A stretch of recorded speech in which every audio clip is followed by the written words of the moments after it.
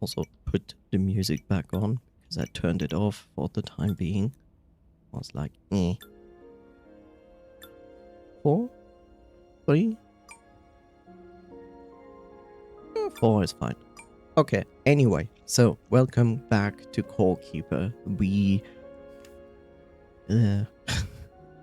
last time we did some exploring. We did exploring here, especially with the boat.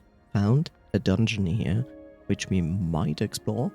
And was also looking for the desert, which I found here, which is fine. I found also a desert. I found a dungeon here and also a mining node here, which I automated.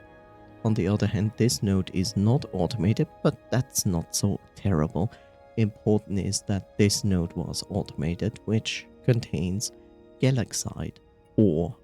So that was what we did last time. So what did I do on the other hand? So I actually made sure that there's a railway system going down here and then over here, and is secure from both sides with walls.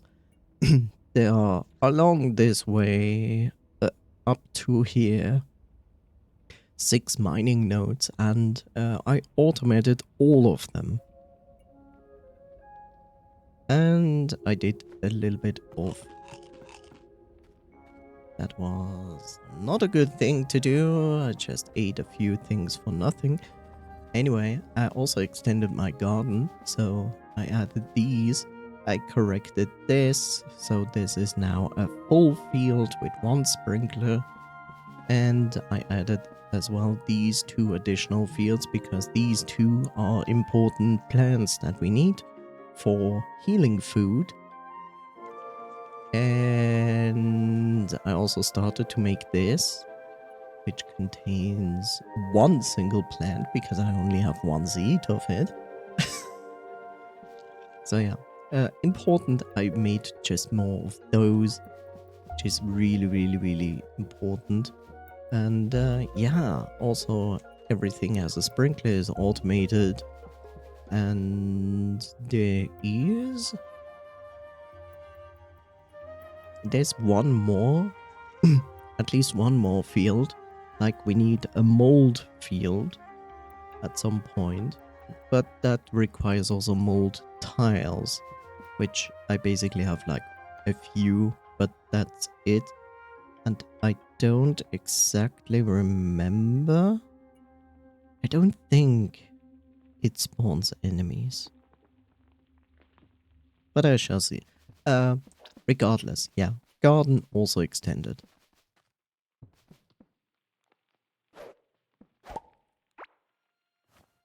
And I got 1 lunar corn and 1 seed, which I can literally plant again. Yeah. Also, we got an egg. And said egg is what I'm doing. I don't know. So we have these loyal egg, which last time we put into the egg thing. And I was like, this sounds like a dog. And it is a sub-terrier. A dog. So has a 10% chance to stun the target's own melee hit and has critical chance. So the sub-terrier is, I think, next to the cat, probably the best pet you can find. The only difference is one is this, which is ranged, and this is melee. So, or melee, whatever you wanna call it. But I'm a cat person, who would have thought? So, no. I really, it also is completely irrelevant. I rather have a ranged pet than a one that is melee. Or melee, whatever.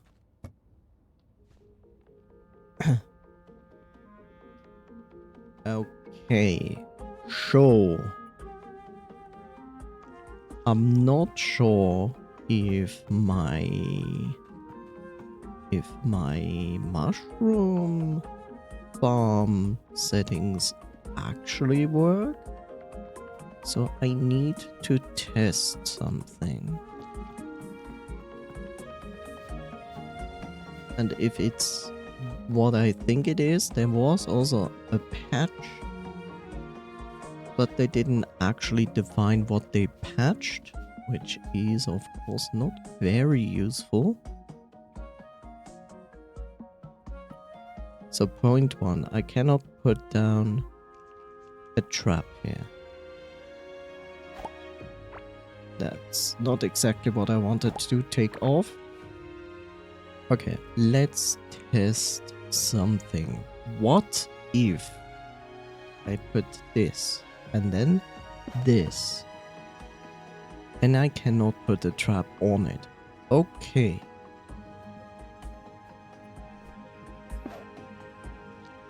No. There we go. Okay, so that sorry, doesn't work.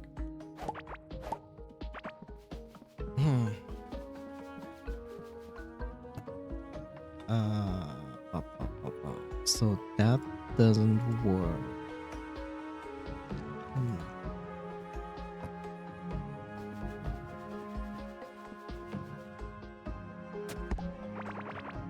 I don't know if what they patched is actually something like this, because like I said, they didn't put down some patch notes, which is strange because you should always put down patch notes when you patch something, so people know what's going on. So my question is, does the feeding system even work? Because I checked the groves and I didn't find any materials, which is strange, because I had the game running already for a bit before I actually checked the grove, so there was active in-game time. So here I have materials, which is weird. Like literally it means here it kind of works.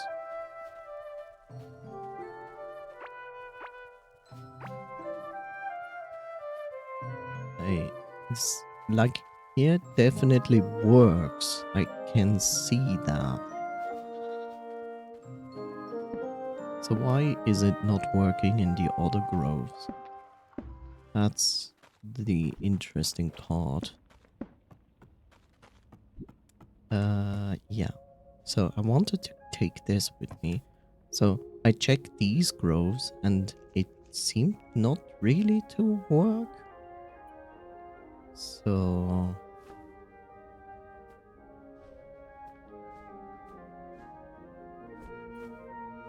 I guess I'm going to double check that.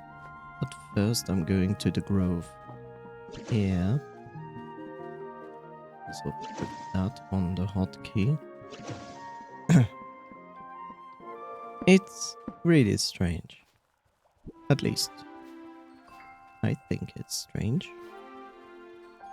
Like, why are these guys not producing anything? So I will put some food there. Hungry for crops, and I put yourself some down. Maybe they are just too far away to actually realize there's food.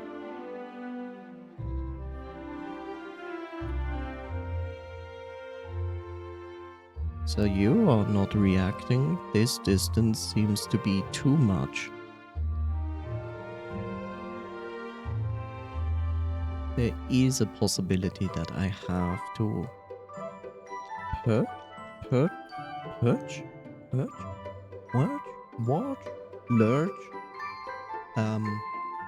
is a possibility that I have to hedge them in.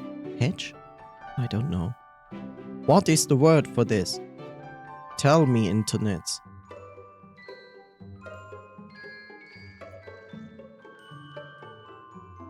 To fence, to coral.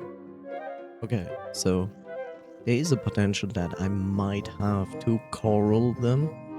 aka like put some fence here.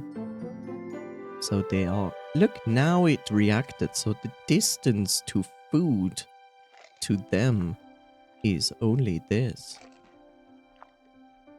1, 2, 3, 4, 5.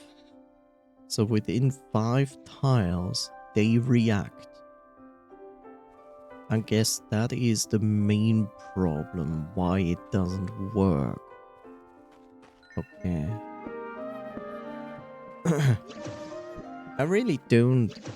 Like, I really didn't want to do this because I feel like, you know what? No, why not? Let them roam free and have fun.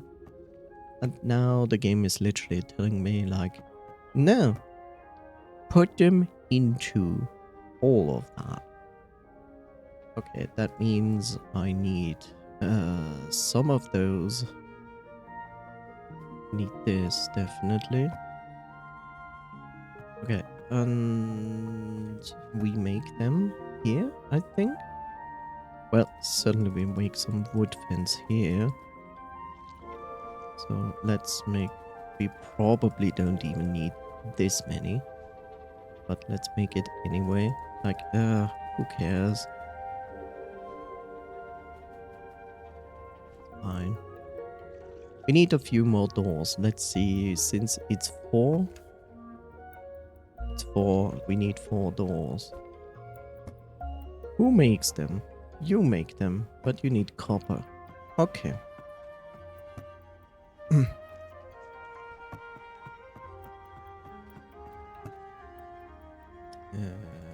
more. So I also need to get into it. Like, I can't just coral them and then have no access to them. That's not gonna help. Now the next problem is... The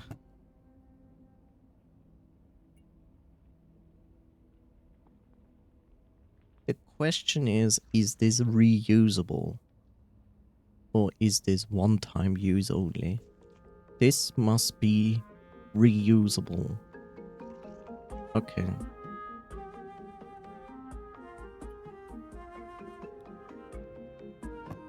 Okay. I fully expect that this is reusable. If yes, then it will make a lot of things easier.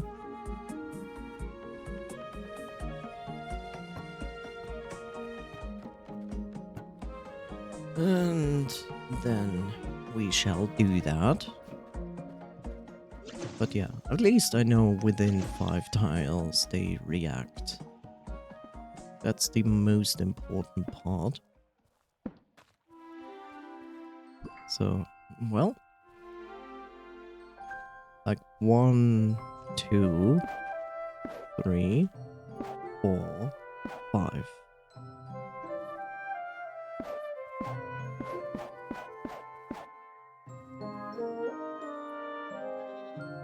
One, 2, 3, 4, 5.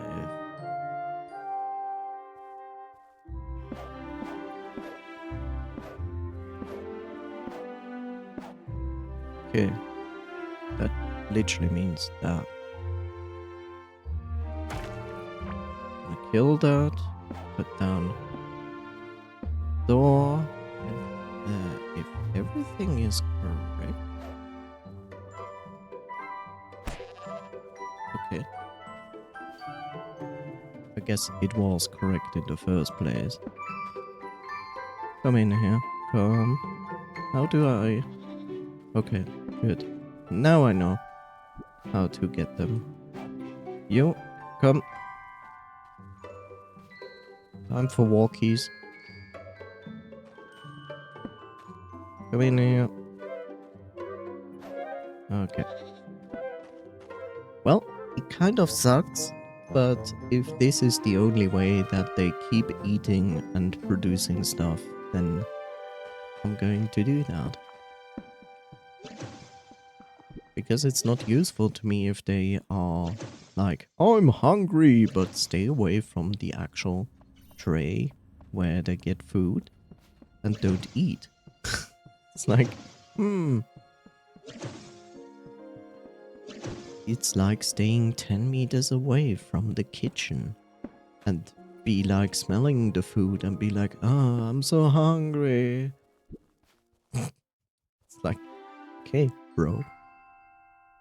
5, 1, 2, 3, 4, 5. Okay.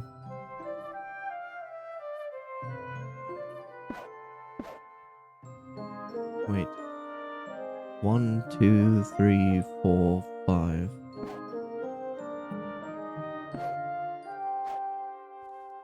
I can actually keep that there. 1, 2, 3, 4, 5.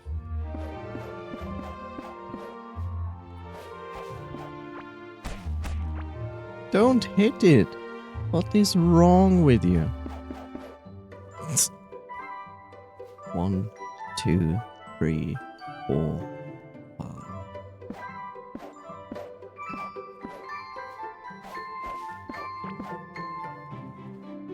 Okay. I'm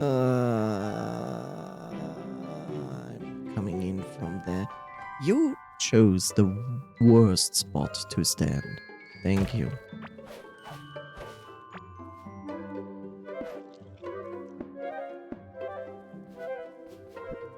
And it was only you two, huh? Yeah, it was only you two. This is fine. This should be fine enough for you to realize where food is. It should also put down the food. That is the other thing. Yeah. There you go. Have fun. There you go. And you're actively eating. Good.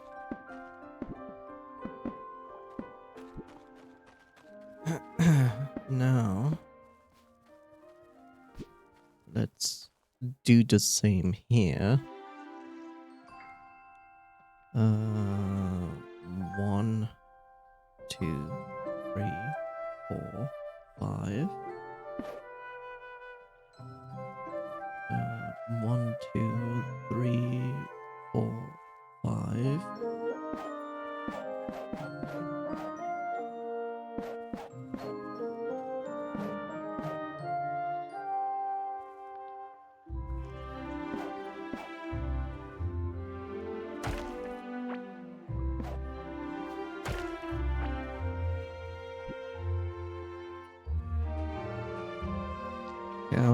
Go away. This is no place to be. 1, 2, 3, 4, 5. So here. And also there. 1, 2, 3, 4, 5. Oh.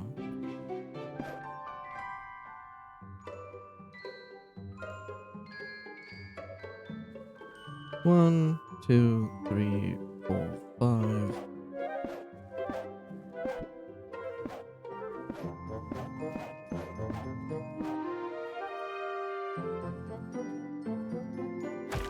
I would say I'll make the entrance there. And then I need... Then I realize my folly. Kind of. Okay.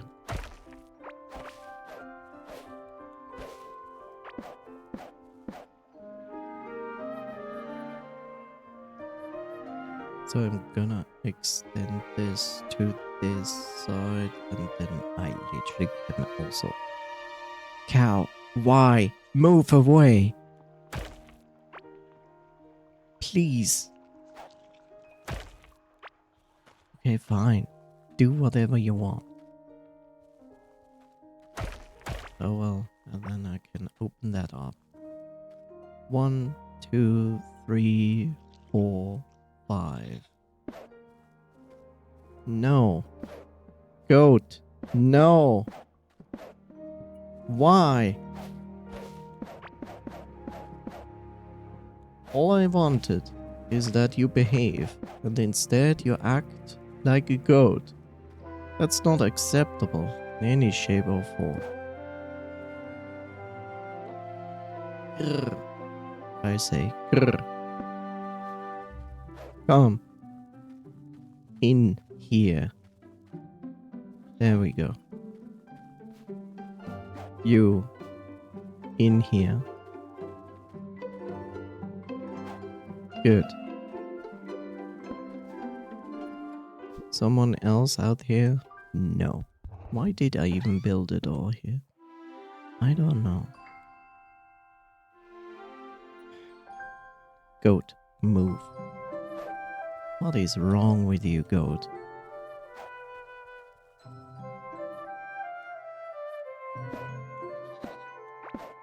There we go. Okay. Now they are forced to be here. That is good. Now I just need this. You. You? What is this? Oh, it's a worm. That's it. Eula, come on. Come on. Move. Move. Move. Move here. Come on. Good. Anyone still up there? No. Let's put down a door. Good. Now we have all of them in here. Perfect. Okay. We can put that back. I'm so glad that this is reusable. Otherwise it would be a pain.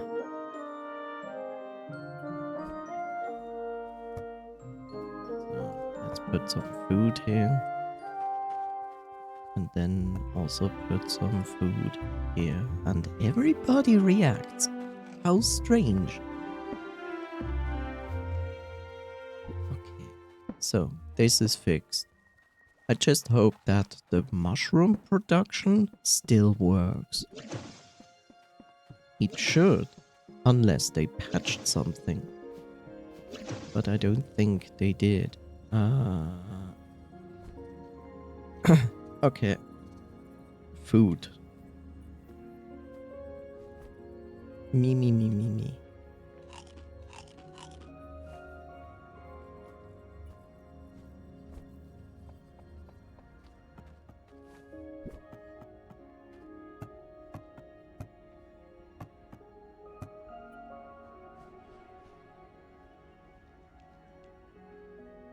Right. No. You belong there. And, yes, I can put there. Basic materials go here. Milk goes there. And yes, I have figured out what the dodos do. The dodos produce eggs. And, well, it's just an egg, which you can make cake out of it, but cake is just a food item with no buffs. So it's not buff food, it's just basic replenish food bar. So, I wouldn't call that very interesting, to be honest. So, dark caviling floor tile, but these ones are broken.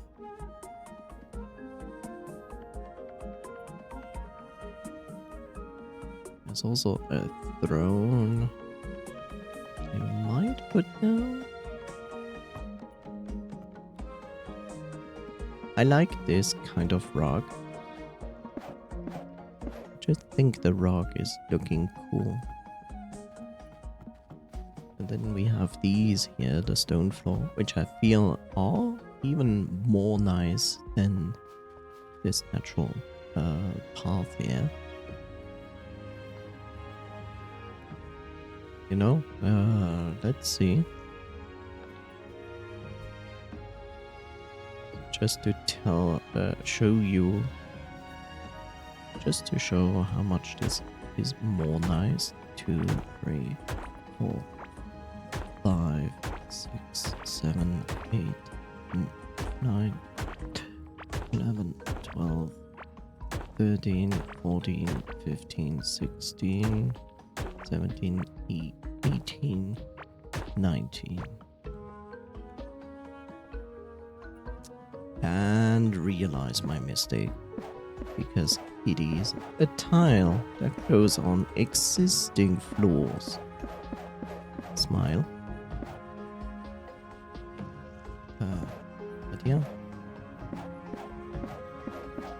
I don't know, it looks a little bit more nice.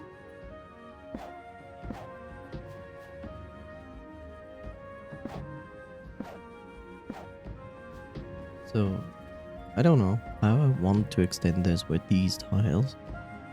Not that I have anything against this, just looks a little bit more nicer.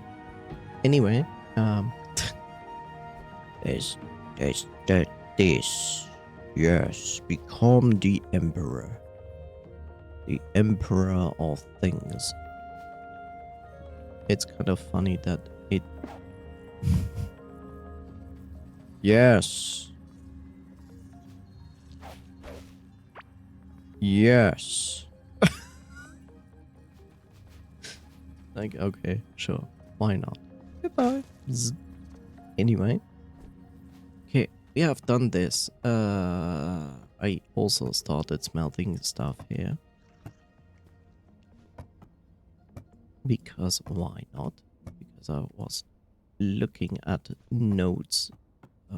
Farming nodes that I started, and then I was like, yeah, let's gather them so we have enough of those. So we have a good amount of those. Like, it's really good. This entire production is really nice. Now this production is the only thing that needs to be pushed up. And for that we have to go to the east. And I don't even know if I have laid down the railway for that. Not entirely sure. Let's take this with me, just in case. And let's have a visit.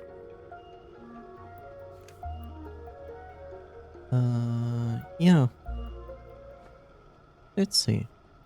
I don't know if I have extended the railway. Nope. I didn't. Pick this up and then shall extend this railway section. What is this? What is this? This is unacceptable.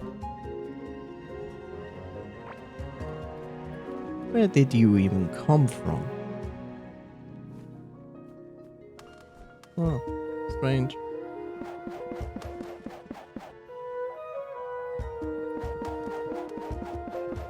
I don't even know where this specific line came from. Strange. Maggot country, not a great country to be in. Like, really not fun. I feel like I put down far too many torches here. But hey.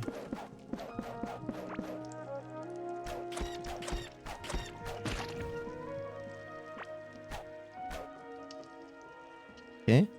Did someone break through the wall?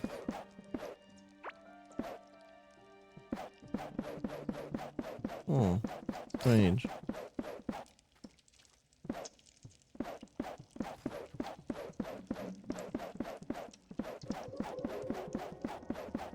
That's kind of strange.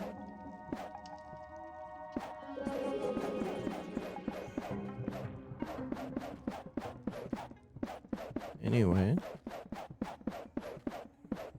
I made some railways, 1,000 or something, or 800? I don't know. Just because I still will need my railway networks at this point. Of course, in a better world you would have like many portals, but you also saw the cost of a portal is very high. So go away. The strange part about the bugs is they are not that dangerous as you might think. The dangerous part is when they come in a swarm. And the other dangerous thing is their explosion. But knowing that you can damage them a few times and then they explode on their own is the good part.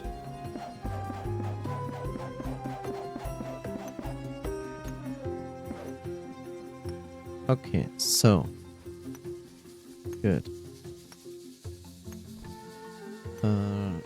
Let's close this gap here and this gap. I feel like there's no need to have this open. And we have 221 galaxite ore, which is nice.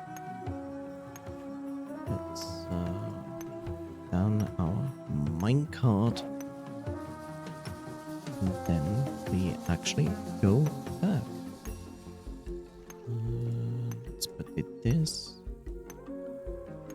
That's all I came here for, just to pick up the galaxite ore. As for the rest, now we just go back. The desert gets its time.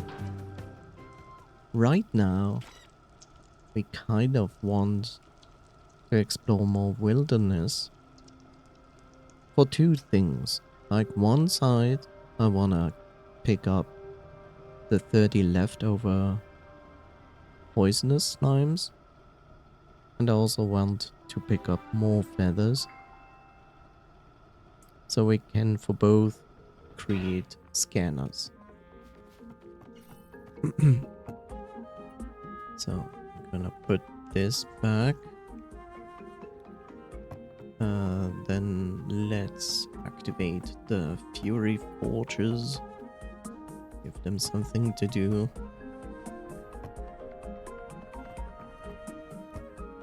Pick this up.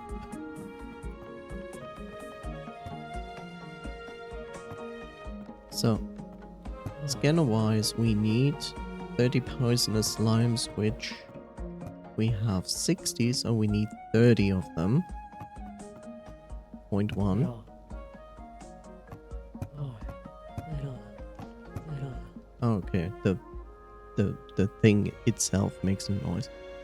Okay, and we need 10 ancient feathers. We still need seashells. 10, 20. 10, 20.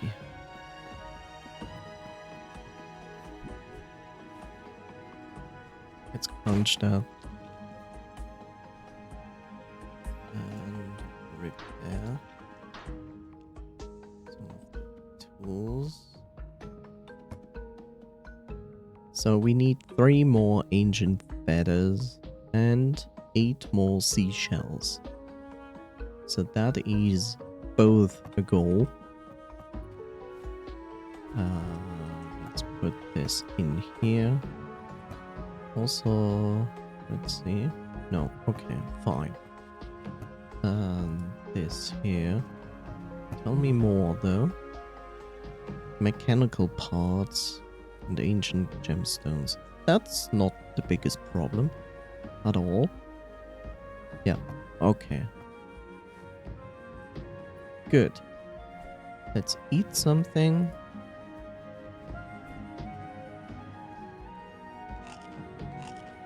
Fill it up. Right. Okay. That means we will go to the west. We will teleport here, take the railway, go over here.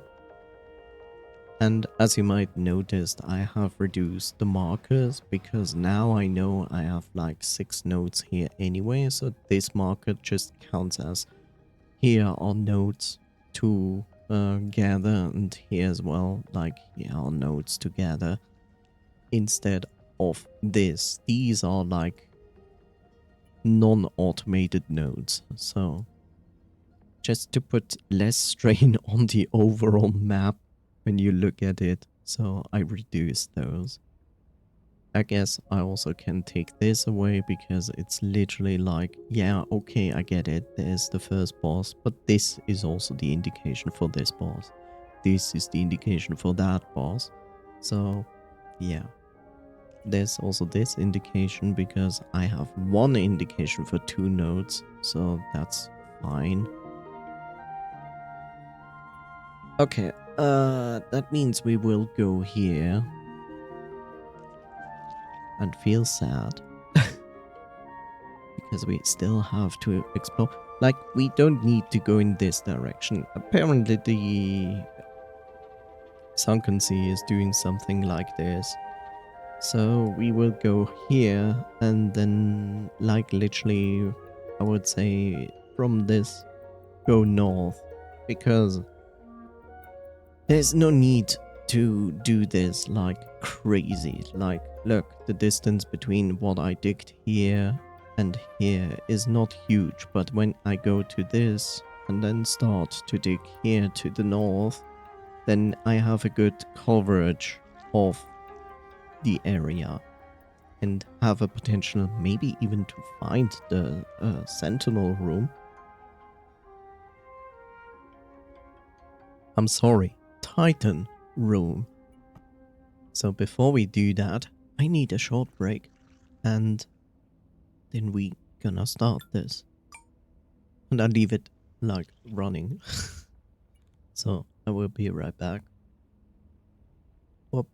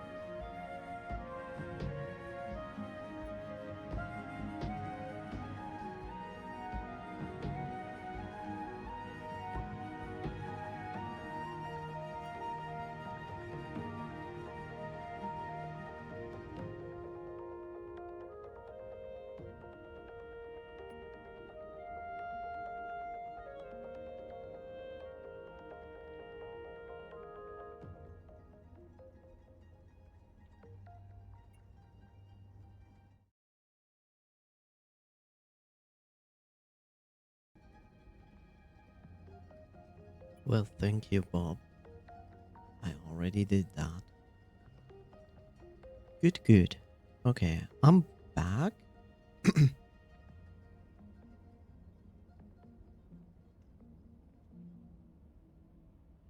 I shall drink something.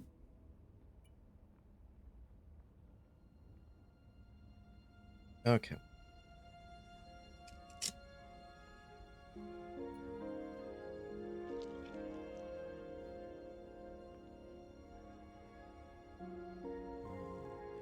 Go.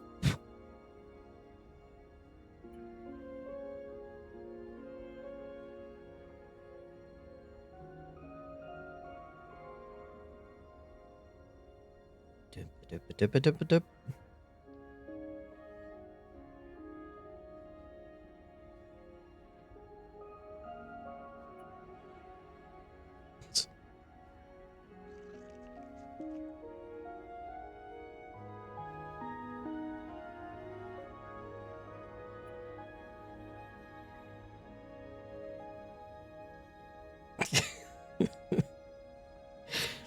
It's funny because my my watch has a gaming mode overview. And I'm like, okay, sure. Game power. I'm not sure how much I should take this seriously. Okay. Stress. Yeah. So those are the insides, and this is the overview. I see. Yes, I'm going to leave it on this. For the first time, I'm actually going to use this. This makes actually more sense when you play like a game that should potentially be stressful.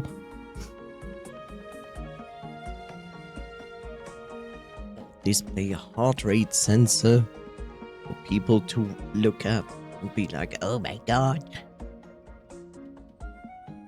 I'm just curious how this is going to work out with a game like this. So, to the west we go. Do I have everything I need? Yes. I'll keep the boat in just in case. So, let's teleport over here. Oh no, I'm in high. How could I? Interestingly enough, it puts me into high, but it's not based on heart rate because I'm like at 78. So that's not the thing. So I'm really confused about that. So it puts me into stress. Why? Okay, I'm not sure how this is measured.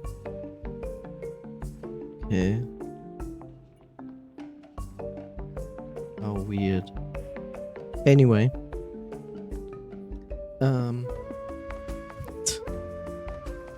Let's see how this goes for the rest.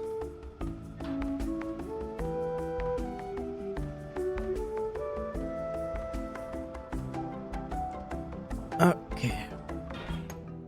I'm gonna ignore this for now. My first goal is to go into this environment. As I keep the map open. Try to go up, but we stay on this side.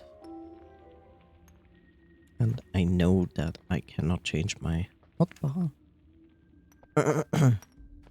You know, at some point I have to say, like, it would be cool to have...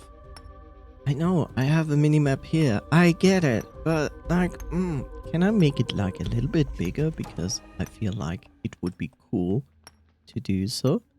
Otherwise, why did I not put one of those down?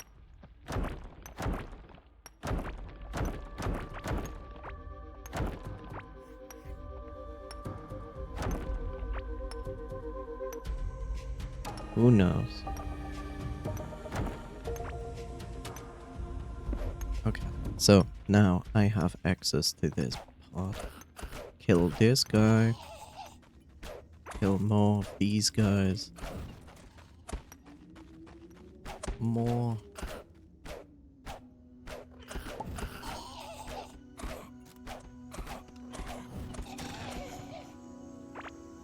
Death to the cavelings.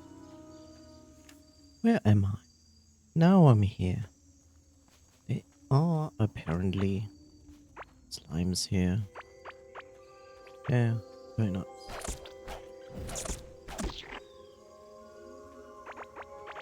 Pick this. We're gonna pick up every slime we find.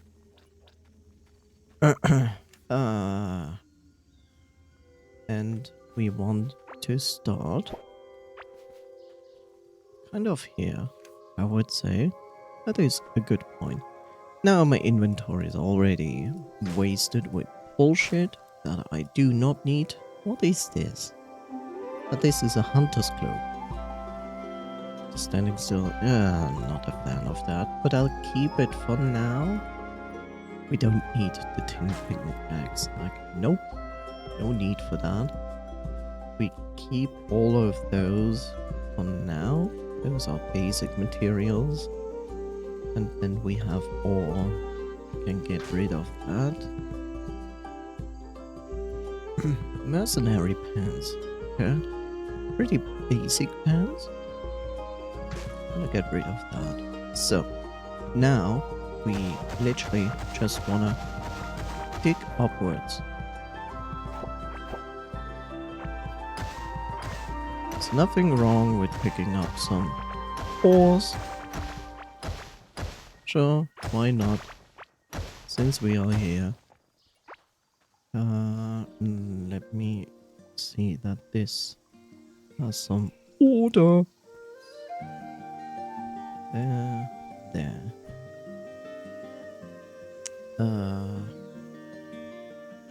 Pick this up. Destroy this. See? Okay.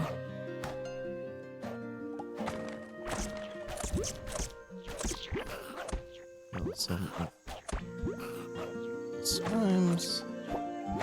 There's another note here. I will put down an indication for it.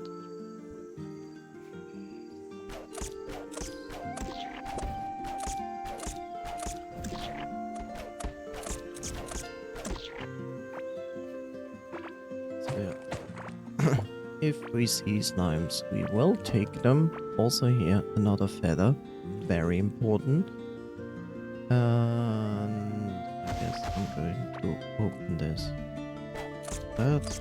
Kill more slimes. For some strange reason, there's a beach. Here.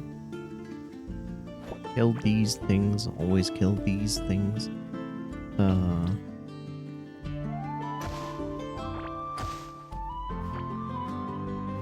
I want to keep this like straight up mining here, if possible.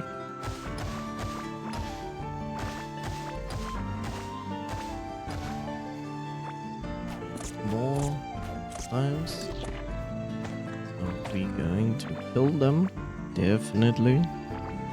Let's see if we can reach this other slime.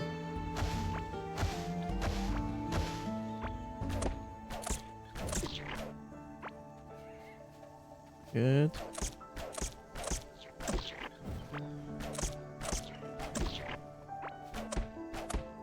Oh, okay.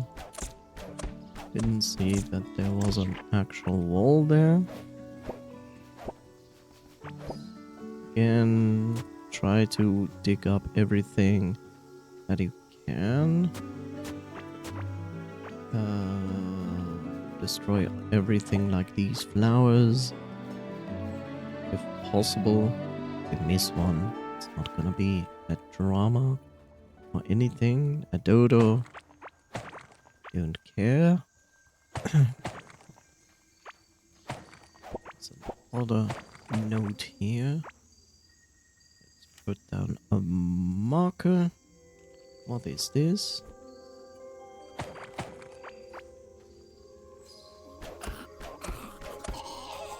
We have it. I don't know. Seems just an indication for dodo, but it's over there. Oh, I don't get it. Okay, weird.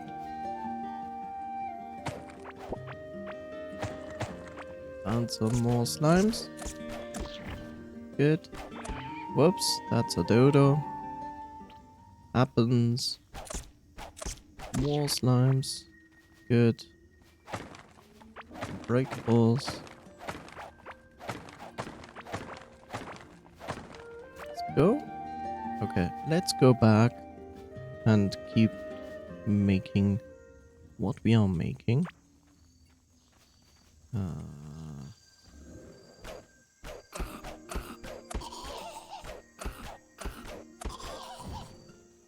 Kill those guys because they are annoying as heck.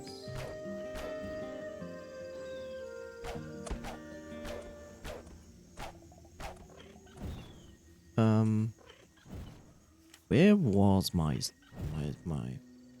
way? This is the way, but more to the left. Okay. More to the left. How much more to the left? A little bit more. Let's go down first. Right. A little bit to the left. Did I mark this? Yes, I did. And here we are. Okay. Back on track. I see a lot of slimes over there, so we gonna go over here for a moment. These gunners.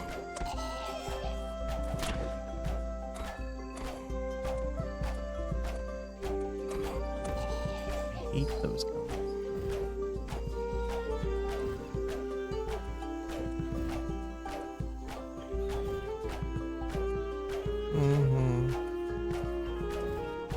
Not annoying at all how they walk around.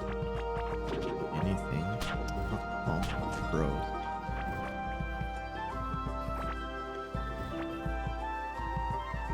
Mercenary headband.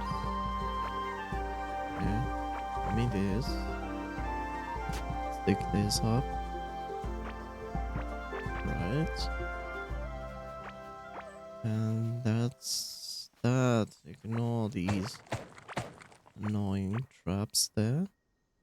We took some damage, so let's heal. And then we close this down. We picked up some other annoying stuff. We have found some food here, that's good. Another feather, also good. I don't care about figurines. Don't need this. An amber chunk is a sellable, a valuable. Which we can put up there. There's another seed here.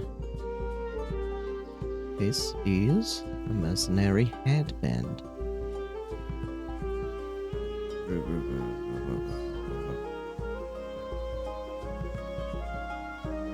Fine.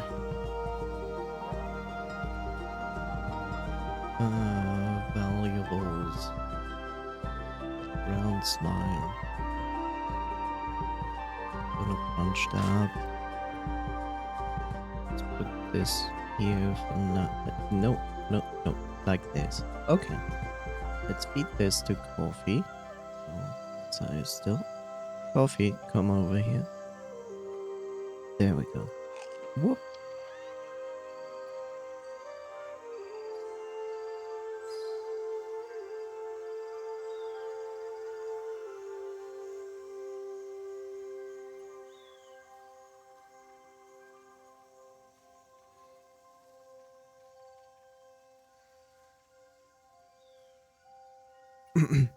And there we go. I guess I'm gonna put it here so I have like these spaces. This is not the most efficient thing to do. Certainly not. Let's put this down there.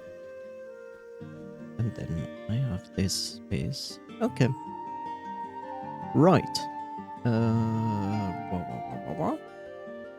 Okay, we should repair. Especially because my bow is already low. Like, my mining pick is awesome here. That's the strange part. Like, the mining pick is amazing. And this is like... This is not a galaxite, but it's crazy how much durability it takes away from using it. It's kind of strange. Anyway, let's keep going. Why did you go to the right? Who said that this was acceptable in any shape or form? Nobody.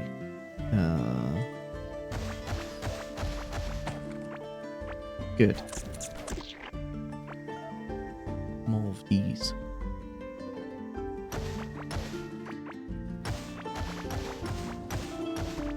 Let's find some of these. Despite we have a ton of them, it doesn't matter.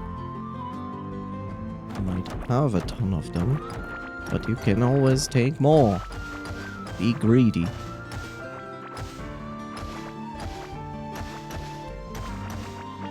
And we have found another node. Put down a marker. Also destroy that. And let's keep going. Okay.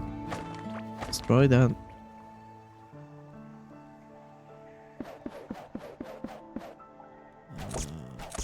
More. Good.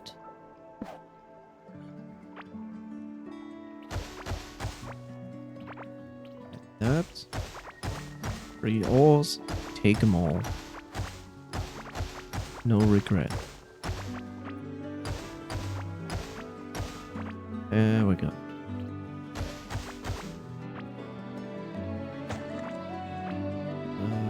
Shovel.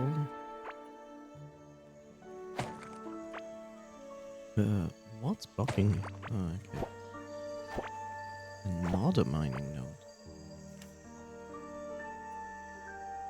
Tons of mining nodes. What is going on? Come here. Come here. Good. More. Yes.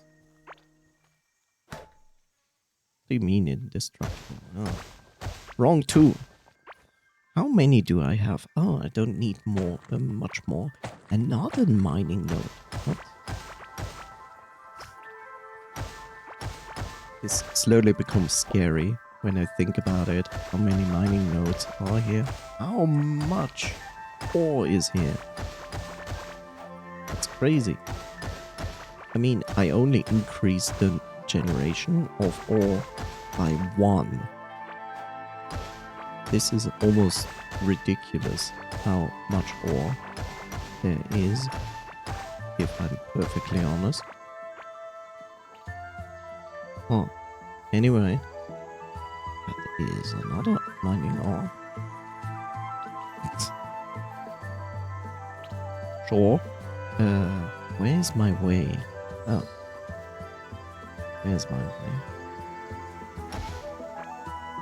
And another slime. Give me your slime.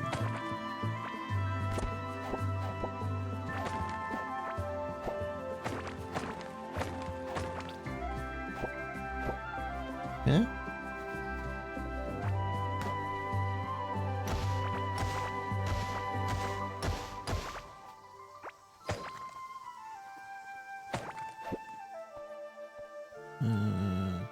Here.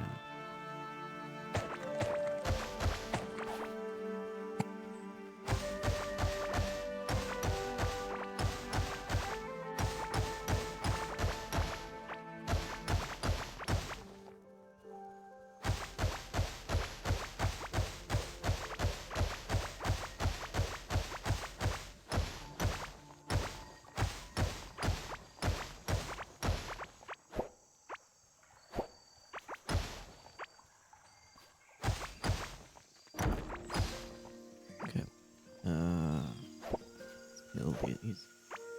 Slime. Okay.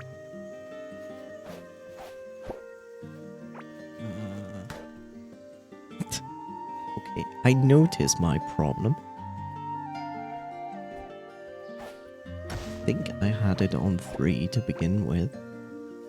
And now I'm so used to it that I always touch 3, expecting my mine pick, but it's not because I put it on a different key setting. Key setting? What key?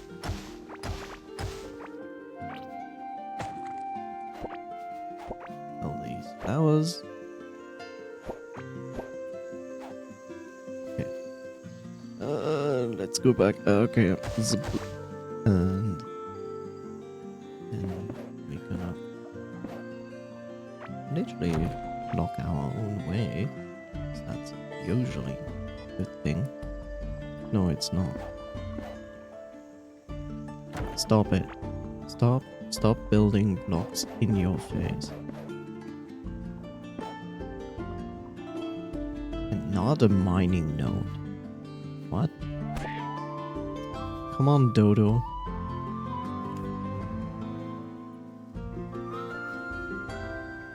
Anyway, let's see. Useless bread, goodbye. Ocarina, useless. Kelp, useless. Golden feather we're gonna keep. Then we're gonna take this and put it there. We also found some food for coffee, which we're gonna feed coffee. There we go. Where are you actually? I see. Oh, there's still a ton of XP you need.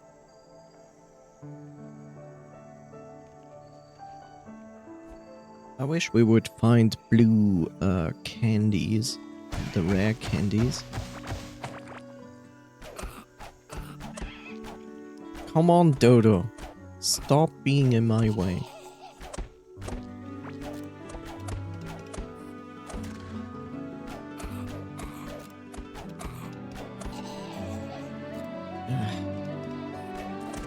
No.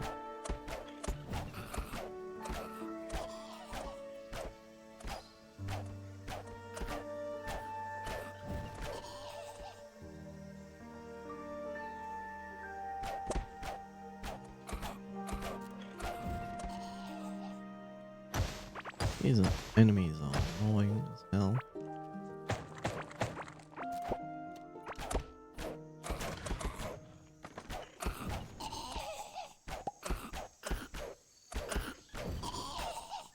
Yeah.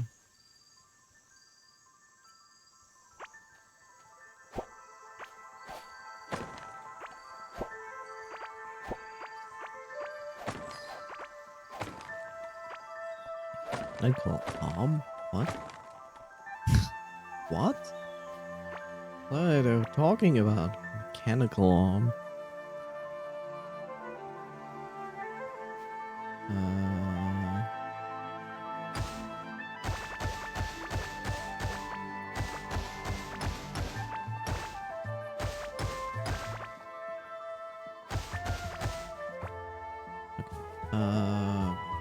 Let's see, useless. Okay, it's a valuable. Let's see. Why? Anyway. We could use some food. Let's eat some food. Also getting some additional glow, which is always good.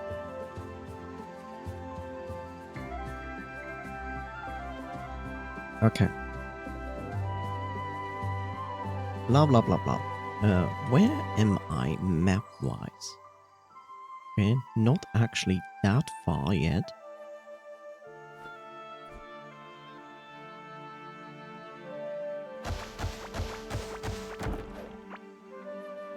Slimes. Good. Give me slime.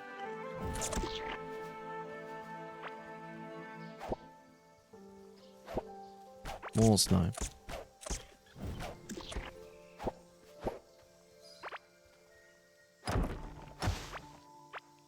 How many slimes we have? Exactly 30. That's exactly what we need. And let's see. I will kill a few additional slimes to that. Because just to be sure, despite that I actually know I only need 30. Zip. Up.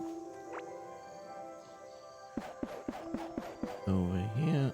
And killing enemies that are not in my sight.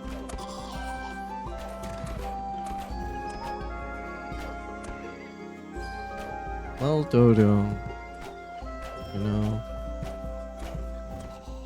it would be so much easier if you wouldn't be in my range of shooting. How are the gardeners so extremely overpowered? Just don't get it.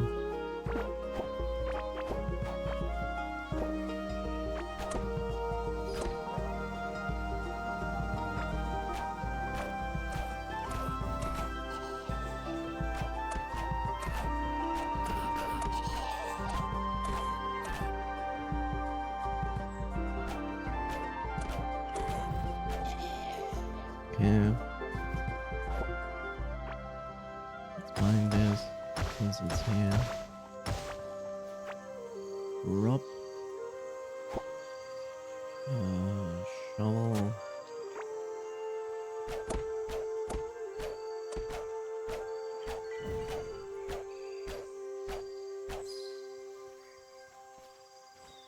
Right. More of those things which I should consider to crunch. Where's my path? Here's my path.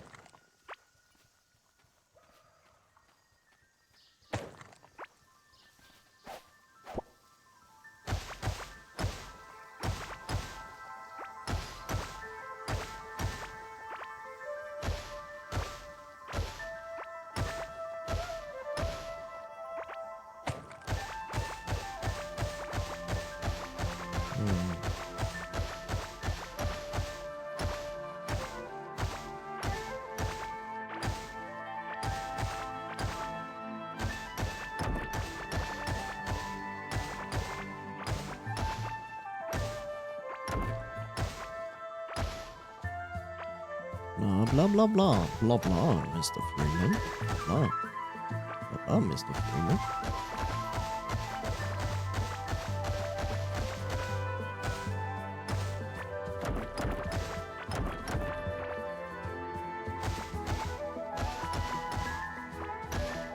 It's so nice to mine at this speed.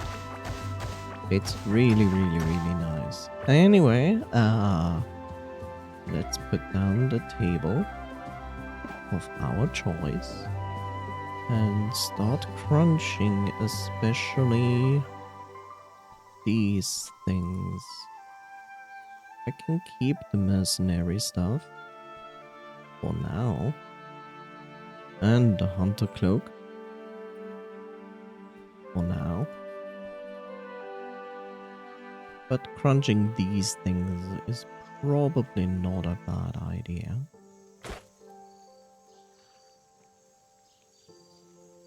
Then we repair our stuff.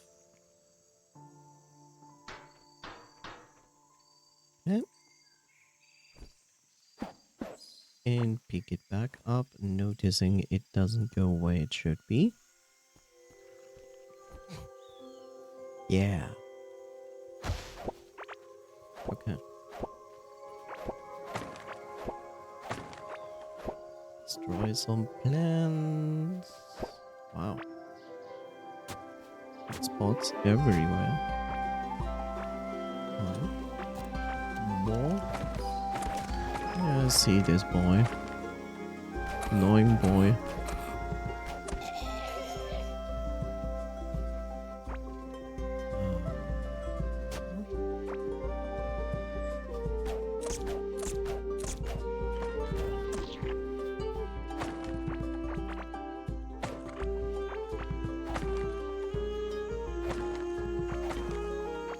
I haven't found many ancient feathers yet. It's kind of disappointing, but kind of to be expected, as it is actually a quite rare material.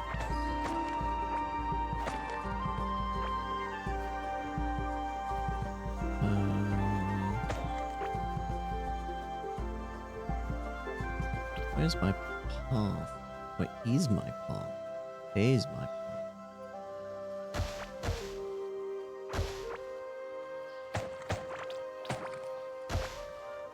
There we go.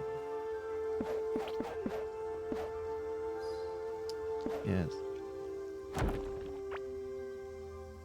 Exactly what I want. Okay. Dodo. More dodo. Annoying enemy. That seems to simply ignore me.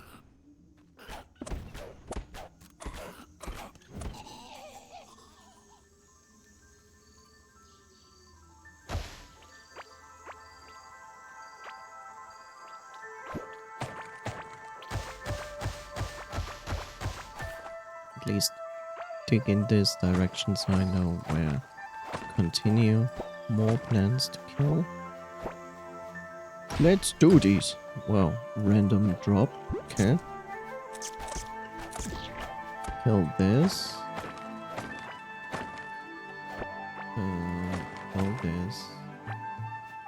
Let's free up space. We do not need the root seed at all. This is a valuable, that's okay. Here we have something for coffee to nom on. This, we do not need the bread.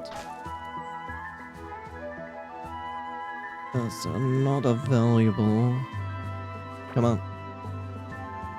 What is this? I have never ever seen this in the game. What in the actual hell? What? That's far too much effort. You can't even read what it's saying on that. Wow, wait, what? It's gonna give you an entire set? Is this what I just see? Caveling Mother's Ring. Oh, it heals health. Which is even more affecting than this. What?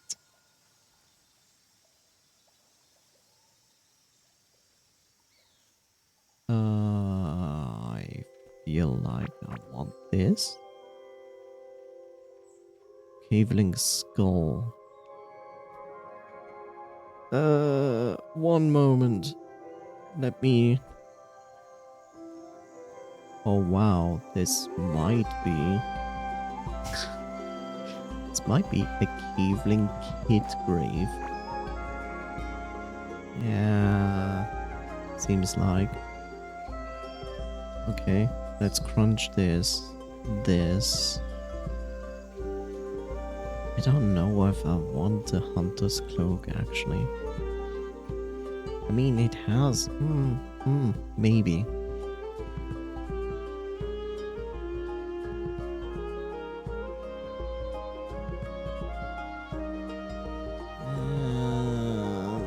Problem is, it's not really good. The hunter cloak, okay.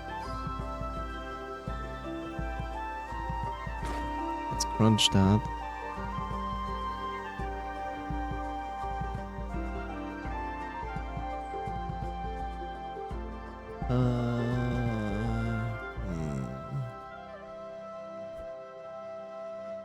I mean,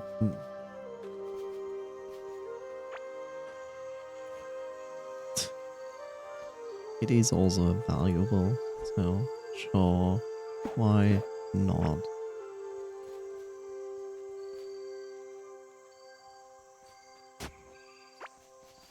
God, stop giving me those dumb ocarinas. Like, no. I don't want your ocarina of time.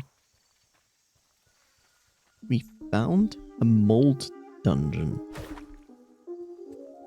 Actually, not even a mold dungeon, just a mold area. Which is not the worst, if I'm honest. That is actually not the worst. Because I need some of that mold. Oh, hi. Who invited you? It certainly wasn't me. Where is my route? Okay, it's here. Here. Okay, let's continue this. Right, and then I found this. Correct. Oh, wait. Is this entire area mold? Because that was the entrance to the mold area. Oh my god, it's huge. Why is this area so huge?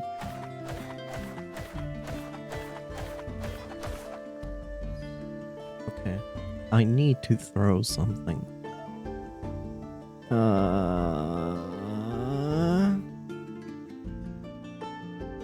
And I don't know the values of things I have never sold before. Great.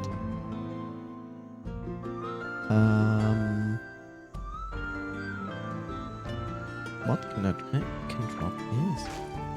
Okay, so I have a mold block. That's good. I should try to farm some of those. So I can make like an area for Pufungi, which is a plant.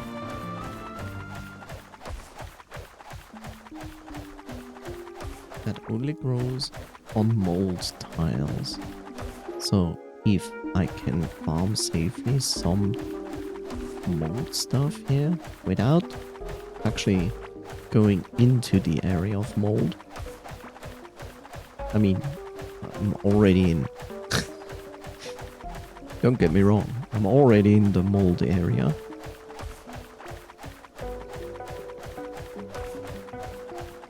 But if I can, like, literally farm this.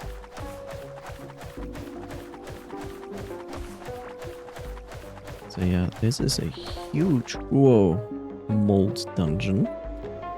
Okay, good to know. There's the end.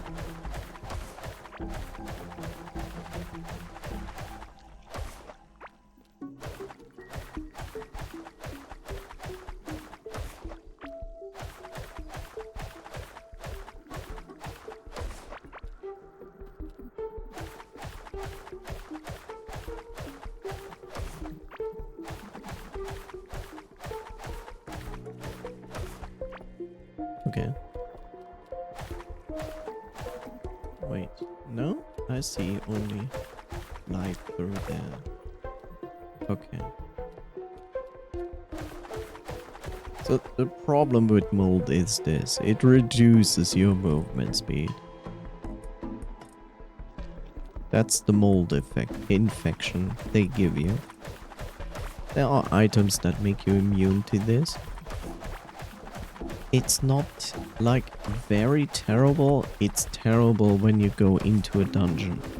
Like, just imagine you only have 30% of your movement speed and these amount of enemies, and you should like dodge like tentacle attacks. It is pain, because you almost never can dodge like tentacle attacks, because you're that slow. Look how slow this means. This is horrible. That's like kind similar to the boat. But yeah, if you can avoid it, avoid it. No reason to go overboard. Now I have to actually think. Let's see. That's 2, 2, 2, 2, 2, 4, 6, 8. And then every area has 4, 4, 8, 12, 16, 16, 18, 20, 22, 24. So I'm going to farm for 48. And then we leave this area completely alone because there's no reason to go further than that. So slow.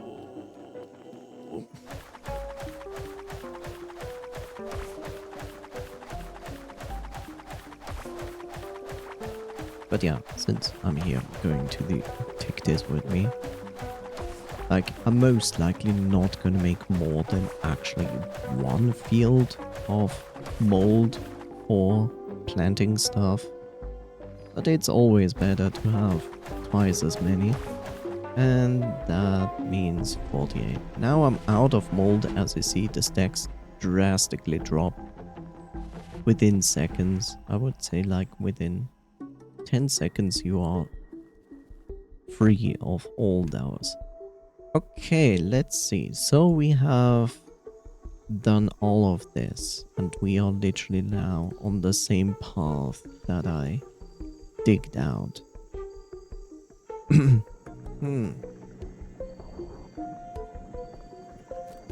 I don't know. I hear something and it makes me scared.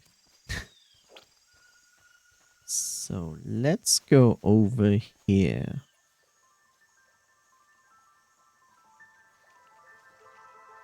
And let's... Yeah, that's the weird part. There's this mold dungeon, which is quite extensive. Like, it's at least this. Probably is more like this. Because these dungeons tend to be quite big. Now is really the question, should I go more to this direction? My base assumption is when it comes to titans, they're probably more located there.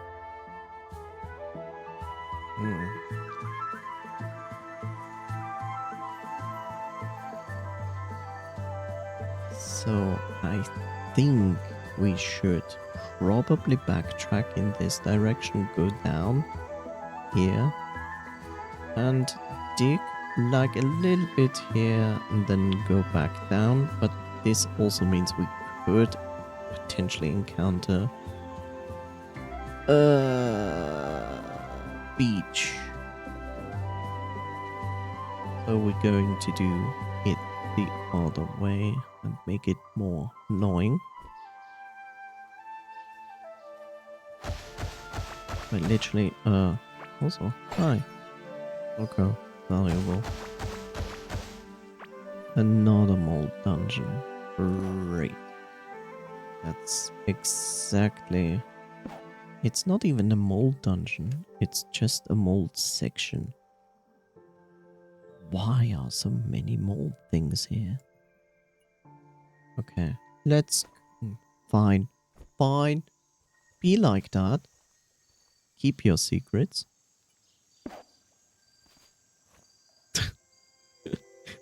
Fine, be like that. Keep your secrets. Let's repair my mine pick because the mold still chews through that. Okay, let's backtrack. Let's backtrack. Look at the minimap. It helps to look where you should go. Okay. Here's my mold dungeon. We ignore the mold dungeon.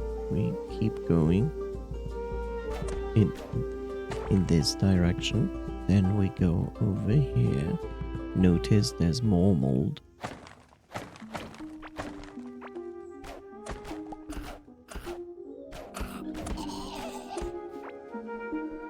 And then we notice we are here, which is fine. Can directly dig to the left side. Do not make it more complicated than it needs to be.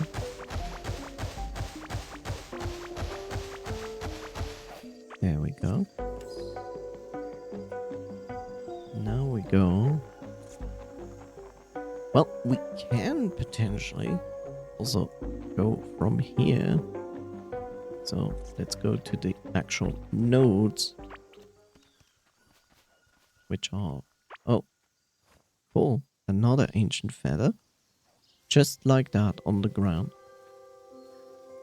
And here are the nodes. So go here. Go here. More to left. Get distracted by far too many Skeletors. But you actually not necessarily need this much.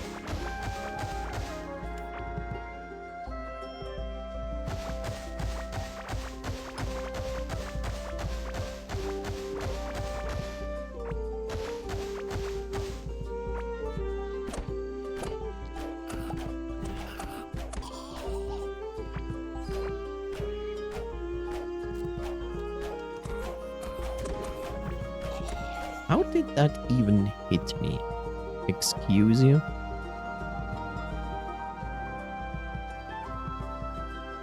I don't even know how that hit me. Here, coffee. Okay. Where are we? Here we... Excuse you? Excuse you?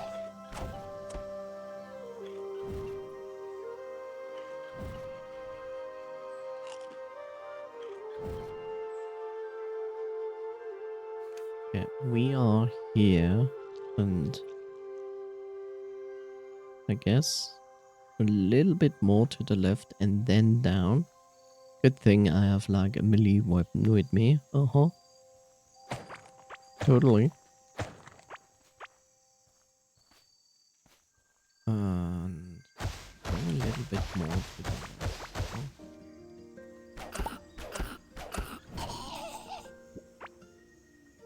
Sure. And... Excuse you? You didn't react to me at all. And then suddenly you do. What are you doing? What is this plan? Could this plant behave like one and not be so annoying? Yeah, let's go a little bit over here. Okay, where are we? There we are. A little bit more to the left.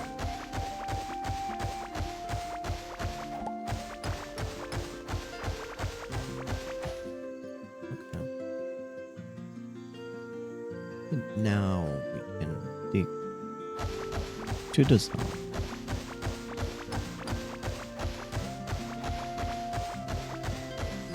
Try to keep an eye on potential feathers.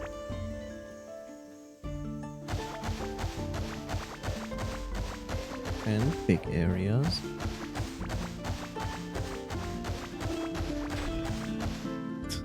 Yeah, sure. Okay. Yeah, I'm going mostly to ignore ores now. Except these. I'm not gonna ignore those. These are ancient gemstones. I need those. Okay, that is not the area we are looking for. Also, a little bit of gold is fine.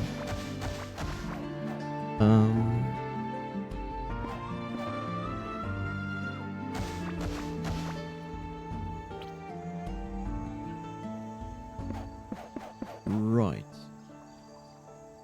Suddenly a house that is in my way. An ancient. Okay. Didn't expect an ancient caveling here. How weird. Huh. Is that a chest? Is this a... No. Okay.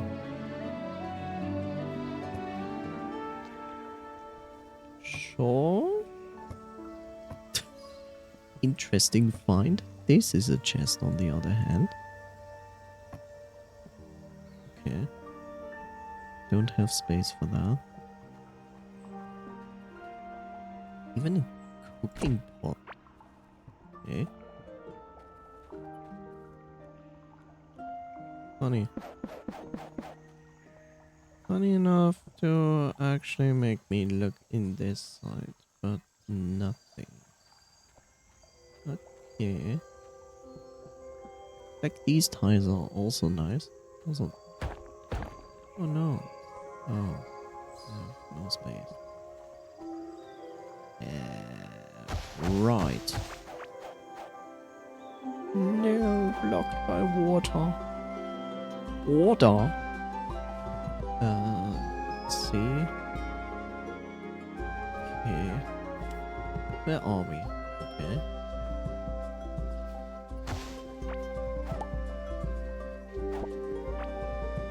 And we encounter another mold infection. Great? Not really? That is actually rather annoying.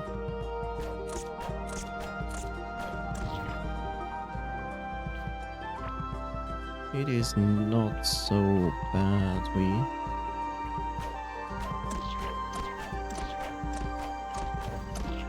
And these tentacles are not the funniest of fun.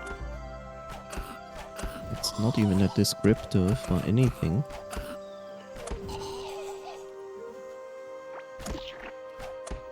Not a puff fungi though. I actually wanna pick this.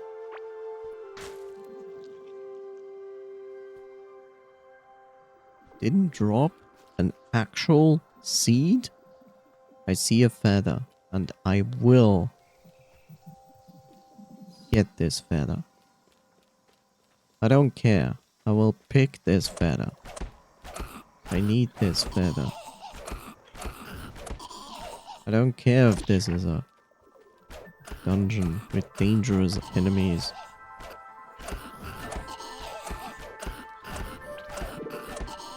Ow.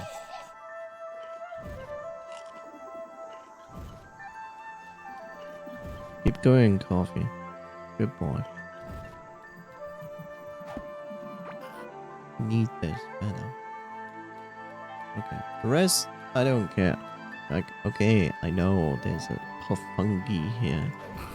And apparently an enemy I didn't see.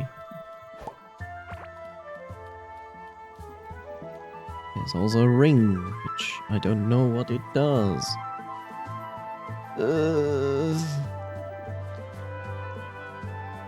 Well, let's put this away. What are you doing? Minion damage. Okay, that's not the greatest thing ever. Mold dungeons, I swear. Okay, so fine. Have your mold dungeons.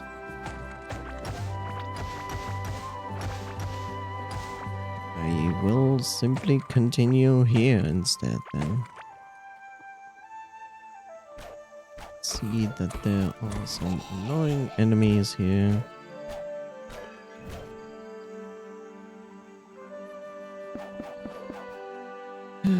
Mold dungeons for your fun. Hello, Asla. How are you doing? You even raid. I wish my alarms would work. You know, portable alarms that tell me like, oh, something happened. Hello, raiders.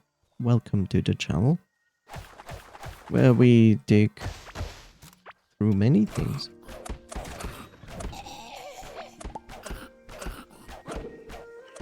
This is not as exciting as Terraria, but it is something.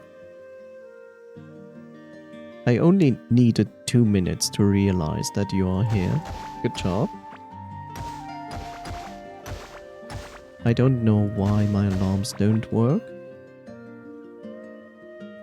So at this point, I might have to consider to work with my bot a little bit. At some point. How's it going, Asla? What did you actually stream?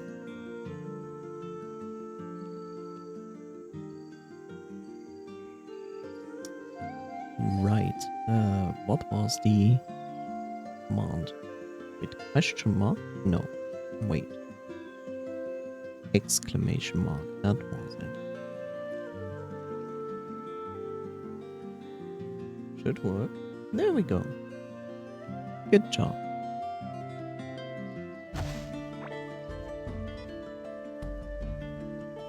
So yeah, what did you stream, Asla? Tell me about that. Yeah. Yeah, fire.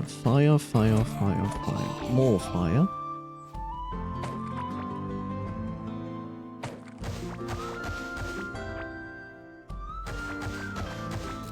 Hello. This will hurt. Okay. Hello, Mr. Gardener.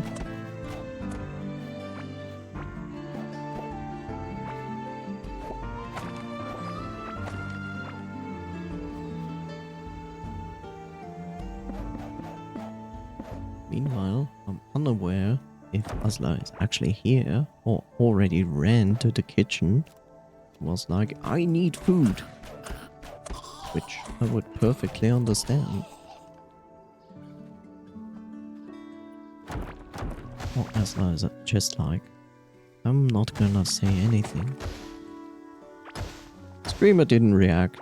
I'm not reacting back. This is the next section of entertainment. Not reacting. Well, it's my birthday and I'm going for a meal in a bit. Well, then I say happy birthday to you, Asla.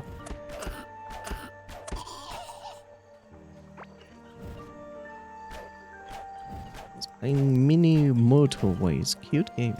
Okay. Enjoy your meal and enjoy the rest of your evening and night. To the best extent you can. Yeah. Thank you for the raid, and wonderful birthday to you. Take care. Bye-bye. Boy. I know of Mini Metro. Either Mini Metro or Mini Motorways. Actually, I know both of them. I was kind of interested in them, but then I felt like it's not realistic enough.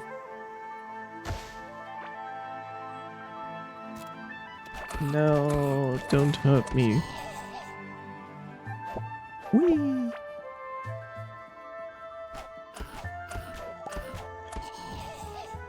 I don't know about you guys, and actually, don't even know.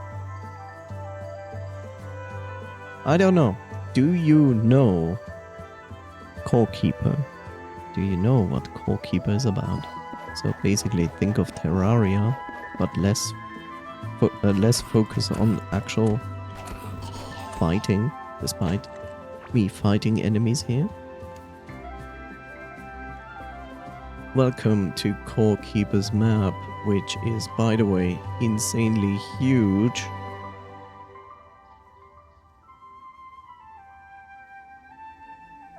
Currently, I'm not doing the most exciting thing that you can think of in the game. I'm more or less trying to find specific items that I need to find major bosses. And I'm just wondering what this is. Just another random place that I find. Okay. Well, that's fine by me. So yeah, if you're wondering, I'm like literally digging around and hopefully find necessary items, which is these ancient feathers. I also found some poisonous slime, which I already have all I need. But yeah, we need some more ancient feathers, and I don't remember how many I think we need like 2 or 3 more. Problem is they are basically rare and random. So finding them is not so easy. But you will find them in this specific area. It is an essential item that you need if you wanna summon the boss. These are friendly dodos. Yes, dodos do exist here again. Unlike our planet. And let's see. Oh, hi. These wonderful X's are marking digging spots. And yes, this is an ocarina, correct. But we are not looking for an ocarina. We're also constantly fighting a full inventory, as we always love in every game. Spoilers, we don't. Nobody likes a full inventory. Okay, and we have found another transition between 2 biomes, which I more or less expected to find. Okay. But at this given point, we should consider to go back. Because I have my entire inventory is full. I need to get rid of that. We will ignore these enemies as best as we can. And wander.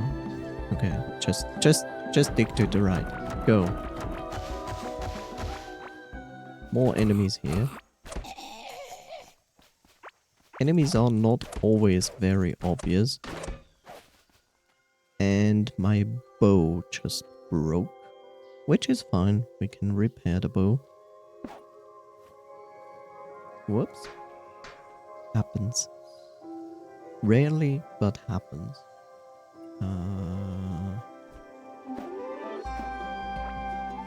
Okay. Oh yes, every biome has a different music. This is perfectly normal. I need to orient myself where I am. Where the hell I am. Okay. Let's go a little bit lower. I hate these things. Leave me alone.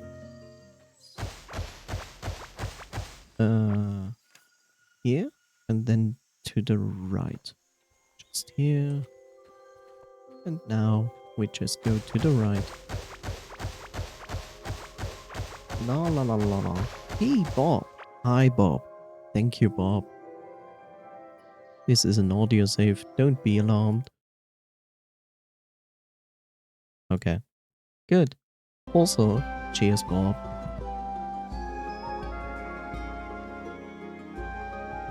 Hopefully you did draw me a cabin, Bob. I like cabins. Let's pick up some more poisonous slime. And also be scared of those guys. Well, not scared, but get rid of them as fast as possible. Where am I? Here I am. This is my constant question. Yes, this is my pet who attacks here. The minion, which is good. Very glad about that. Yes, it's my constant question where I am. We have automated node farming. These big nodes can only be farmed by drills. This is a small automation station. Just put down 2 drills, conveyor belt, mechanical arm, and an electric generator and a chest. And you can have all of that for free. You just have to check it on a regular basis. And since I'm here, I'm also going to check this. Hopefully I have the inventory for it. No.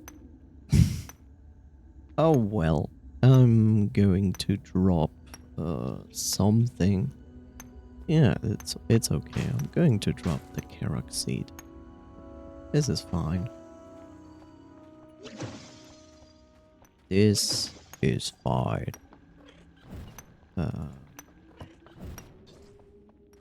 Ignore the enemies. Nobody cares. There we go. Yes.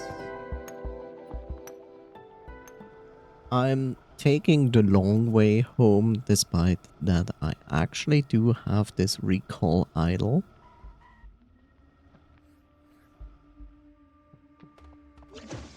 That would actually bring me back to my base by default. But I was like, nah.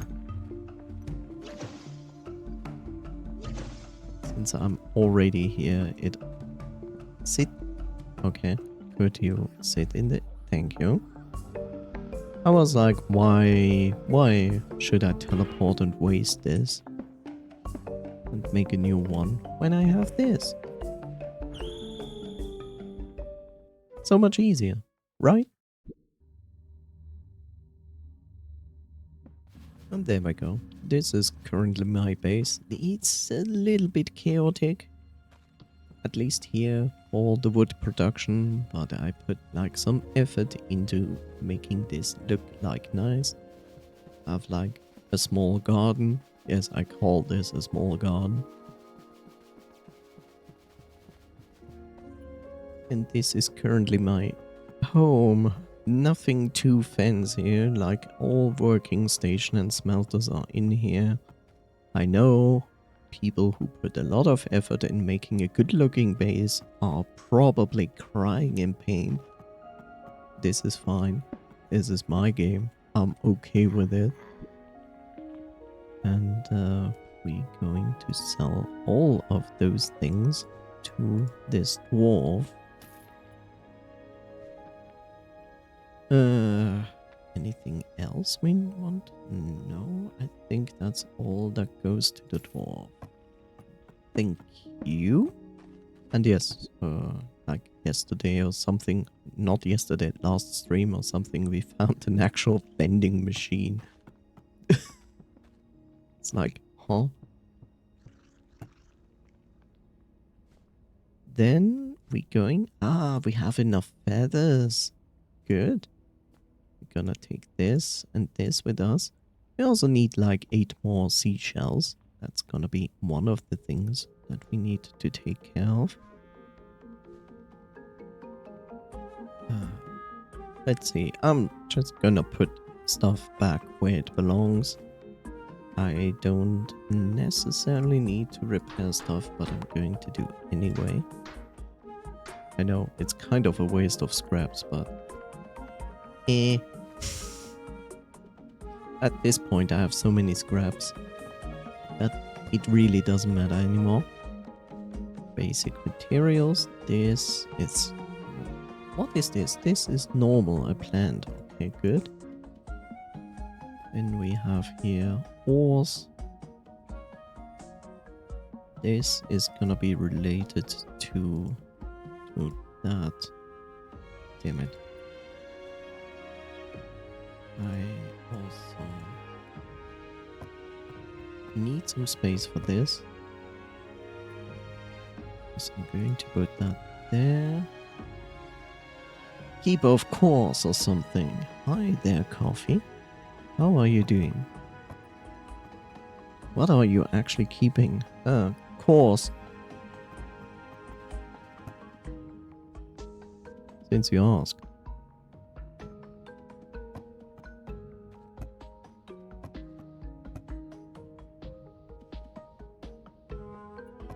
Coffee be like shaking my head.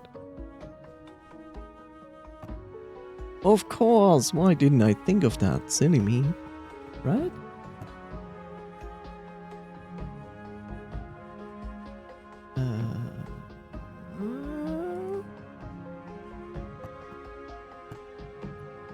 Time to smelt things.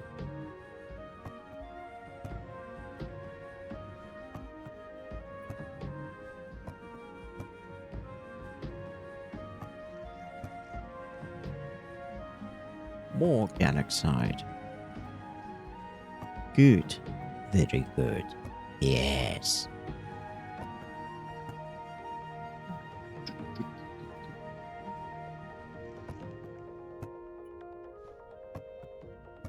I have so many scarlet ores, it's not even funny. Also shaking your head. Okay, SYH. What is this? What does that mean? What is that zoomer thing meaning?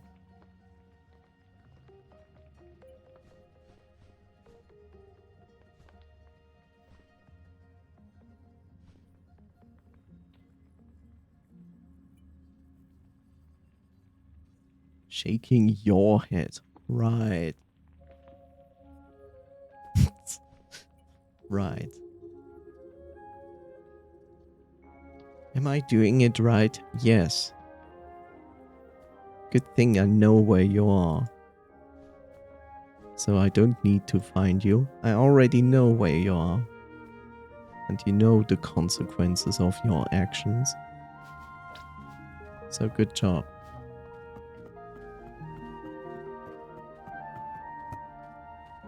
I do not have scarlet ore. Keys. Keys, keys, keys. So let's make 2. Let's see what's in those chests. There we go. Meow. More of this. More wool. That's good. What is this? Immune to poison. Didn't we already find that? Bombs. More or less useless dagger. And a World War mask. Which I...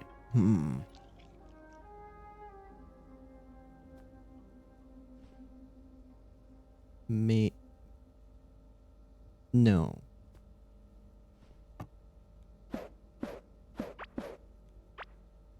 Behold the consequences of my actions. Yes. You can see them. On only coffee siphon.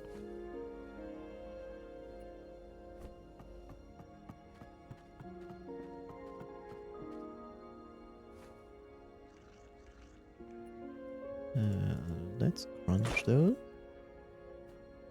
Basic materials. This is this. Bombs belong here. Ugh. I'll put that there.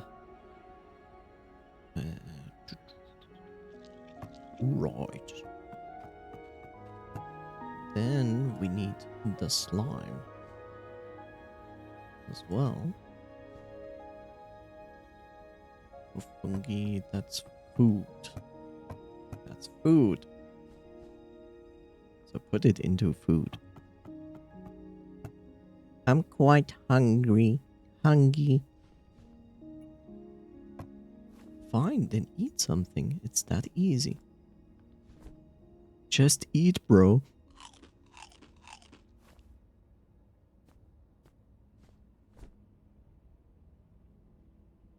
There's a hole in the wall. There's always a hole in the wall. It's pretty normal. It's basically a portal to the void. Okay. What do we need? So, we have enough for the scanner for this one. Let's make it. And we already have located the mother. Now we're gonna make also this. We need more blue slimes. Didn't we actually already locate Morpha? Yeah, we actually did. So magma slimes, that's gonna be a pain. This is less of a pain. This is more pain of actually going to the in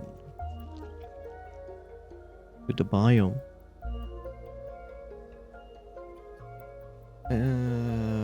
What else? Radiation crystal, which will be fun to find. No. The scarab wing covers are also gonna be fun to find, which is probably farming insects, maybe. More radiation crystals. And more radiation crystals. Okay, cool. We need solarite bars if we want to make the next table. Okay. I don't need this. I don't need this. We have 2 of those. We have already made that. Wait, except next side, pickaxe. No, okay, I have that. Right, I made the entire set because I'm wearing it, and...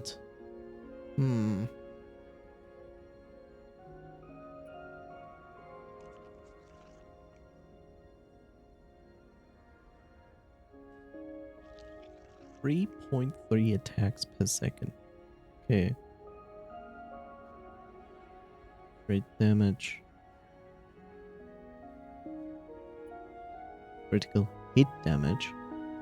This is critical hit chance. Huh. Right. This brings us to other things. So this goes by poison slime and heartberry.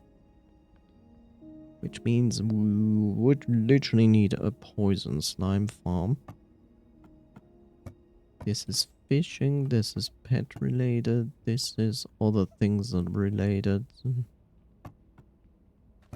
This is the boat, this is the upgrade station.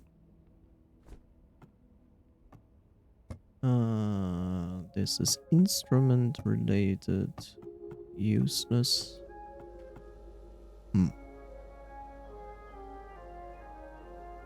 Okay.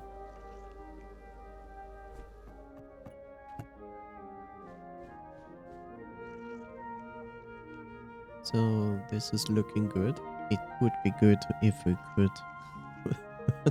I think I need to automate like 1 or 2 copper nodes. And hopefully find 1 or 2 more galaxite nodes. Right, so let's do the scanning stuff. So, what are you? You're Asios, the Titan scanner. Let's do that. And he's in the north. Okay. Okay, I didn't expect him to be there. So hungry, I could eat and then eat, bro. Okay, I didn't expect him to be there. I was more likely to expecting him to be in this direction, but okay. Let's do this one.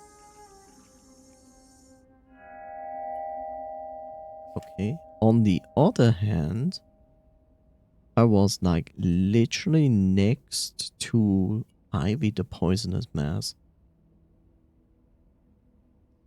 I will eat you. No, sorry. That's neither my kink nor my fetish, so... You have to find someone else for that. Okay. Basic materials. Ugh. Put these back. Okay. Oh gosh. Put this back, and I could actually think about to make the galaxite dagger. I think.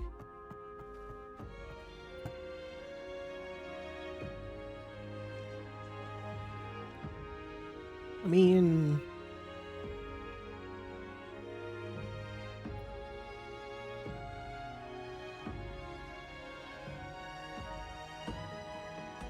It's not slow.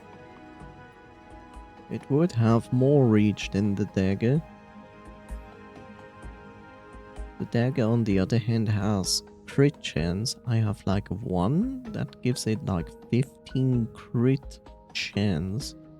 And it's 3.3 attacks per second, which is very fast. You know what? I just make both. I mean, I can do both, so sure, why not? So, the sword is like this.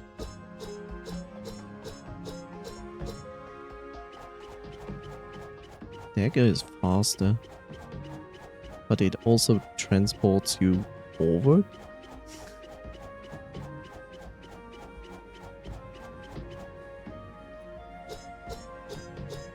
It's not like the sword is that much slower, but the dagger has just higher crit chance. So I guess I will keep the dagger and put the sword in here. You know, why did I even make that? Like, I have this spear, which is ridiculous. Now that I realize it. Psst. Oh well, doesn't matter. It's fine. This is fine. Like, look, I have this spear. This spear is ridiculous. It's not as fast, but look at the damage. The damage is ridiculous.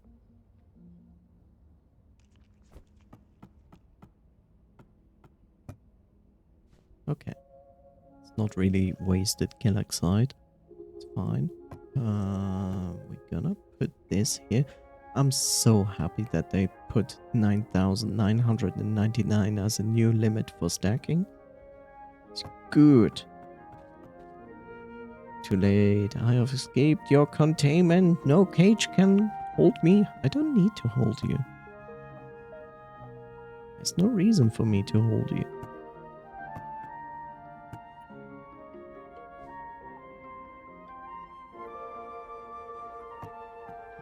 I know always where you are, so don't need a cage for that.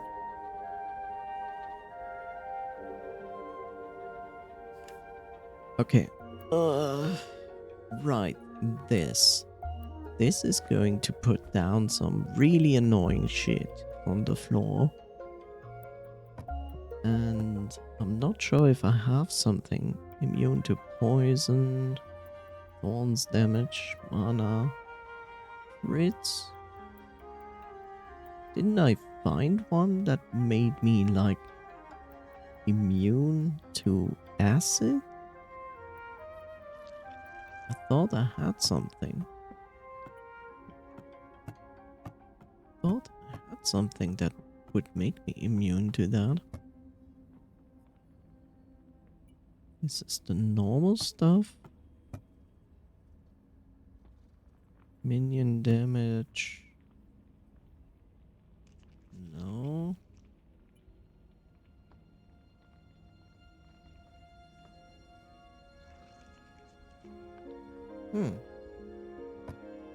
How weird. Okay, now I have like...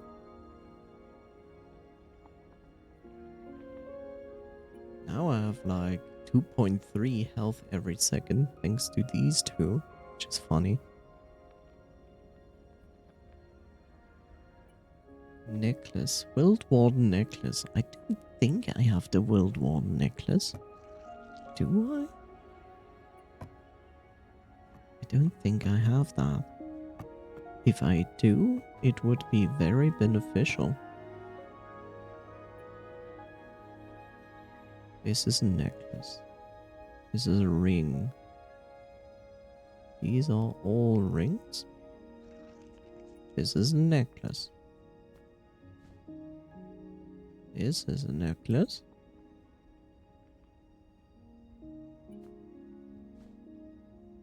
This is a necklace.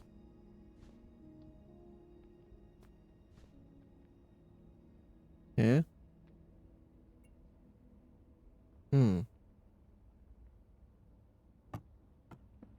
Wild Warden necklace would be cool to actually have. Oh. Wild Warden necklace. Is there a specific place or enemy that drops it? I don't know. Okay, it says it's in a lava hive chest. I can also get it from fishing in acid water in the clay caves biome, or destroying clay pots. Okay.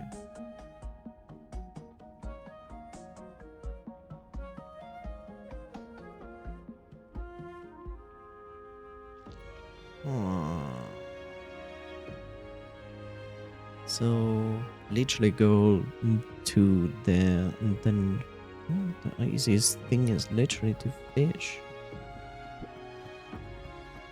I have also, I think, a related bait to fight faster. Fish on the hook and essentially get a valuable or other non-fish item on the hook when fishing. That's good.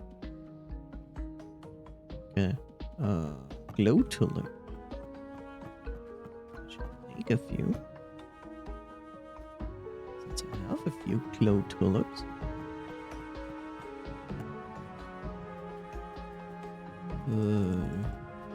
I don't know. Make 100. I don't know, just 100 or something. Okay. Okay, acid water. That means anyway over there.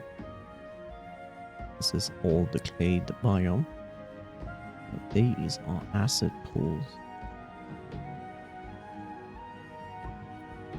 Right.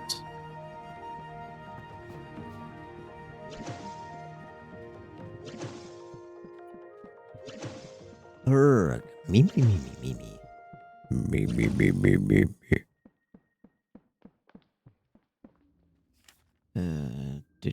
A little bit further.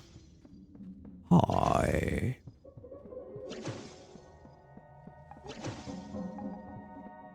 So how's your weekend treating you, Coffee? Are you allowed to have off days? Or is your off day next week?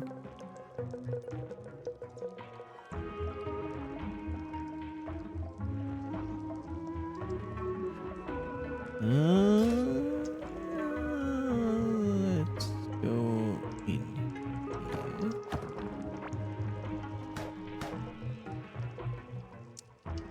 Fine.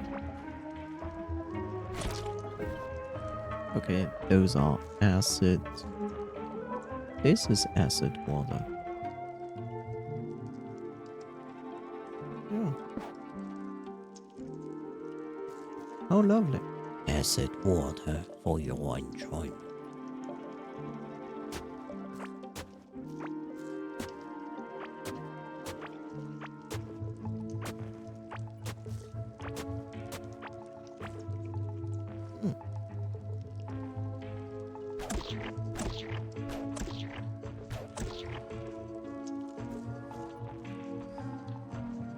So, another question is, can I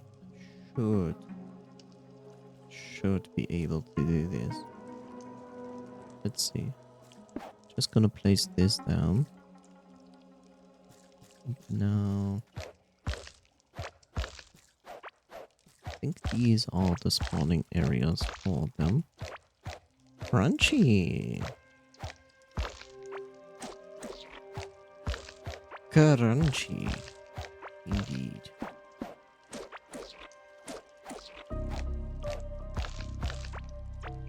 Okay, this should potentially make this secure.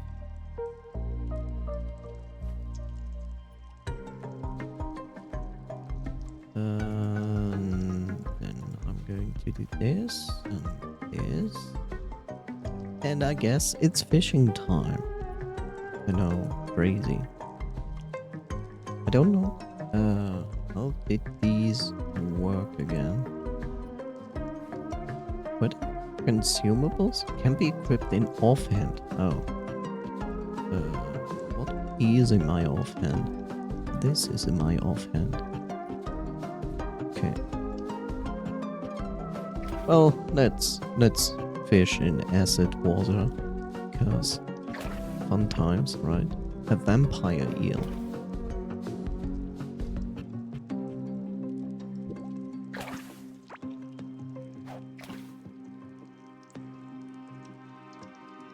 You know, the game had a fishing game in it.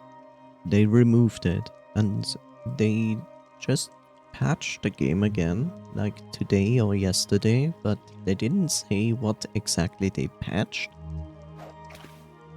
I think, but they also had like an entry of talking about the game. And they said like they bring the fishing game back into the game, but it's gonna be optional. So if you like the minigame, you can activate it. But if you don't, it remains to this. Patch these nuts. And do you think it's gonna feel nice to have band-aids on your nuts? I wonder.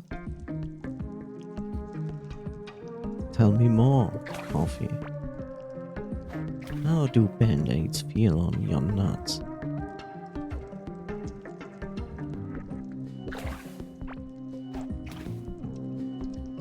Scrap parts, not what I want.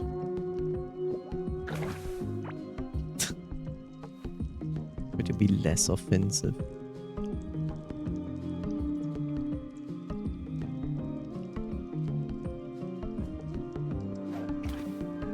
I'm gonna be the voodoo man, and I'm gonna fish in acid water. Yeah, man.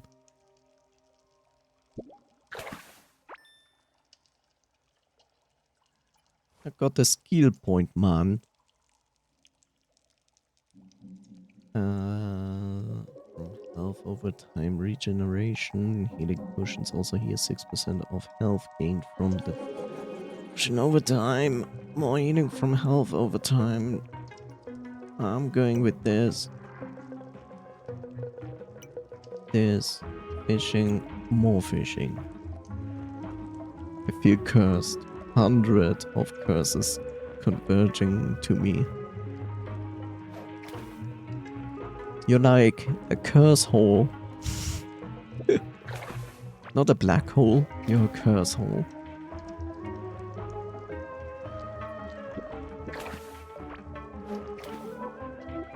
Potentially you suck too hard, Coffee, and that's what you get.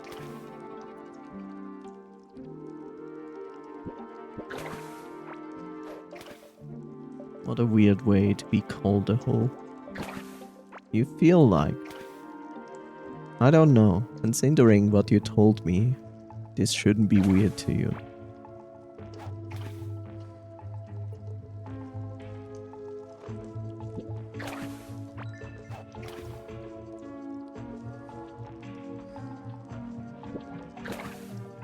Oh, worse reason to be called a hole.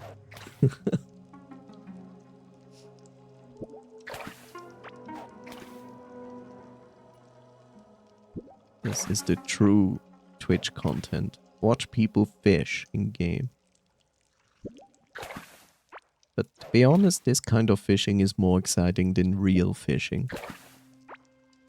No, you must enjoy the real fishing. The moment. Chill. Slowly.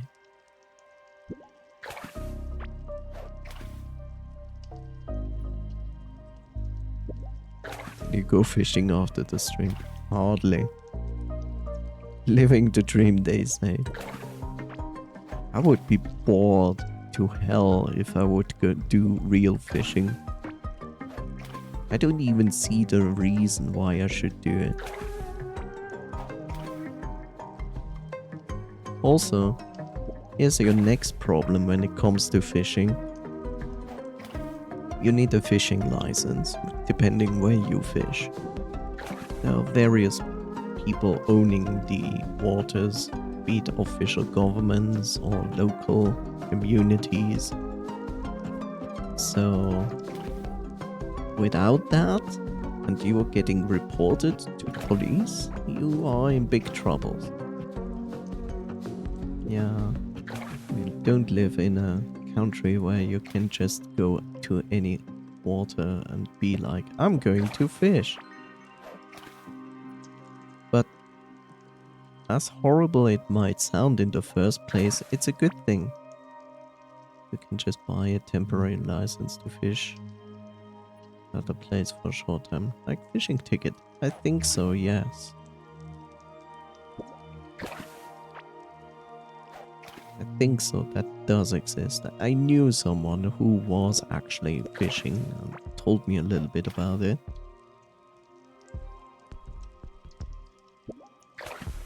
But why should I fish in real life when I can fish virtual fish in a game? It's far more comfortable. I can also talk to you.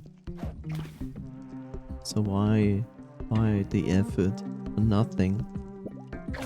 And then I fish an actual fish, and then I literally take it and throw it back because I don't eat fish. So the entire thing is completely useless.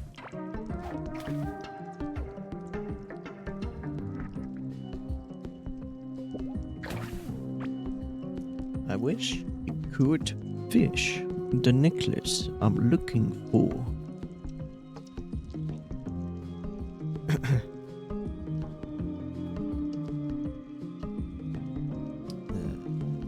Okay, no. She's apparently also food. Valuable. These are just things.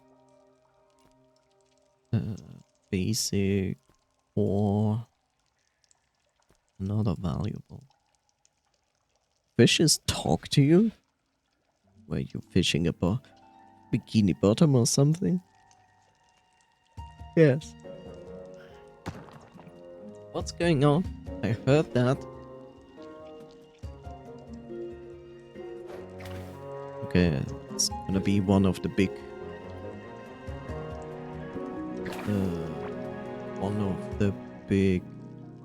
Oh, wait.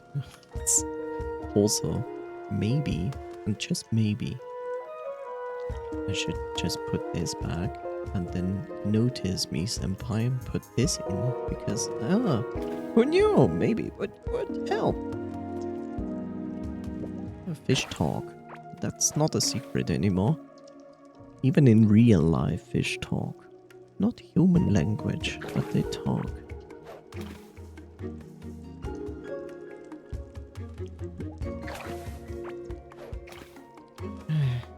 This is so exciting, and all I want is just a specific necklace. That's all I ask for.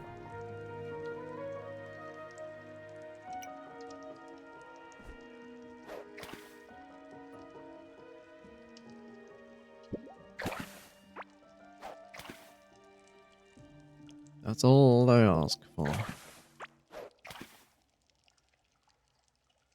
Just a specific necklace.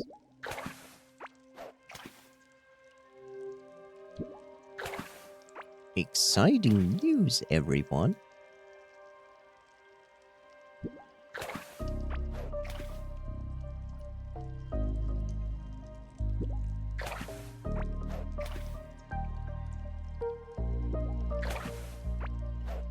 At least it fishes fast.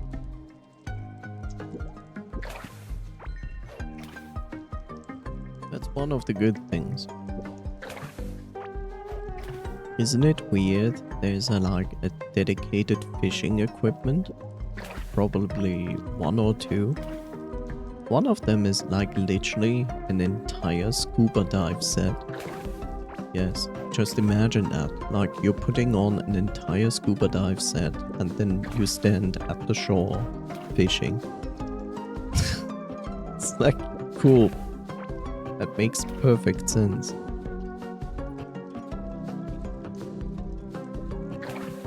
There's a maggot down there. Why is there a maggot down there?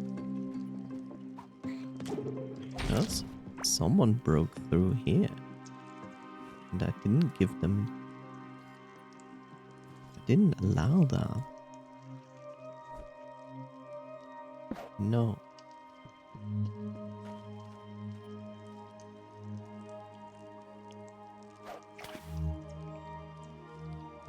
This is the content I always wanted, and all I needed. Like, not even I'm excited about doing this.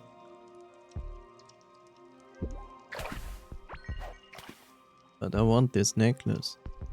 And it's definitely the faster way to find the necklace than to dig through this hellhole of maggot-infested territory to find a maggot chest that potentially might have it. Like, then I'm so much faster just standing here and fish. Here in acid water in the clay caverns. Blah blah blah. Yeah, that's the main reason you're a streamer. You keep talking, right? I could also be here and not talk.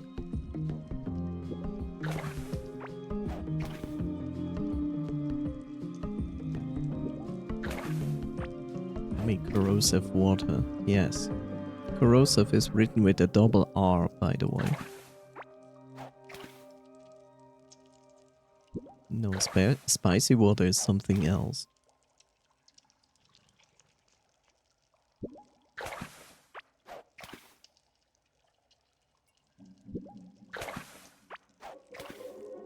So exciting.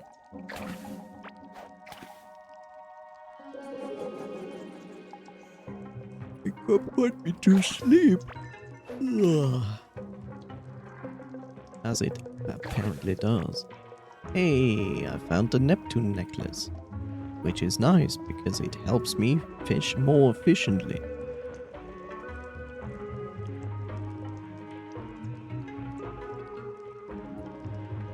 Nice.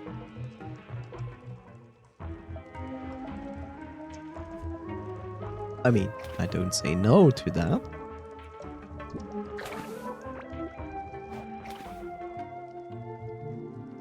I don't know. I feel like if I put you as bait on my fishing rod, then it would be even more efficient. You know?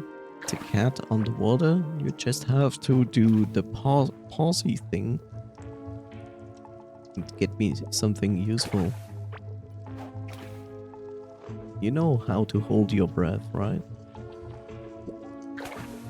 Of course you do. You practiced for that your entire life.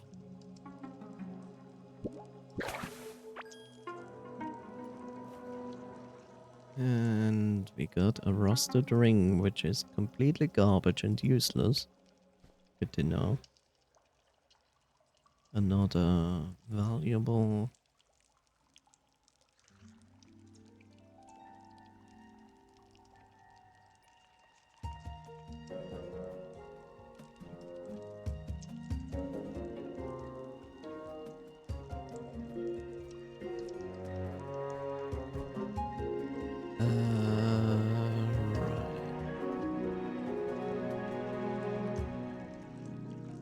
would become one with water, yeah.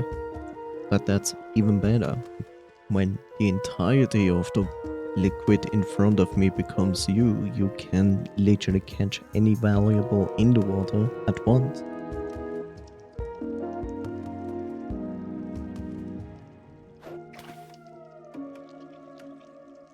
Bum bum bum bum.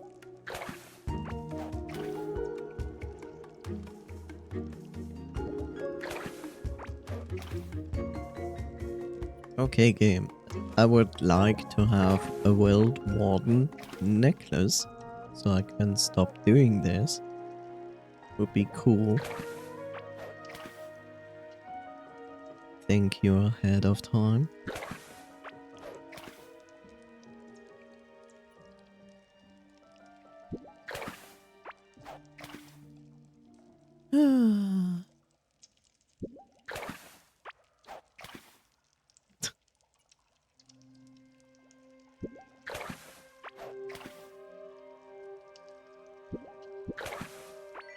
Mm-hmm.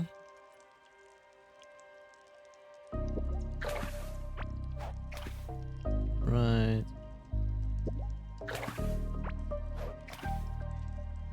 So exciting. I can't keep myself contained. Actually.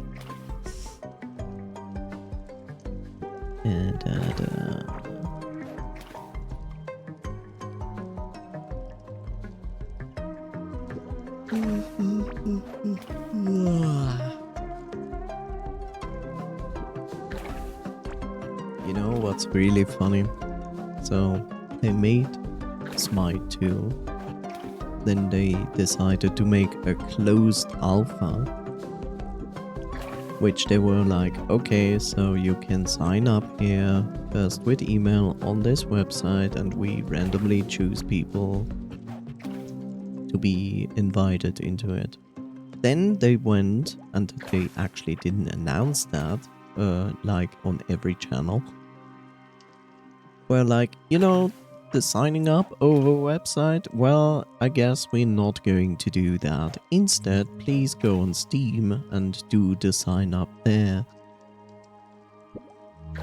So everybody who did the website thing was completely useless. Most people probably never heard of this, that it changed. But they changed that. Even better now, since the 27th of August, they entered the closed beta.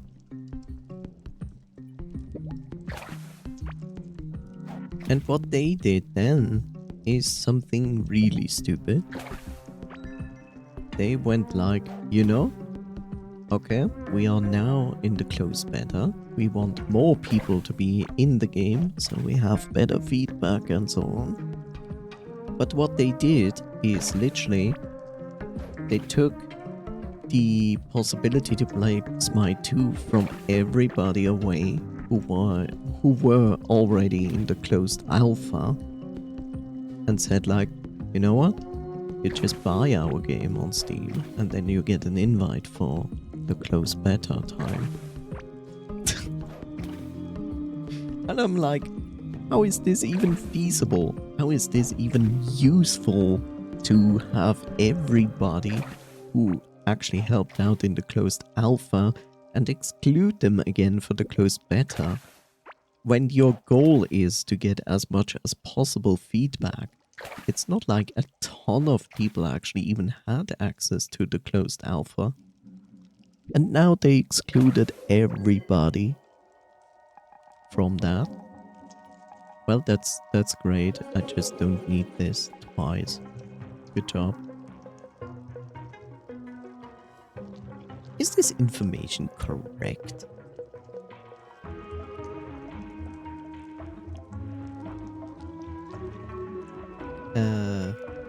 And I'm like, why?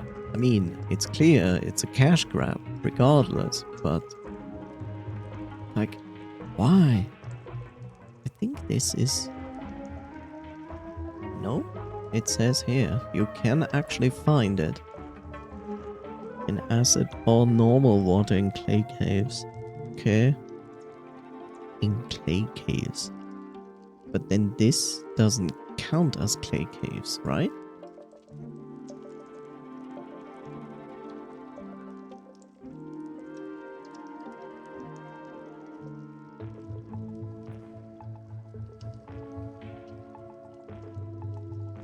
Okay, I think I'm doing this for useless. Hey, people keep shooting themselves in the foot. Congrats. Yeah, right.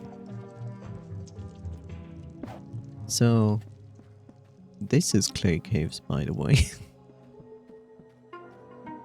And now is the question, does this count as clay caves? That's the next question. Okay, that is not water. But is that over there counting as clay caves? Yeah, it's just a dumb move. Which I'm like, why? You just had like a good amount of people literally playing your game and you got like good feedback from it. Is this clay, by the way? Yeah, it is. So here we have clay. And this is normal. Does this count as clay caves? I don't know. I have 3 now.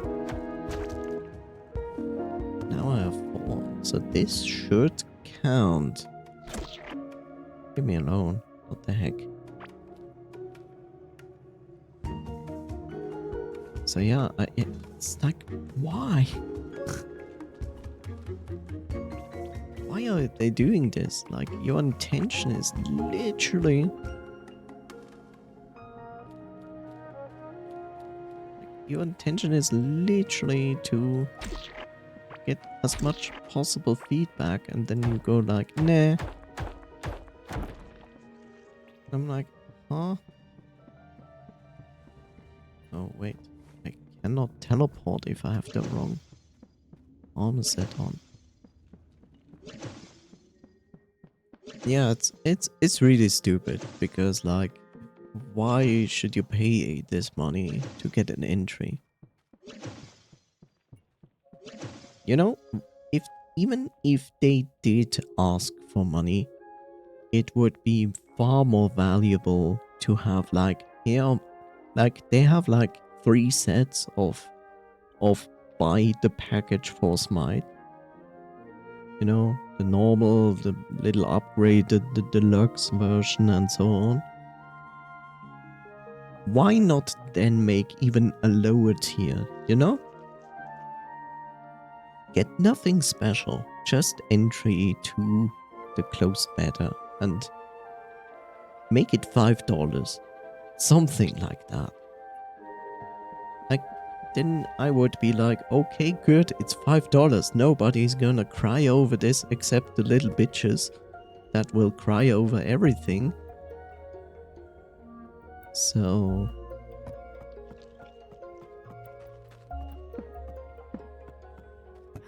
why not making that instead? At least we would have then people for your wonderful thing, apart from the people you're going to invite anyway into your closed beta because they do content for your game.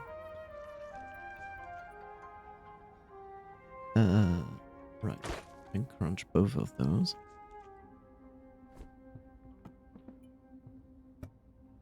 But yeah, at this given moment, let me see. At this given moment, the lowest entry into the game is probably around $30. $30.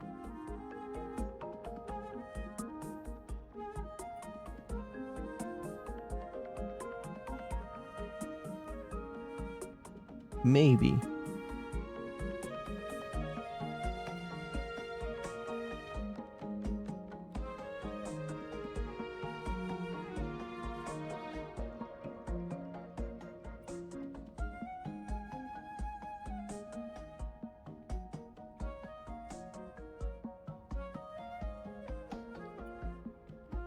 Yeah. So around $30 for the basic edition. And it's like, why? Like, why?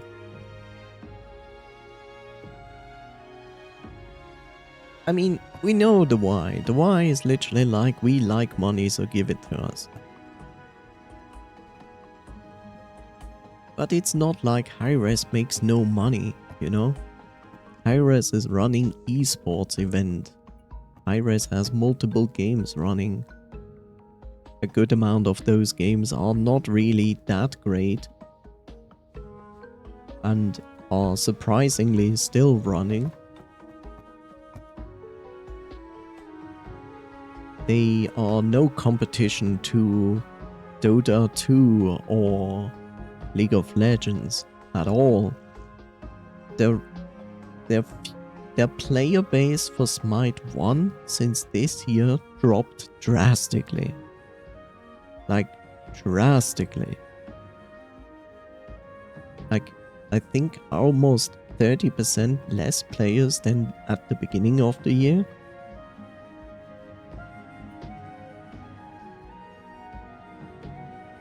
Is the base game even a finished product? Which one? Smite 2 or Smite 1?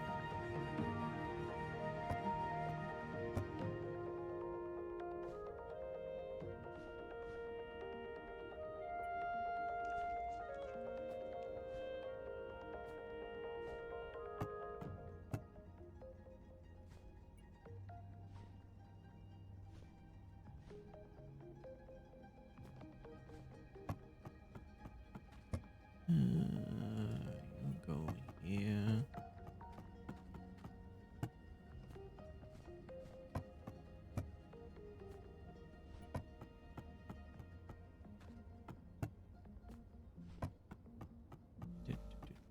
Wait a second, I will read your thing right in a moment. Just have to find stuff here.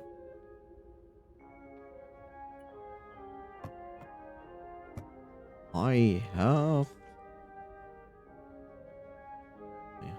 some. I have not enough space. I do not have enough space. I need additional pylons.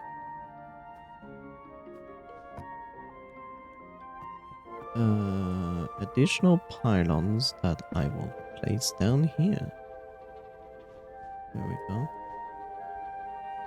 Actually, take this out and then think of some fish stuff here. Take that out instead.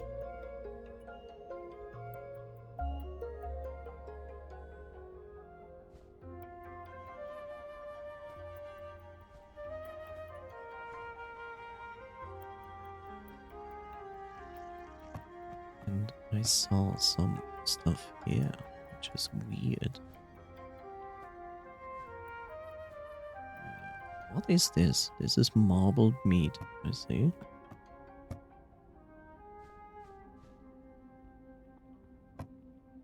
Oh, wait.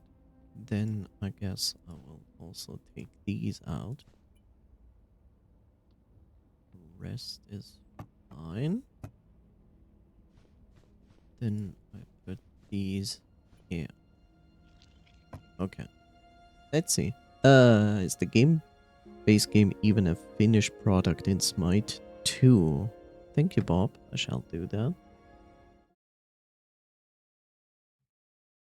Well, the base game in Smite 2 is functioning. Most modes are in it, but not gods. Like, gods are very limited at the moment, and they intend to release a set of 2 gods every 2 or 3 weeks, which they mix up between 2 classic gods and a classic god and a newer god. So it's gonna take them quite some time to bring back all the gods. So it's very limited in the amounts of gods you can play right now. I don't know how many right now are in the game. I would make an assumption and say like around 20, maybe? In consideration that Smite 1 has 120 gods. It's simply the cost because they changed from Unreal Engine 3 to Unreal Engine 5. So they literally remade the entire game from the ground up. They couldn't just transfer from 1 to 5 because 5 works so differently that it doesn't make sense to do this. Like, even if they had the chance to, they would still put around the same effort into each god, even if they could transfer it from the old game to the new game. So they built the entire thing from the ground up again, and currently they are, let's see, this.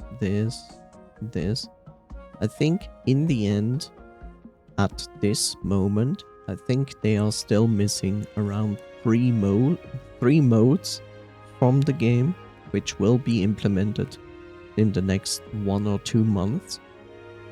And then basically all modes are back. And yeah, you have like this limited amount of gods, between probably 20 to 30 gods at the moment. And then the intention of releasing a 2 set of gods every 2 or 3 weeks while the closed beta is running. And yes, it also means that the entirety of the skins from Smite 1 are not in Smite 2. Like, they said it, like, if they would take all the skins from Smite 1, they also had to remake them for Smite 2. It would take them years to actually transfer all those skins from 1 to 2. So what they did instead was giving out cross-generation skins in Smite 1, which you can obtain in Smite 1 or buy in Smite 1, depending. Like, some cross-gen skins are in their monthly battle pass. There are always like 2 cross-gen skins now in every battle pass that runs for a month, which means they are the same as in Smite 1, as you will have it in Smite 2 if you play Smite 2. Because you link the accounts and then it sees it and then unlocks it for Smite 2. But generally, before they did the cross-gen skins, all skins from Smite 1 will not be in Smite 2. Only the cross-gen skins you can obtain in 1 will also be in 2. One of the things I really hope, but it's probably not gonna happen, is Smite 1 had a very strange thing that basically no other MOBA game does. In Smite 1, you can get voice packs. What does that mean? That means when you play a god, you will not have the voice pack for the god. In other words, this god has a standard voice. Like, this god has like a basic standard voice, which is the god's voice, but other people cannot really hear and differentiate what kind of god you are playing. So you have to obtain a voice pack to unlock that. And I'm like, what? You know, like, you hear the voice of the god when you stand nearby the god and the god makes like some audio comment. But when gods like are apart and you use like commands that say like, watch out, attack the enemy, defend, watch out, attack this, and so on. You know, these voice commands are included in the voice pack. That means when someone, let's say you have a map, someone is away from you and says like, attack the enemy. but you have a standard voice saying that, like not the god who actually used the command that their voice is playing. It's basically playing a normal, what is it called? A commentator voice that says like, attack the enemy. And it is bullshit because now I have to look at the chat to see which god has just used this command. Then I need to look at my minimap to locate said god to see, am I even nearby to join this? And if you have the voice pack for that god, then I hear, oh, okay, it's the voice of Ymir, and then I only have to look at the minimap at worst and see like, okay, Ymir is there, therefore I can join or I cannot join. I really hope that they drop this because it is dumb, it's stupid and completely unnecessary. Like, it's not like they have not enough other things that they can monetize, but this part is really, really stupid. So yeah. And I cannot judge it because I have no access to Smite 2. One of the things I already can tell that I'm not very excited about is that Smite 2 took some inspiration from Dota 2 and potentially League of Legends, where they have now active usable equipment, which I personally hate. The sole reason I hate it is because I already have 6 buttons that I need to use, which are the 4 ability buttons, and then I have 2 relic, or I think it's relics, button. So I already use by standard 6 buttons, plus additionally 2 buttons for usable items, if necessary. And now literally there is a chance that all 6 items I equip on my character can also have a use function, which literally would translate to me having to use 6 additional buttons. I'm not a fan of that. I didn't like it already. I already didn't like it when I know that Dota 2 is doing this. I'm not sure if League of Legends is doing that, but I experienced it before and I didn't like it at all. Like, it was such a hassle to deal with. So, yeah. Okay, we put all of that back. Good. We're gonna make some more of these.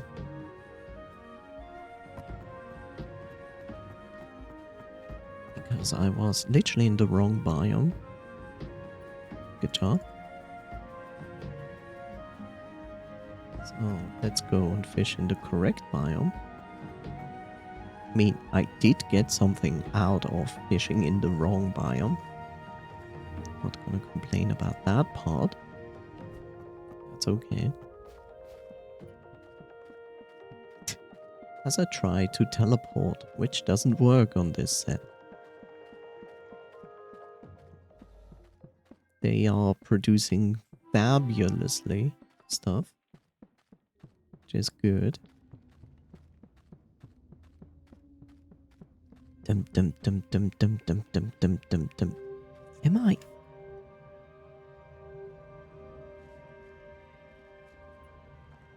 Where do I go? Shouldn't I opened that, right? Huh, okay.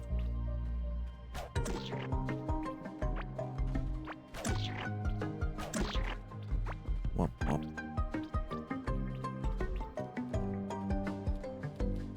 Da, da, da. Okay, back to excitement fishing. I know.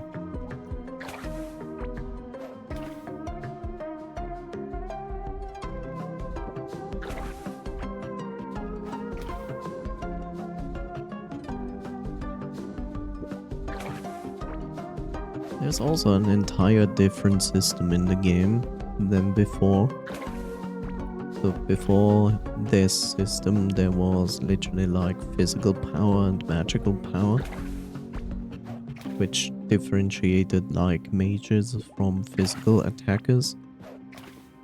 They changed this system into intelligence and strength instead. So now physical attackers can build intelligence or strength, and magic users as well. The differentiation is simply moment. Gain a fish on the hook. Higher rarity fish to bite, which I want. Okay. So strength and intelligence system instead, which means it differentiates between abilities and basic attacks. So if you go in strength, it will literally be about basic attacks or specific abilities that literally just scale with strength. But you can also go on intelligence and make it yourself more adaptable with ability damage. As far as I understand, like strength is literally like meant for physical basic attack builds, and intelligence builds around abilities. Since mages are always built, well, mostly built around abilities, it makes sense. But now physical attacker from one can also build intelligence to make their abilities more stronger. So it's basically like ability damage and basic damage, just expressed as in strength and intelligence.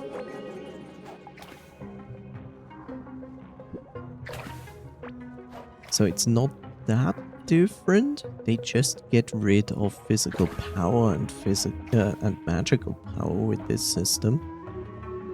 And the decision is literally like, do you want to be a basic attack god or do you want to be an ability based god? Which I don't feel like is the worst. I just feel like Smite has a far different problem that they need to take care of, which they introduced like a year ago or something, with what I lovingly call the tank patch. So they introduced tank patching. They made a tank patch, which basically made tanks stronger, and now it's just retarded because like you have assassination, like you have assassins in the game, and a ton of assassins now started to, like what they did, they took the armors in the game and removed all kinds of physical power scaling from it. There's like literally only one item in the game that transfers the defense you have into actual power. And because of this single item, many assassins started to build tank only. Like they literally buy this one item and the rest is all tank items. And because the scaling is so good on this, they are literally doing the same, if not more damage than before, while you barely can actually kill those guys, because they have so much defense on them and so much life. And it's terrible. It's absolutely shit. I see only two solutions to this. One solution is literally remove this item.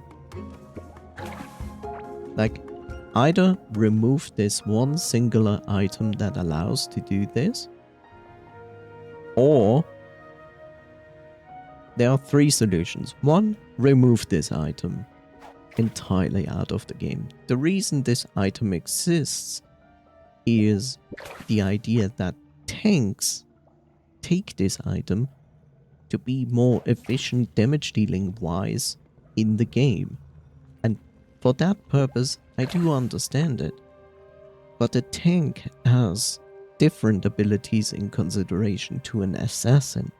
An assassin is built around like burst damage and so on, like to push like a lot of damage in a short amount of time. And tanks, on the other hand, have more abilities to support the team, or at least to disturb the enemy team with CC and blocking them, slowing them down, whatever. And giving tanks the possibility also to deal some damage, which makes them a bit more dangerous, because before the tank patch came out, tanks literally did not much damage. They weren't a danger damage-wise, they were just an annoyance, as they always were. But now it's just stupid. That brings me back to this singular one item, because how they tuned tanks, and how this one damage conversion item exists, brought us to the point that tanks literally outdo damage dealers with damage against players. Like, they are literally on par, if not beyond, the player damage that actual ADCs, assassins, should do. And they are tanks. Like, they are tanks and they outdo ADCs with player damage because of this item and because of the way they scaled tanks now. And people caught up to that, and that led us to the point that many assassins build now completely tank related builds with one conversion item, and they literally do the same thing. Like, they literally do the same amount of damage as if they completely went and built only offensive items. Except now you can literally not really kill those assassins in a good way anymore. In League of Legends, tanks don't even need damage items to DPS. I guess they automatically translate defense into offense as a hidden stat.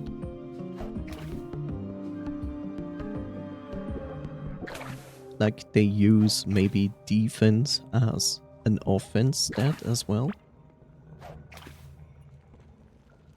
So, point 1. Delete this item. This is most likely not going to happen. 2. There's nothing like that.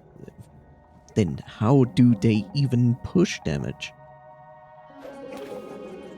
if they don't have a damage stat?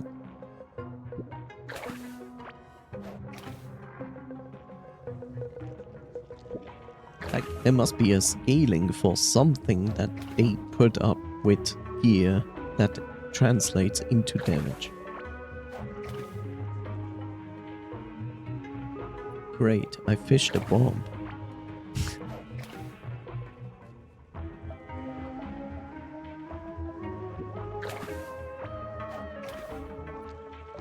So, delete the item. It's not gonna happen. The next thing is, make the item exclusive for tanks. Some tanks items have some sort of passive that can deal a small numbers of damage that scales with percentage HP of the user.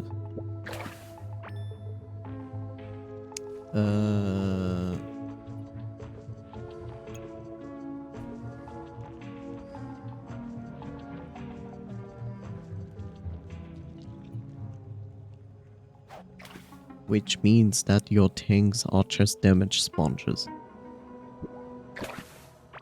Because every tank builds like massive amounts of HP and nothing else.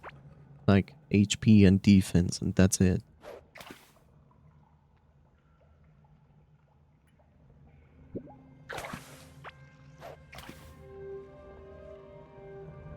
What is the average amount of HP on a tank in League of Legends? Just curious.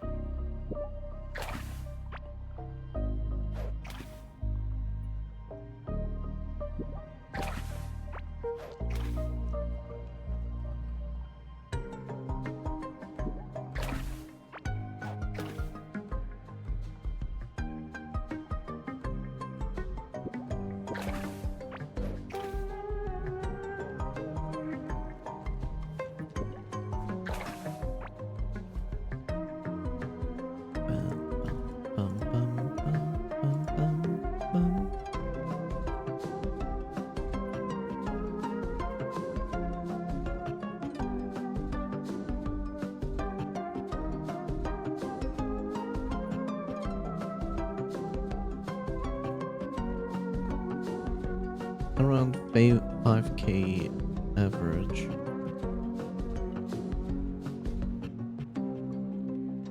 What's the average for everybody else? Is that for everybody else around 2.5? 2.5k? Is that the average of other players that are not tanks?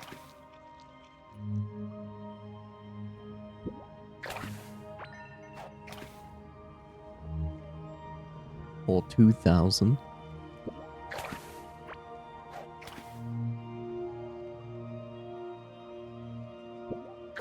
Okay, so it's basically very similar in Smite, but I would say the average, like the average for non-tank people is same, like 2k, around 2k, and tanks are more likely between 3 to 4,000 in Smite 1 currently.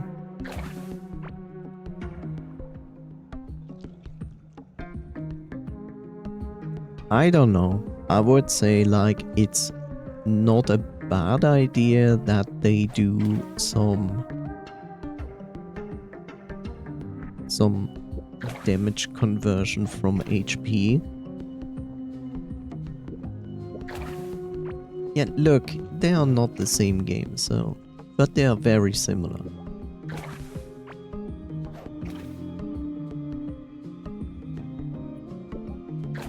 So let's see. Where was I going with this? So the damage conversion from percentage HP to the tanks. Not the worst idea. Like, not the worst idea. I actually like the idea, to be honest, because it gives the tanks the incentive to give HP more priority over actual protection. Because if you do purely from protection, then every tank is going for max protection and that's it. Set, for example, when received damage gains a rage meter. When the meter is full, he can release a punch and deals damage in a cone shape. Yeah. We also have a set.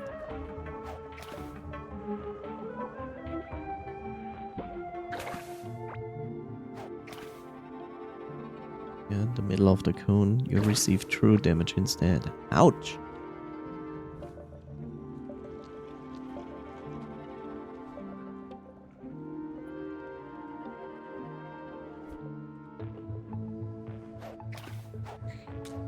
Hello.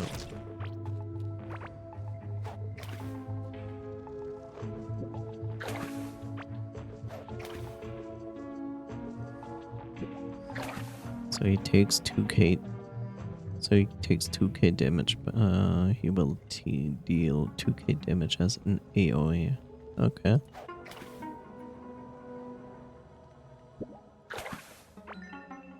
But is it split among all the targets?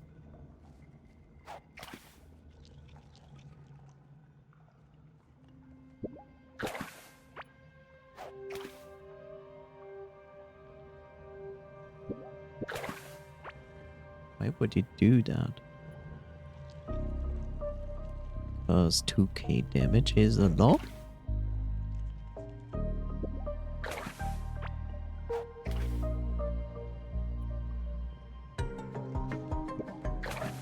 Oh, he just one-shots the whole fucking team instead. That's stupid.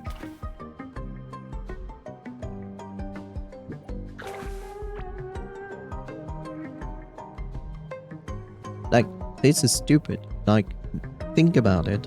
Okay, he deals 2k damage. The average damage dealer has 2k health, so he one-shots.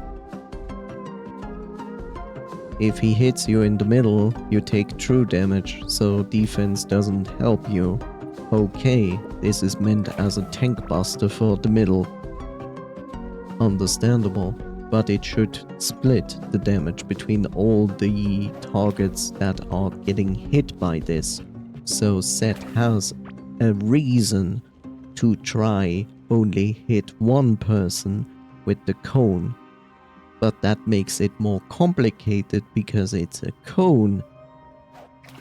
And this gives the chance that someone might walk into it, or the situation is so stupid that he cannot target a single enemy with it. You know? Yes, he can full tank and one-shot the whole team in one ability, and has also fucking received a massive shield while casting the ability. Yeah, that's stupid. Like, what I just explained to you makes far... Hey, look, I got my necklace. Good job. I didn't even pay attention. Yes. Perfect. And keep this, though. Now I have 15% health when the pet is equipped. Nice. This is totally worth it. See, if you do it in the sense of it's a cone, but every hit target splits the damage, then that is far better, because now Set has to pay attention. It makes sense to kill a small dude with it, or at least reduce many damage dealers low on HP so the team can pick them off. But making it equal to every target hit is just stupid. It makes no sense. That's just dumb. It also makes the god itself, well, the player, the character itself, not interesting, right, to play. It's just like, lol, I just press this button and win. It's like, that's not fun.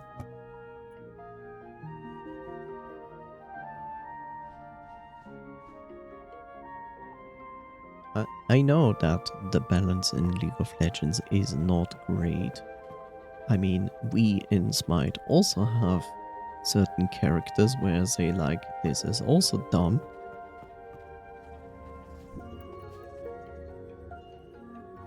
Just look, there's also a joke of this. They released...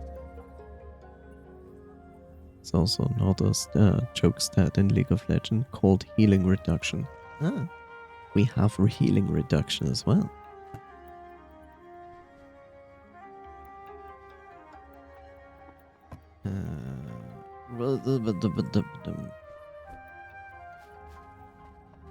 Just to come back to what I said, like, look, some time ago they released a god called Yemoja.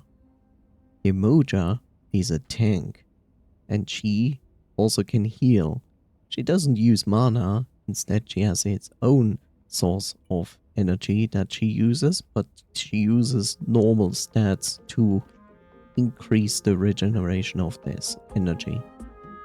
Yemoja was released, and for I think it was released like 2 years ago. Let me look it up before I say something wrong.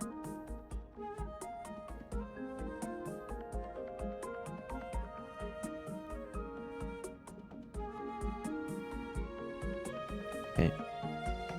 Think of this. They release a goddess called Yemoja, a tank that also is a healer. She was released 5 years ago. Okay? 5 years ago they released Yemoja. This goddess is absolutely OP, okay? When you know what you're doing.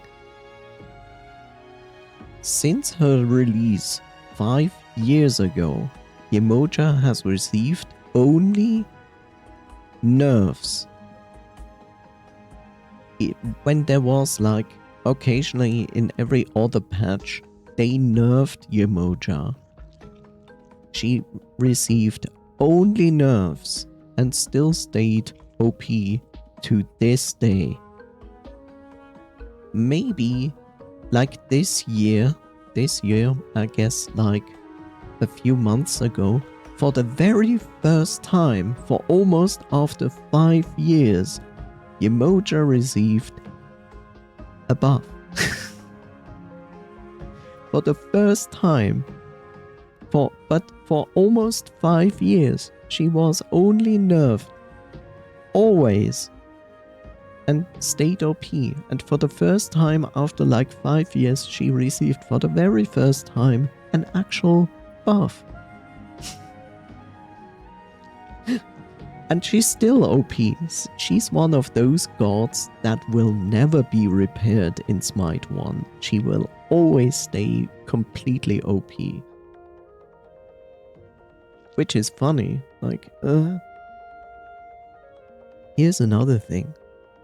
Since the beginning of Smite 1, since its release, there is the god Zeus. And guess what? Zeus is OP since the beginning of the game. Nobody ever liked Zeus in an enemy team. Never, ever. Because Zeus is always OP. It doesn't matter what they do to him, he's always OP. On the worst part, they remade him and made him faster. Like, faster in moving. Like, he can temporarily become faster moving. That's the last thing you want. And they gave him this. Like, every time I read a patch note, all I hope is to see that they nerf Zeus.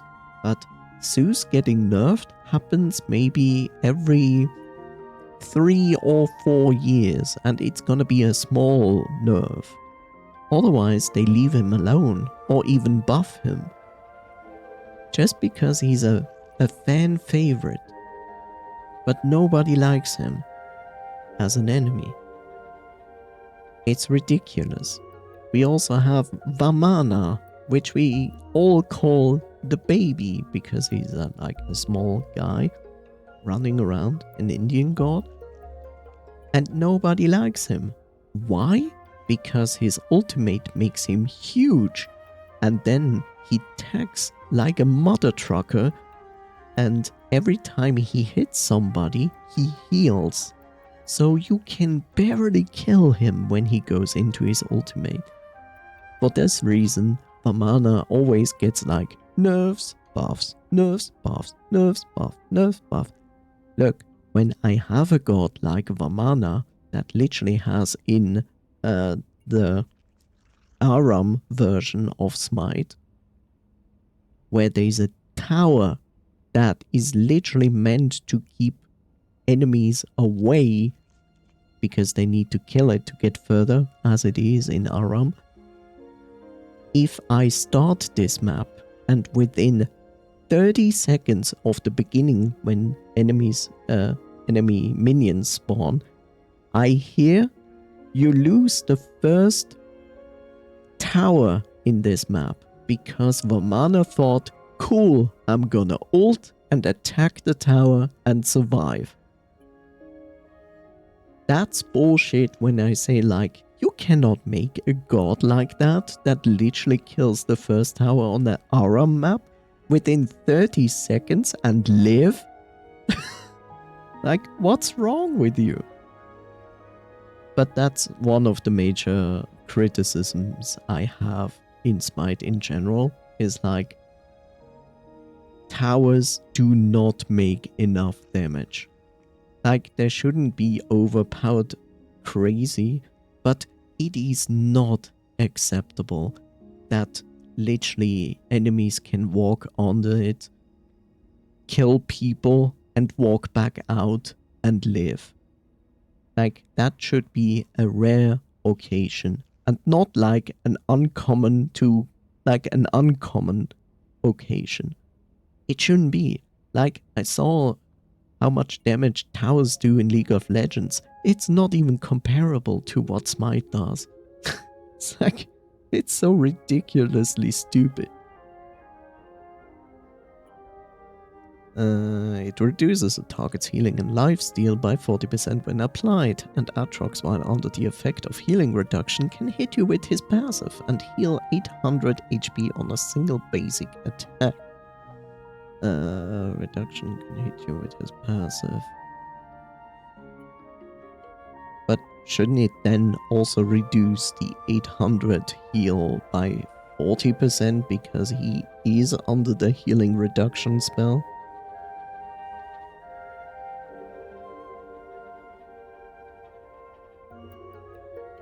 aka it heals only 480 HP, which is still a ton.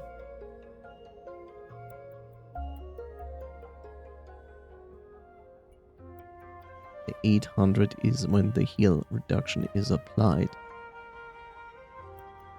So that means before it goes into effect.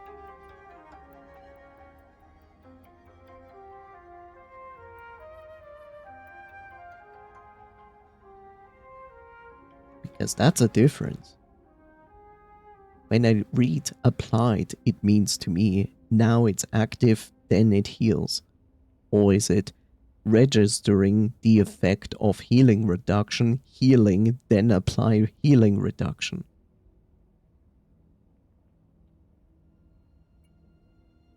Game needs less healing.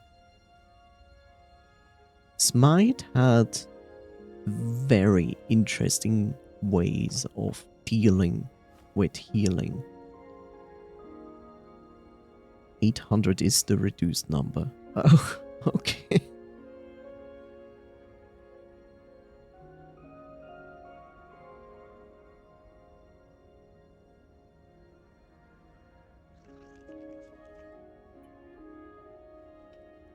In other words, if the other thing cannot even happen, you know?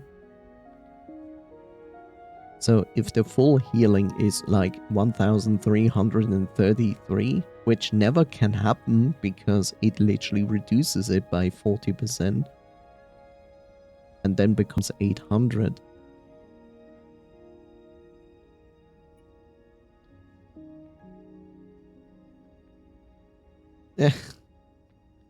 To some degree, they also nerfed lifesteal in our game.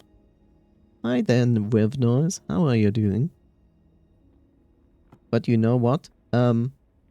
They dealt with healing and so on in a very interesting way. So basically, they say, I'm doing somewhat okay. That's good to hear. I woke up before my alarm, then decided to sleep a little bit longer until my alarm. I heard my alarm, I turned my alarm off, I turned around and slept more. So instead of actually getting up before my alarm or on my alarm, I literally slept 3 hours longer.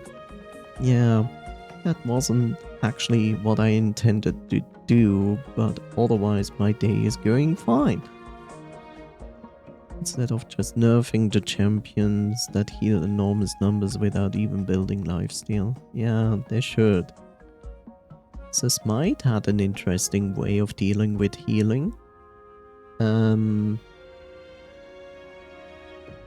So as long as you are engaged in combat, healing works normal. If you are outside of combat, they apply a debuff on you, which reduces the healing you can do outside of combat. And that is like 30% or something like that. I think they recently changed this again around. Not entirely sure. But yeah, like outside of combat, healing is nerfed by default.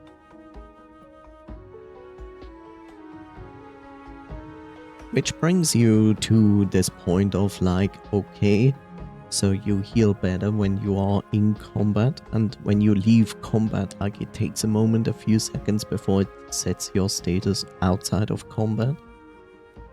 But that makes you think about this entire thing of like, okay, good, basically you want to stay engaged in combat, and there are like healing items on the maps that you can pick up, that everybody has something from it who stands nearby when you pick it up. It's like a pulse healing. So you want to stay like engaged in combat and then go outside combat, pick it up to have the maximum healing effort out of that. But yeah. On top of that, we have also items that reduce healing on top of that. And now those champions are still healing the same numbers because they don't even use lifesteal items, while the other champions that rely on lifesteal items to survive get kneecapped. Yeah. Fun.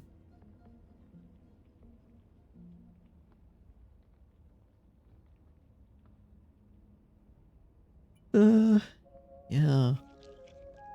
You have like, in Smite 1, these physical power and magical power caps, which were more easy to kind of reach. Now, these caps are changed, and at this point it is very difficult to get to those caps, if not even actually impossible to reach, unless you have like other people with aura items giving you additional stuff to that. The funny thing is the heal reduction used to be 60%. Okay. That's quite hefty. Wow, wow, wow, wow. Valuables. But they also nerfed the heal reduction stat along with lifesteal stat.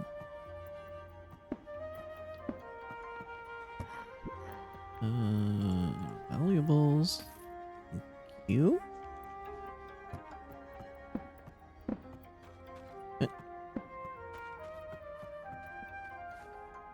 Crunch that.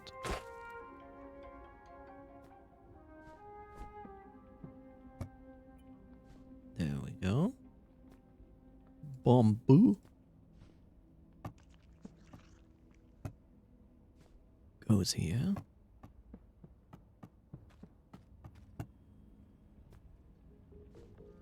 Goes there.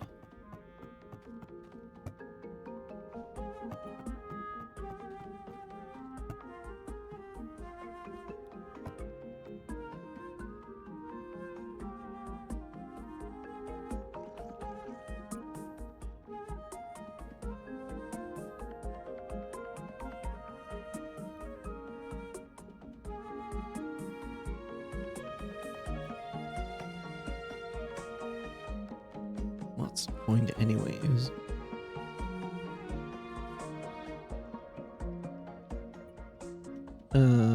They want less lifesteal, but ended up nerfing this stat that can do what they wanted.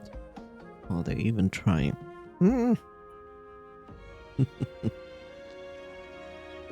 Good question. Oh no, I don't have any remaining game power. Game power. Is this specific stat? Oh, that's body battery. Okay, that makes sense.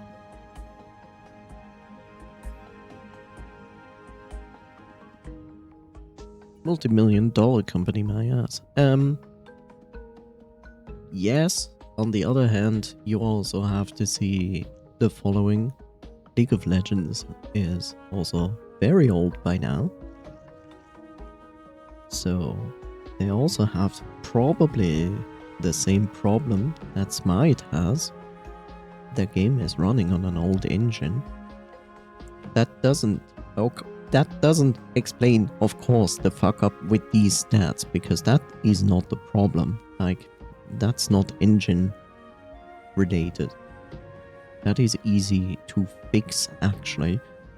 But yeah, I think like League of Legends also will at some point run into the same problem that Smite 1 is, like that the engine starts to hinder them as they just add more code and more code, which creates more problems. I think League of Legends might also have the better stance here, and they might not run into the same problems as Smite. Yeah.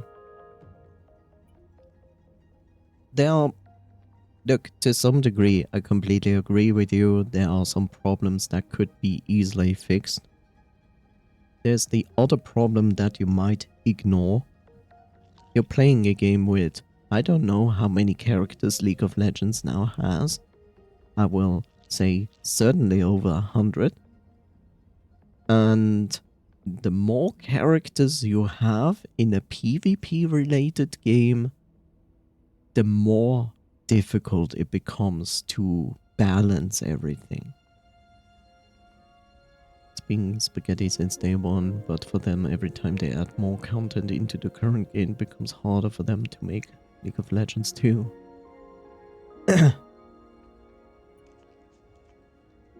So they'll be like, nope, let's keep the spaghetti. Mostly, yes. You also have, like I said, like, there's also a balancing problem. Look, one of the biggest problems is the following, and Smite has this as well. So you have like the basic gods, like from the original, and then over time you introduce new gods. Or new characters, it doesn't matter whatever. And if you do that and introduce new characters, you will try to make them more interesting, more compelling. So you try out new features, new things that these characters can do, which leads inevitably into the same problem that all games have when it comes to this kind of game. The new ones feel better. Like, they feel better because, like, they feel more interesting. They have different kinds of abilities and how they work. But at the same time, they create a problem. For example, in Smite, the problem was, like, later on, they brought new gods, new abilities. Of course, to some degree, you saw, like, gods that combine, like, different kind of god abilities into one. But one of the biggest problems they introduced was literally like more and more gods were given like some kind of CC ability, which gave the older gods a huge disadvantage because a lot of the older gods have abilities that can be countered with these newer abilities. So for many assassins that play more original gods are now faced with a ton of new gods that all have the ability to kind of escape their ults or other abilities, where these abilities were quite reliable in the beginning. I know this because like someone I'm playing with this game mostly plays Assassin and says like, it's really frustrating, like everybody gets now kind of an ability to counter my ult and just run off, and I cannot kill them because they just jump away or make them invincible and stuff like that. And I can see it. Like and a lot of the newer gods come at least with one ability that gives them this chance. And that makes it frustrating. Of course, like in a good way to some degree, at least they sat down and took like classic gods and said like, these are not up to date to this day state of the game. So remake them, and then they give them new abilities or tweak abilities and make it more adjustable to the rest. And in most cases that works pretty well. But they don't do it for every god. Like, it happens maybe in the best case once or twice every year or every 2 years. So, yeah.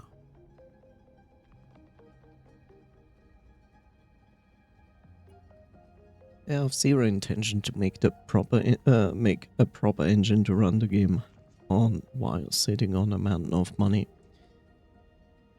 Yeah, but you also don't know what exactly are the factors that causing it. That's the other thing. Maybe it's the leading part of the developer team that is literally saying like, no, this runs, why should we change it? It's okay. While maybe the actual developers of the game really want to make those changes, but no matter what they say, the ones that give the money say no. So that is often a case within development teams. Maybe Riot is self-publishing, so that's not really the problem. So otherwise I would have said like, maybe sometimes also the publisher has a say in that. But in this case it's not. Yeah, you know, that's the problem. You're sitting outside, you're the player. You're not in the dev team. You don't know what's going on within in the dev team. But very often it's really the case of that the actual core dev team really wants to implement those changes wanted by the players because they also play the game and clearly see the problem. But as long as I don't get like the okay from the higher tier, then they can't do much. Like at this point you can literally ask yourself like, do I want to remain and be unhappy that I cannot change this, despite that I know that I could easily change it? Or do I leave this dev team and go somewhere else where people actually listen? We don't know what's going on within the dev team. It's hard to tell.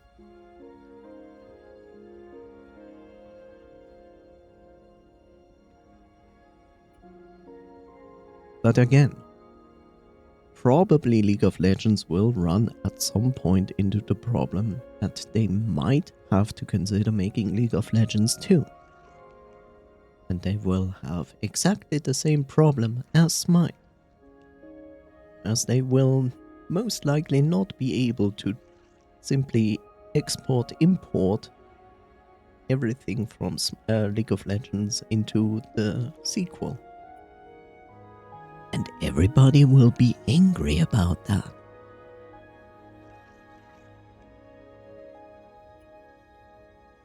But that's how it is, right? It's a running game since ages. It has over 100 of characters. You simply, in most cases, cannot just go from 1 to 2 without a downside. Right? It is what it is, right? Like, MOBAs are not the exclusive club here that run into those problems. You can take any beat 'em up game out there that has a considerable amount of roster. Even they have exactly the same problems. It's just so difficult to balance every character in a PvP game. Like, it goes to a certain amount where you say like, this is manageable, but since you're like a game that lives from the idea to introduce new characters, you will, and the more you do, the more problems you will create. Not because you want to, it's just simply so difficult because there are so many factors you have to calculate in. Why? Does the game crash often? Okay, I have now the necklace that I wanted. That's good. I have these. We could make an attempt, despite that I'm not very happy about that, but we can make the attempt to kill the Hive Mother.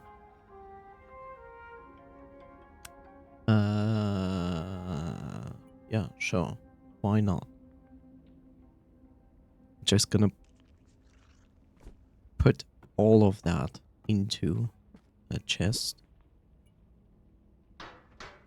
Repair everything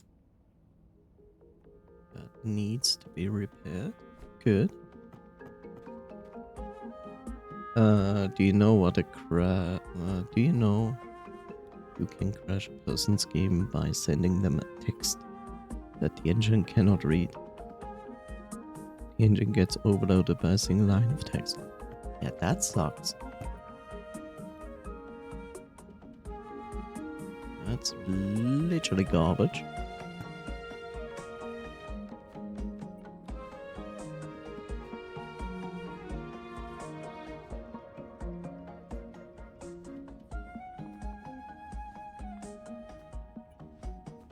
I'm still amazed that we have so many people whose name is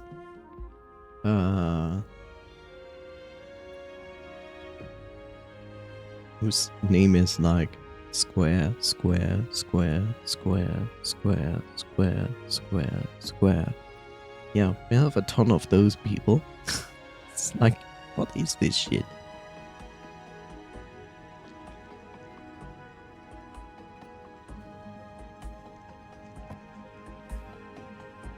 Let's make a few more torches. Potentially able to... Okay.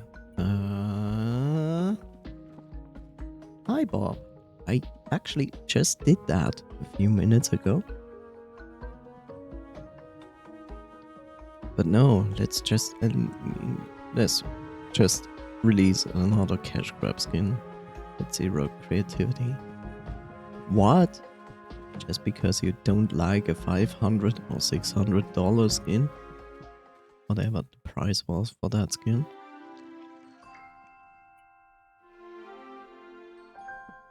Why would you not like that?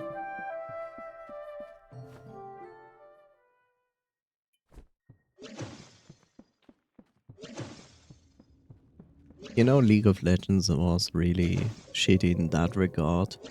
And I already find it atrocious that in Smite, the legendary skins that you occasionally can get, which I have to say on the other hand, are creative, because they are usually built around the idea, here's your skin, and the skin actually changes twice, like 2 more times.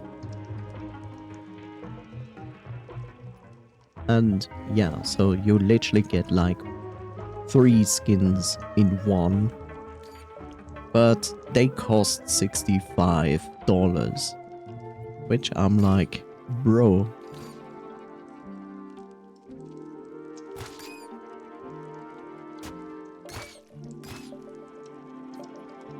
This is funny.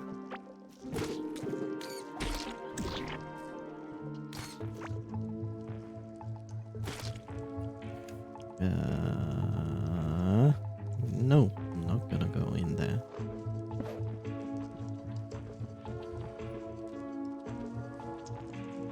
Yeah, it is, Sophie. I completely understand the problem. Like I said, I already find it really disgusting to pay $65 for a skin.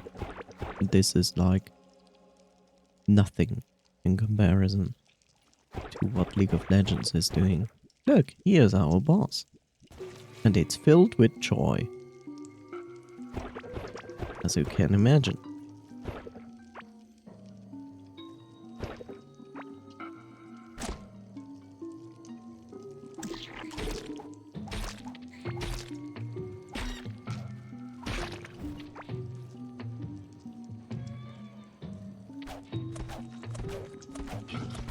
Wow, I'm doing so much damage to this.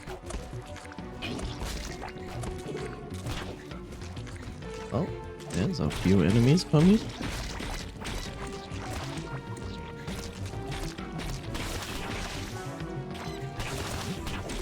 Ow.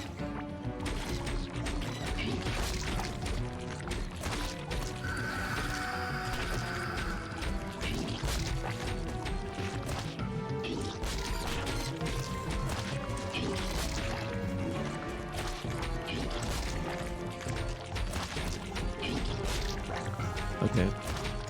I had this fight in far worse memory than this. Okay.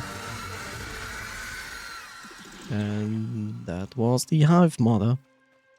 Yep. Damn. I really had this fight in far worse memory. But yeah, I wasn't wrong with the acid tiles on the floor. That's for sure.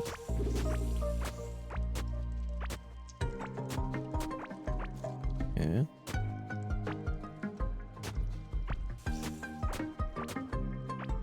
Well, I'll take those with me. For funsies.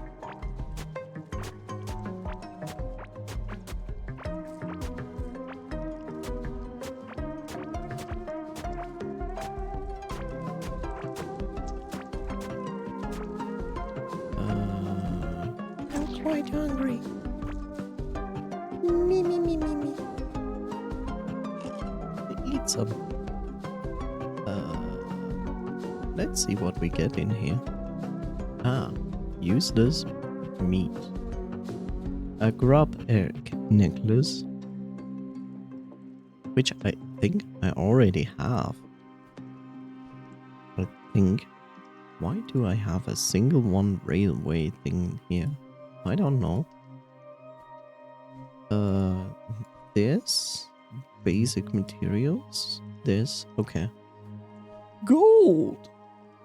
Well, an ancient crystal. This. And what is this? An hourglass ring. Minion lifespan. Okay. Not the worst, but also not like the greatest loot ever. Okay. So that was the Hive Mother.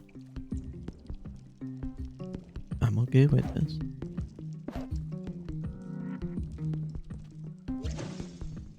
I took so much damage.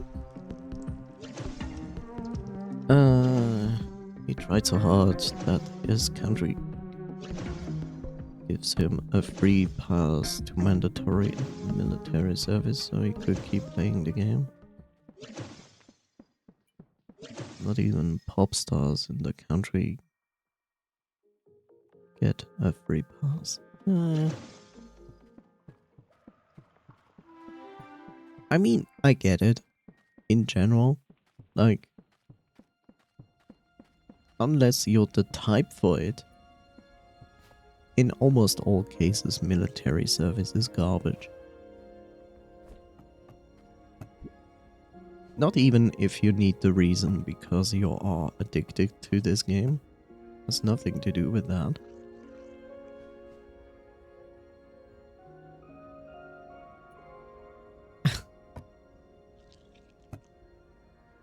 Yeah. Look, here's more the question of like, so the skin was dedicated to this specific player. So it's more a question of like, did he have a contract with them? And if yes, it depends what it says in said contract. And we mostly have no access to that specific information. So it's hard to tell whatever is in that contract.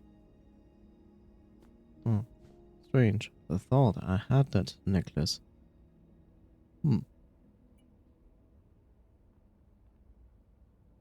Okay. I literally can take this out. Never gonna use that. No one knows. He knows. Riot knows.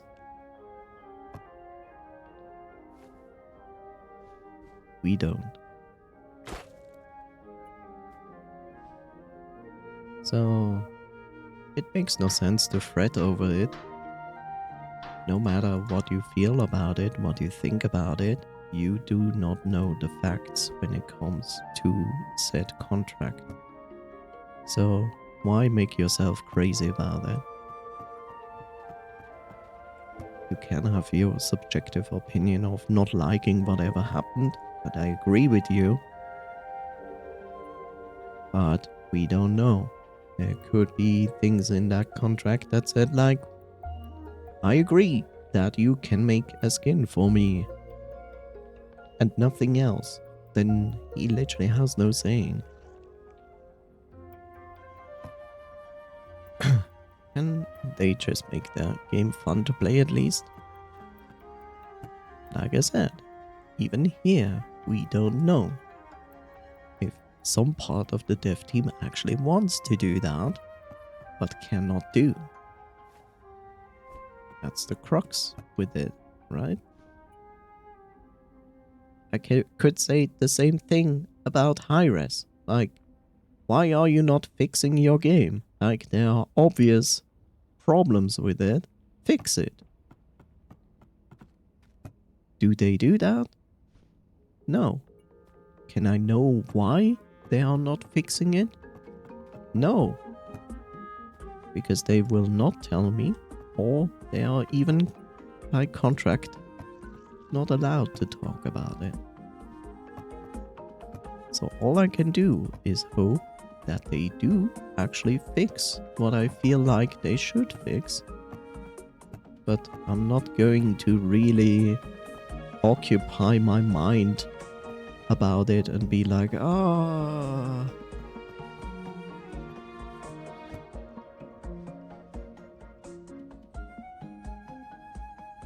Dev said the engine was holding a shit ton of quality of life changes because the engine was so bad.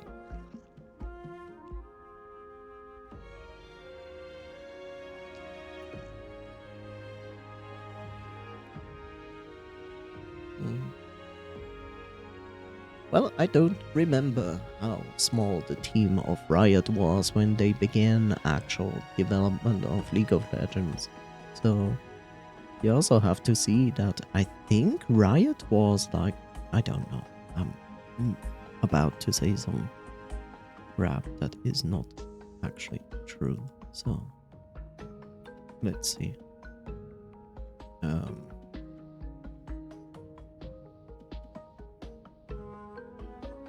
Wait, that is the wrong company.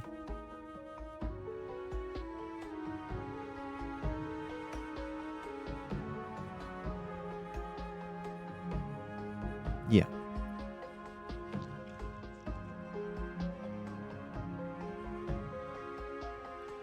League of Legends was Riot Games' first game. So it was founded by 2 people back then. But that doesn't mean that the development of League of Legends was only 2 people.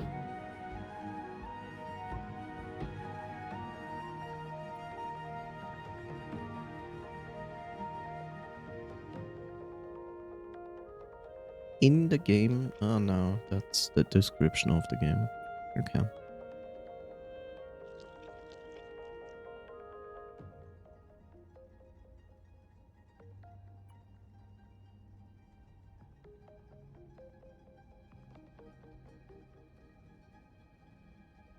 Yes, 2 people.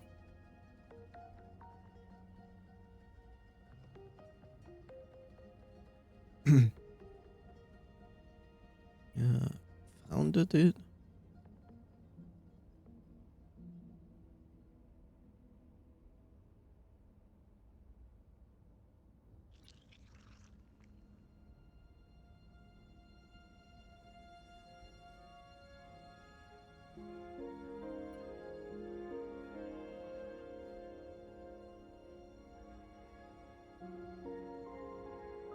Three.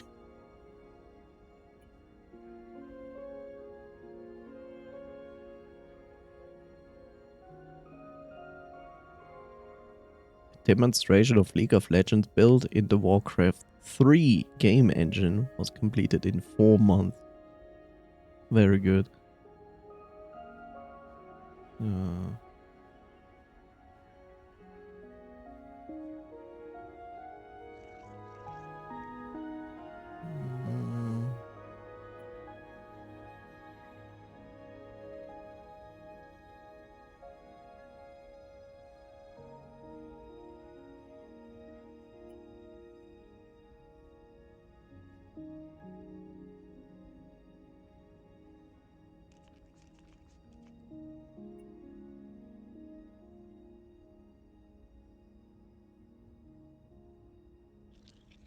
so yeah, not many actual people worked on the game, and I guess only like 3 or 4 people worked on it.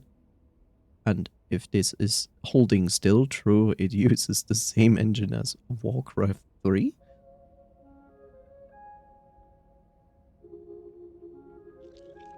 Which would be impressive to some degree.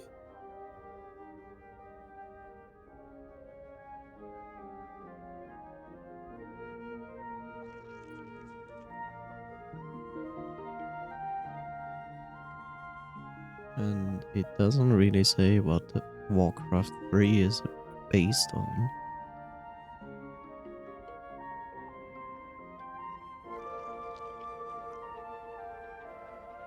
Let's see if I find engine.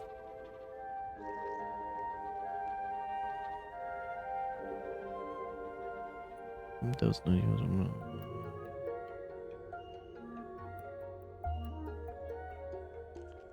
Yeah, I don't know.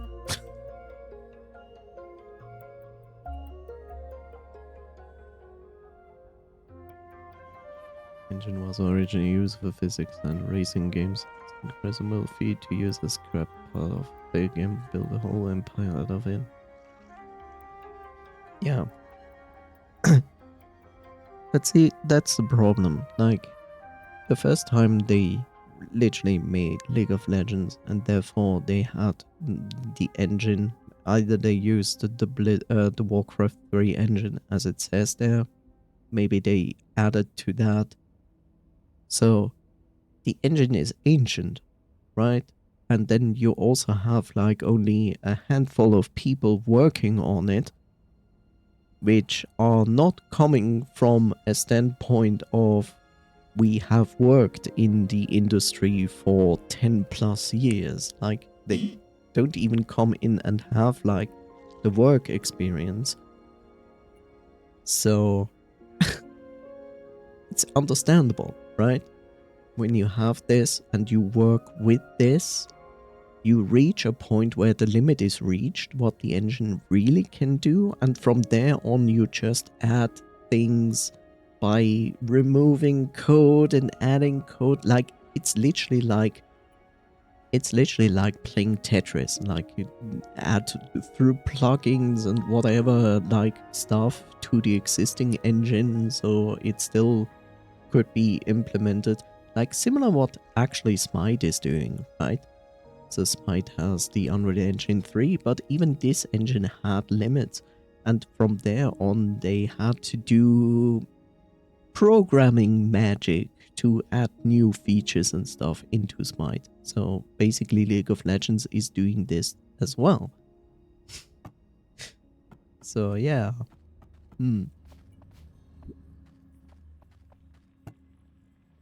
can only do so much on an old engine. At some point you must consider to change it.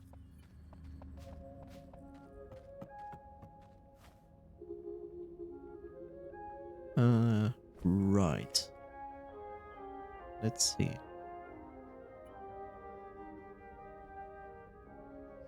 Not too much. Hmm.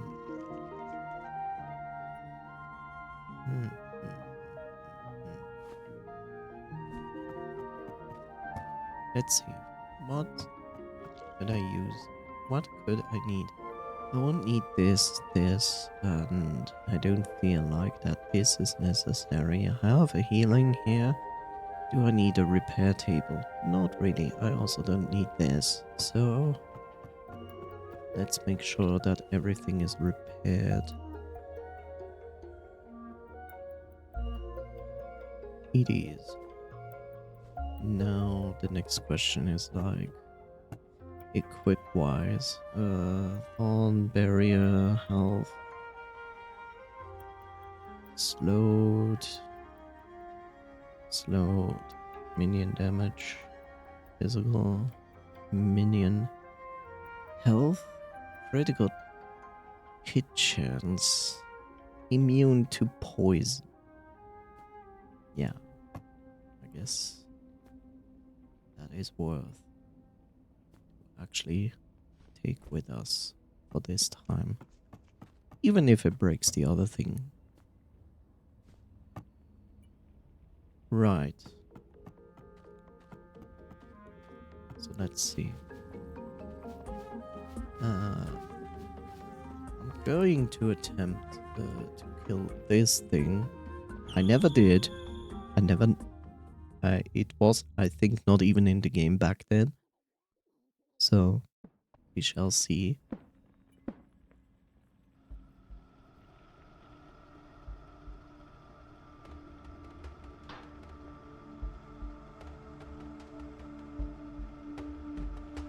You know, at this point, it's like, I'm not a programmer, I don't understand engines or anything, but at this point, at least with the engines right now, I would like make an engine and consider the following.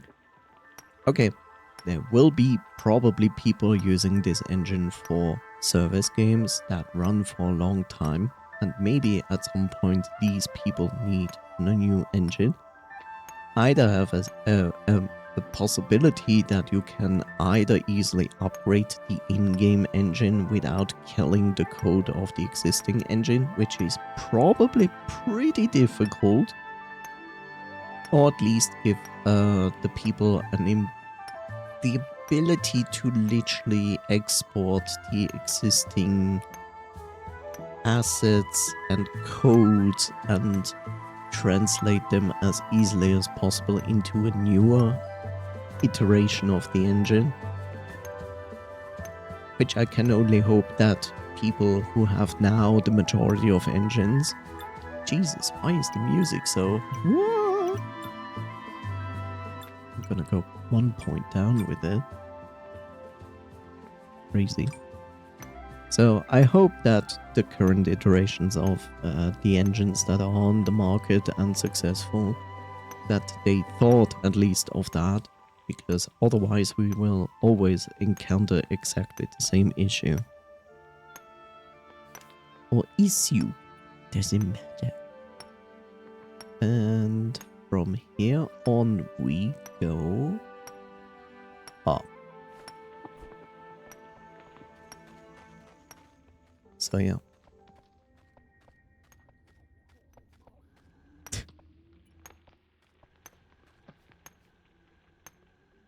It still has bugs that existed since day one. Yeah. Not surprised. Stone pans. Oh, stone pans. I see. I already have stone pans, I'm sorry.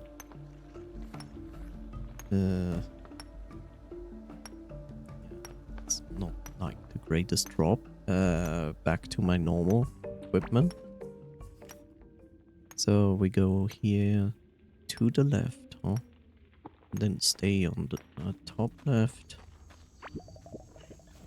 So here, then... No, actually we need to go up here. Please go away. I didn't bring a repair table, but... Oh well. Where am I? Here.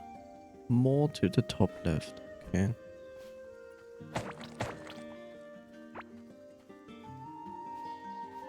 Yes. Here we want to be. And now we go northwise.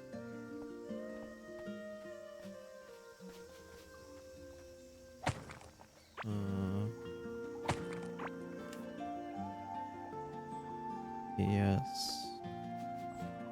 Yes. Whoa. Don't scare me like that.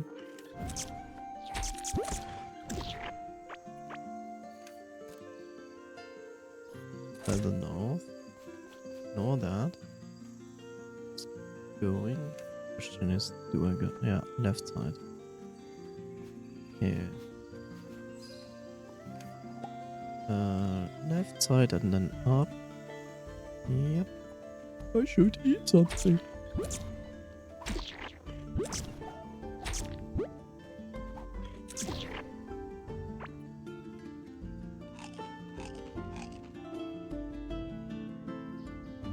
Look, I'm pretty sure Smite also has like bugs from since day one. I wouldn't be even surprised.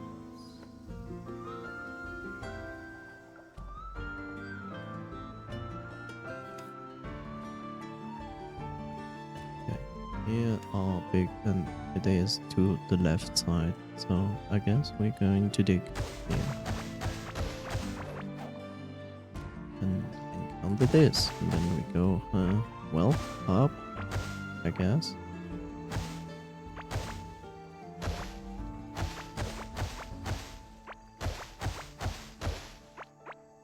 I will assume this is gonna be this arena.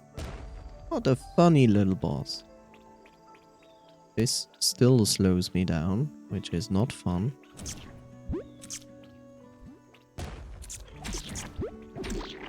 Ow.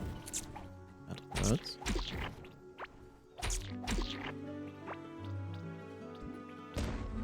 Well. Let's heal.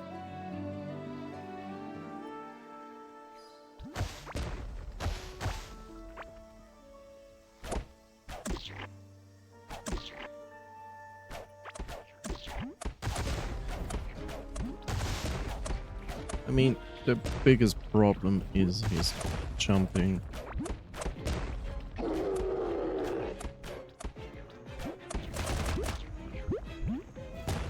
And the slowdown.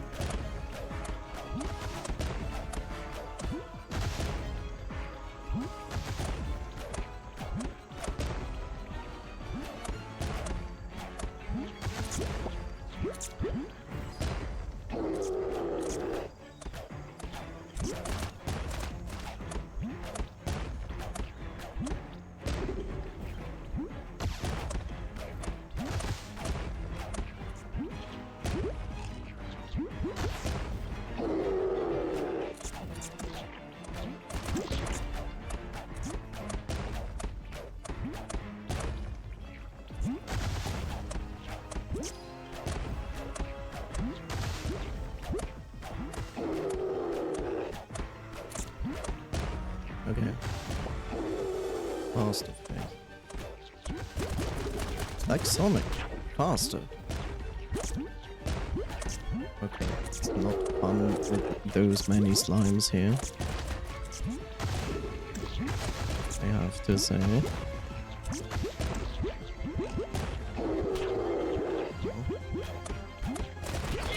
Yeah, I expected that it kills me. Yeah, it was to be expected. So many slimes there. It's not even fun.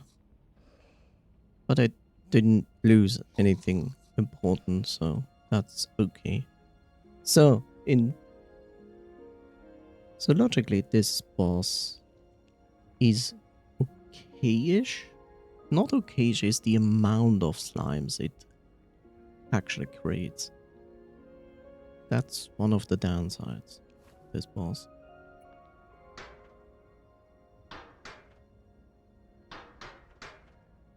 So in other words, actually the summoning tome I have for creating these around me rotating things would be beneficial in this specific case. Probably it would be even beneficial to throw bombs in this boss fight.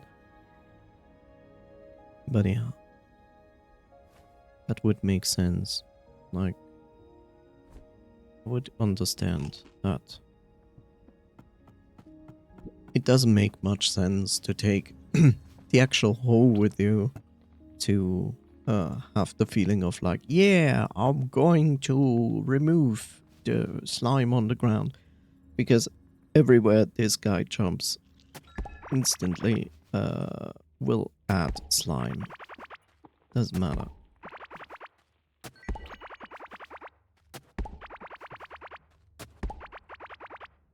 That's not where I clicked, but okay. You would like a gardening skill, would you? Yes, please.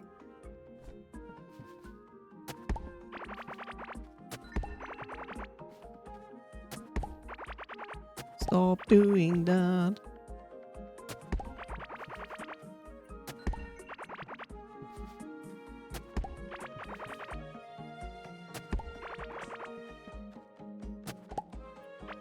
Plop.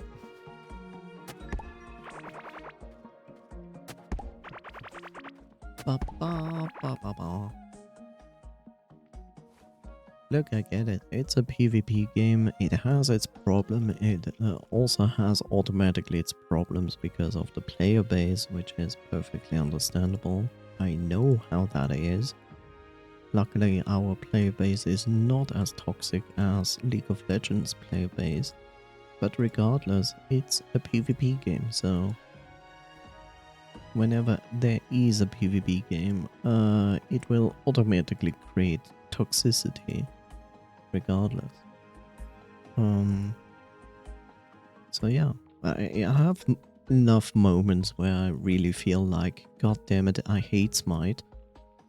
And the same applies to League of Legends, of course. And believe me, I had moments where I was literally like, I'm going to quit Smite. And sometimes I actually did and took a break from it for a month. But even now, I feel like I'm very near to this point of like just not playing it anymore. Not because it is as terrible as League of Legends when it comes to toxic players, but still enough where I'm just like, why am I doing this to myself? Let's see, this is normal. There's the pine grapple. There's the carrot seed. Pepper, the normal things. These two. These count to normal things as well. This. Okay.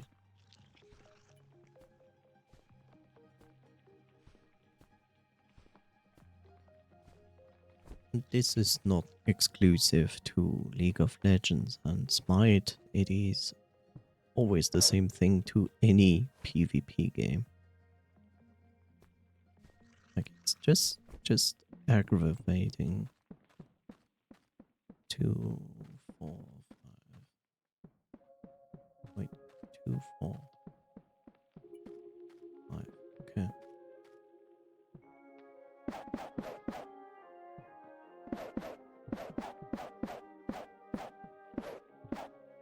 think one of the things I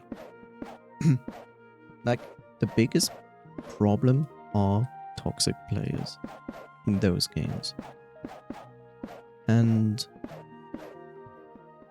on one side, these games live from players, so therefore they don't try to be as harsh as possible. When it comes to do something against the toxicity.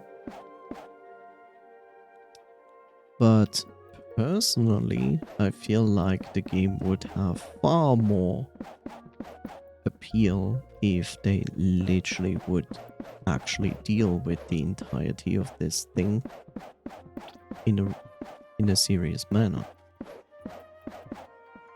And I know League of Legends is not doing this, nor is Smite doing this, but I personally think, I cannot know, but I think it would be a good idea to have something like this.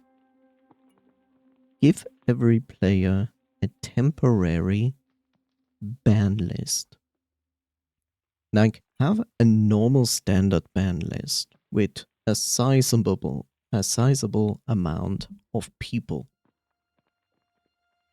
And by sizable, I mean like probably 1,000 or more. But also give every player a monthly temporary ban list. There's a differentiation between that. So what Smite is doing when I click on block player, it means this player cannot DM me. This player will not show up in chat if I happen to have the said player on my team again. They cannot look at my profile. That is what it means to block a player in Smite. That's basically not what I expect block to do. That's why I say, like, why are we not making a temporary ban list for every player? And I know what downside for this is, but I will say it anyway. The temporary ban list would literally be a limited amount of people that I can put in there that will be cleared at the end of the month. And I cannot tell you what amount of people I want in there, because I still see people like, if they are just trolls, like, there's a differentiation to me. It's like, people can be trolls, okay, but I can deal with that. That's okay. If they're just shit talking all the time and I block them and I don't need to read what they are saying, that's okay. But there's a difference when having an actual toxic person in your team.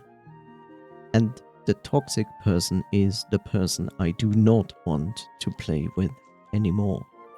And therefore I feel like a temporary ban list would be good. What is the temporary ban list doing?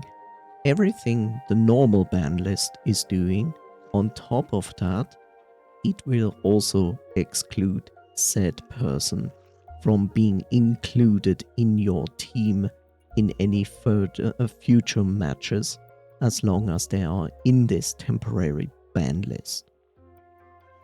Because I don't wish that the enemy team has to deal with the same toxic person I experienced, but I'd rather have the toxic person in the other team than in my own. And what this would create would create the following.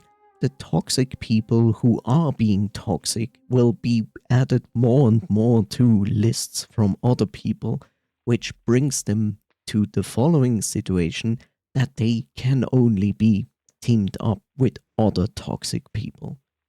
Now they have to play their game that they seemingly enjoy with other toxic people. What the idea is hopefully they learn from this experience and see like, holy shit, these other guys are such toxic people, and maybe realize, wait, I'm also doing this kind of shit. And maybe they also, hopefully they do not experience joy playing with these kinds of people. And hopefully this brings the learning process into play of saying like, okay, I just want better matches that I can enjoy. Maybe I can step back and not being an asshole like this and have actually decent matches. Because at the end of the month, the temporary ban list is going to go poof, and everybody plays with everybody again. But if they experience the next month again being just back together with toxic people, hopefully they will change for better. And if they don't, they will leave the game, which of course is not the intention nor what the developer wants, because this is a potential customer. I get that. There's also the potential that the toxic people just enjoy being with other toxic people also there. But I feel like the learn effect is better than having toxic people that either get no consequence out of their actions despite being reported, or B, just getting like, oh, you're banned for a few days. And then they either say like to themselves, yeah, okay, I don't care, or they have alt accounts and go on those and then play there instead, and being still toxic. You know, Smite has also the strike system. Like, you get like 3 strikes and you are actually entirely banned, like permanently from the game.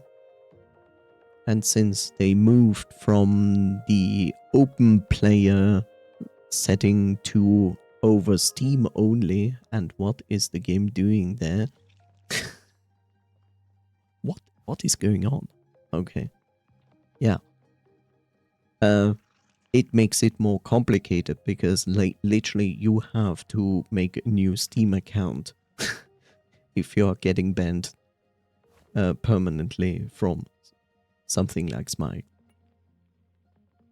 But yeah, in the end, I think like my solution has far better chances of making toxic people less toxic, or at least removing them entirely out of the game. And I feel like even if they move away from the game because they don't want to deal with it, I feel like the developer has more out of the entire thing because, well, you have now only players that actually want and enjoy the game because they have now players they actually enjoy playing with. So what is not the benefit out of that for the developer? Like, these people are more likely going to spend money on your game because they are actually enjoying it. The toxic people will not be the ones that will pay money to them. They just are there to be annoying shitheads, and that's it. So I feel like my solution is worthwhile to try at least and see if it really helps. Because what else are you going to do? Like, going to ban your toxic players for a few days or a week? A month? Why would they care? They could just go to another game and being toxic there instead. Or they just don't give a shit and come back when the ban is done. The only bad thing is when they get the 3rd strike like this and they are permanently banned. But then again, you can circumvent that as well. Just make a new Steam account. The entry level is also 0. Since it doesn't cost money, it's a free-to-play game.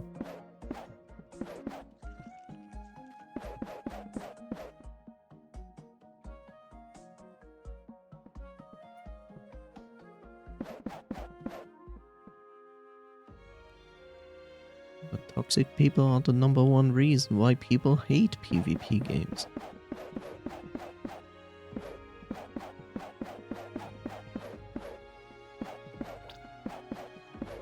And then you have PvP games, and PvP games which have like ranked.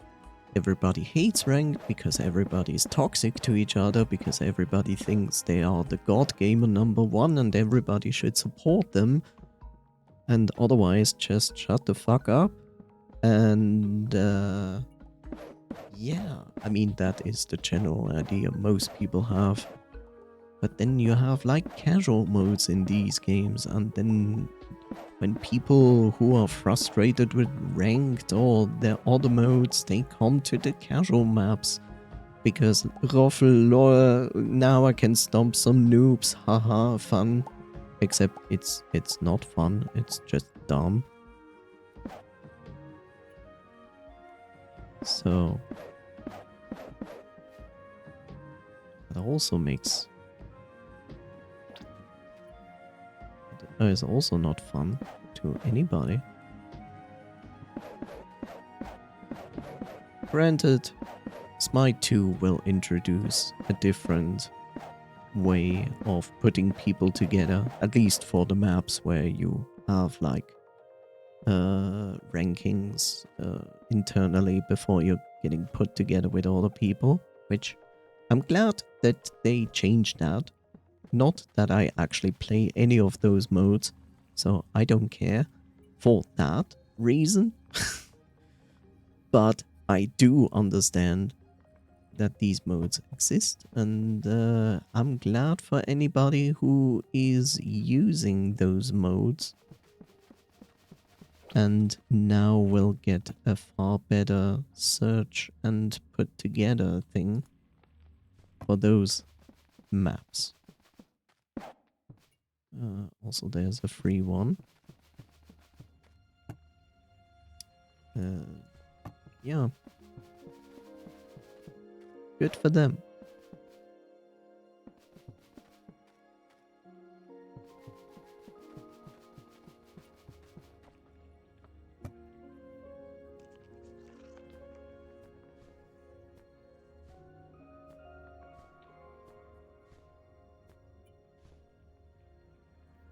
At least something. Also should put this back, so I don't need it. Right. Yeah. I think the topic of PvP games and especially MOBA games is like endless. For many reasons. So, yeah. I will be honest, it's the same reason why I don't play, except for Smite, any PvP games.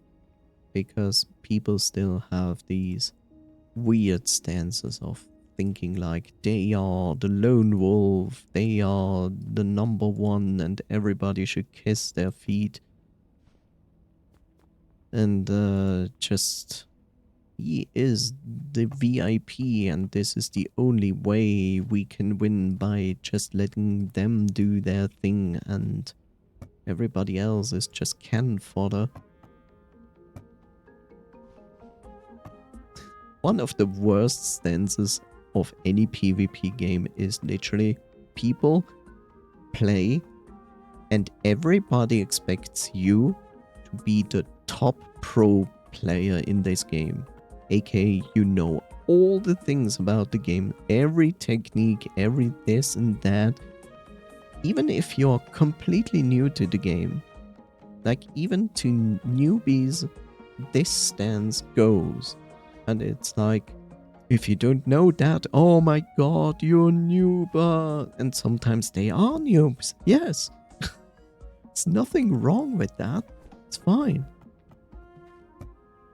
But this expectation of like, you need to do this amount of damage, you should never do this. And it's like, no.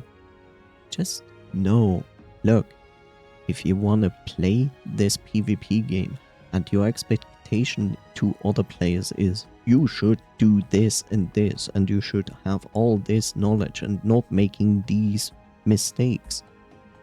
then find friends or a team and play with them when you know that you're all on a similar skill level, and then you can do that. Otherwise, you have no reason to bitch. You know? I play Smite, and when I see certain players, it's quite clear that they are not very knowledgeable about the game. Like, they are probably new, or they just don't have much experience with the game. And this is fine. I don't mind that at all. They will play bad? Okay, fine. I don't mind.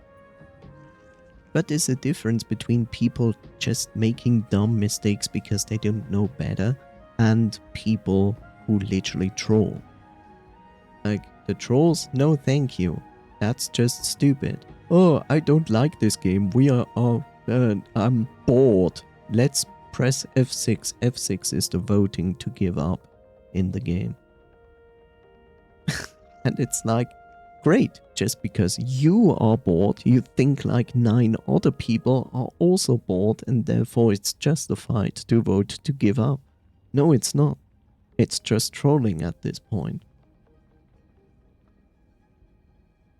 There are reasons to give up when it's pretty clear. You can tell very fast when it's clear. When I see like just getting steamrolled by the enemy team, I can tell nobody's having fun on our side. So yes, there's nothing wrong to give up. Worst part is when it's clear and you should give up because it's not gonna get better. And then there is this one person that thinks like, no, we can still turn this around, and presses F7, which means no to the vote. F6 means yes, F7 means no. Like, why? Why are you pressing F7? That now makes you a troll. Because you literally wasting the time of at least 4 other people, if not the time of 9 other people. Like, the other 5, they don't care. They have fun. Maybe they are bored as well because it is too easy. But even then, the other team, which is steamrolling you, they don't care because they know they gonna win and it's gonna be over soon anyway, since they literally just push you back. But yeah, it's like, I really don't like when people cannot read the situation. Like, I can literally load into a mode and see the team composition on both sides and can already make an estimation of like, us winning, very unlikely.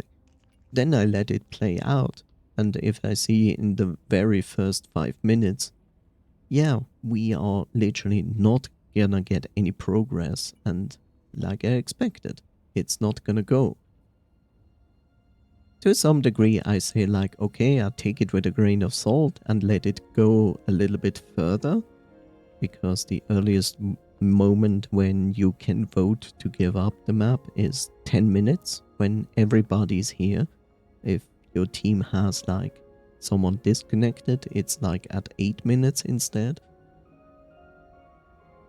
So yeah, but when like, if you have an ARAM round and I don't know how it is in League of Legends, but in ARAM on Smite, which is not called ARAM but Assault, you have like 2 towers, 1 Phoenix, and then the Titan, and the Titan is the one that needs to fall to win. But when I play this game and I see at 5 minutes the first tower is gone, and then below up to 10 minutes the second tower is gone, it's pretty clear that you will most likely not win. Like, the chances are very slim, especially since you constantly die and you don't have the time to actually gather gold and actually equip. You cannot even catch up to the enemy team. I have played these kinds of rounds when I literally entered an assault, aka ARAM, with a god. And all I had was one item. And we won within 10 minutes. Like, stupid. Welcome back. So yeah. That's that. Yes, I'm not going to attempt this boss now a second time, despite that I died. Woo, I died. Eee. Funny.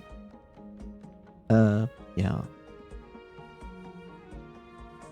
So, we have scanned for the first Titan, which is here. We did kill the Hive Mother, which is a mini-boss who was down here. No. Well, we mined some out. I gave it a try to this wonderful blob here. I died to it, but the blob was like at 10%. Smile. Bee Sky Titan. No. I be Cat Titan.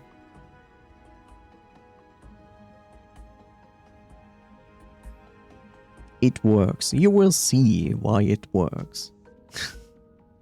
You will see why it works. It's not weird.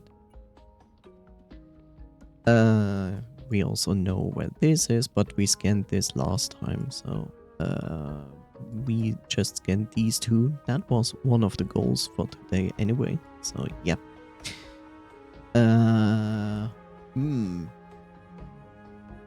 Good question. I would say this remains an optional goal. That's fine, but it's doable. It's doable. I guess at least getting away to the Sky Titan, I feel like is one of the goals I should do next time. It's not that far away. I could even consider to dig all the north way up here, because I already have a railway system there. But the Titan itself, I think the Titan itself should have a teleporter nearby, you know, like one of these waypoints. I think that is the case. But I guess like this is probably one of the things that I can do. I can also consider to just extend this, which is already here, and then just go over there. It's around the same distance, so doesn't matter too much. So at least getting way to the Sky Titan is certainly a goal for next time. There's also this wonderful dungeon here, which is dangerous, but it's also containing some nice goodies, which is also currently on almost the state of our equipment, if not even a little bit above. And thirdly, maybe this, which is also a dungeon. We have to collect scarabs for the scanner. That is gonna be one thing. Also seashells. Yeah, seashells is also gonna be a thing that we need to gather, which has higher priority than the scarabs and the dungeon here. So I would say like at least a way to the Sky Titan, potentially fighting the Sky Titan, potentially secondary, third or whatever side objective, maybe fighting the poisonous mass again. Trying to get 20 or 30 seashells is also something we should consider doing, so we can make the scanner for the boss in this section. And the rest is fine, because also I have automated all of these. I also corralled everyone in Except for them?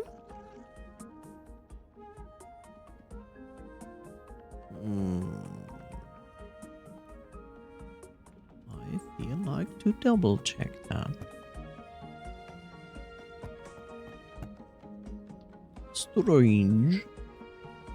Also, I can put back my equipment here. This is fine.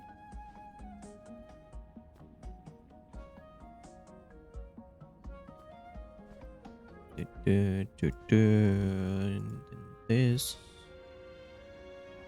And put that back. And then put that back here. I should have everything there. But I need this door. And I need this. And the other thing. This one. Right. Curious, didn't I? For all those guys here? Was it necessary? I don't know. I feel it's necessary.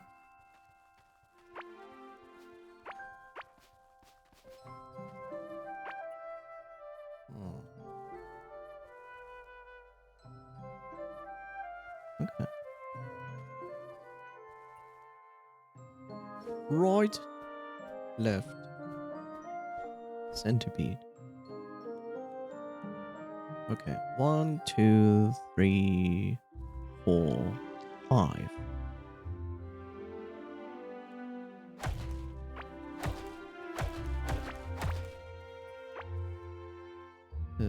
One, 2, 3, 4, 5. Okay.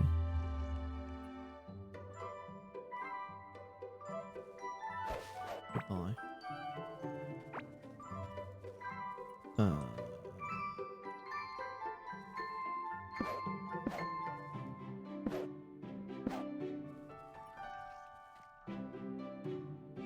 Huh? 1, 2, 3, 4, 5. But I will allow them to go up here. 1, 2, 3, 4, 5. Sorry, tree.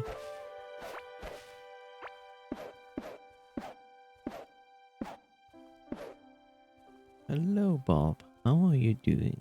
1, 2, 3. I will give them 3 space. Here. But I'm going to close this off.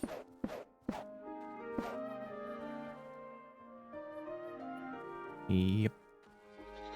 1, 2, 3, 4, 5.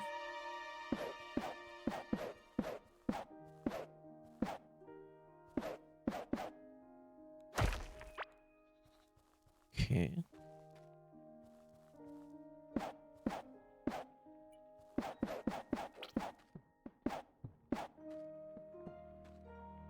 I'm gonna make a door here. There we go. And this tree has to go because it is blocking the view that is important. But I'm going to replant the tree here instead, which is okay. I'm gonna plant a tree there and get rid of those because they are annoying. There we go. It's walkies time. Walkies. Come on, walkies. Inside walkies. Come on. There we go. Good boy. More walkies. Come on. Come on. Come on. you can be up here instead. There we go. More walkies. I think there was... Yeah. Yeah. Come on. Up. Move your thick legs. Come on. There we go. You're next. Come on. Move a bit. Good boy. Up here. Come on. Come on. You go over here. Nice. You're next. In here. You. Wonderful cute creature. Where is this? Oh, there you are. Come on. Walkies. Walkies time. Walkie talkie. Talkie walkie. Did you know? Yeah. Everybody's inside. Good. Except I didn't bring fruit. Food. Good. Very good. I see I failed. Sadness. Absolute sadness. I will be back with food, I guess. Maybe. Yeah, did you know? So, we know the word walkie-talkie. Guess what the French did? So, in French, walkie-talkie is talkie-walkie. Yes, I'm not kidding.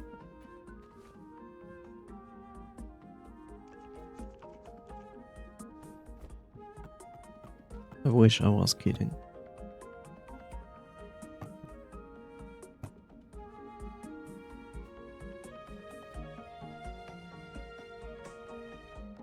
Talkie-walkie.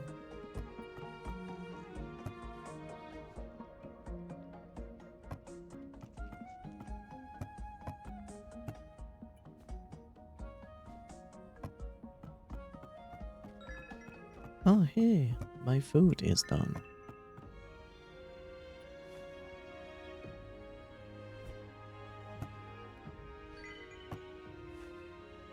Nice. Talkie-walkie.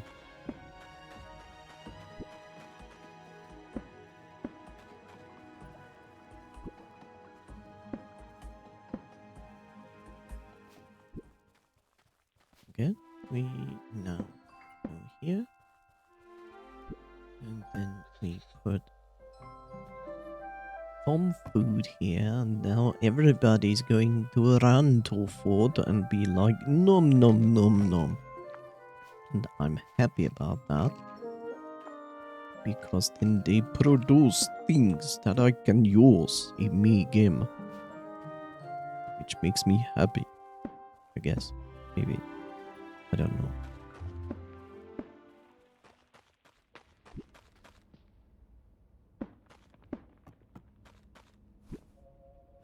Right.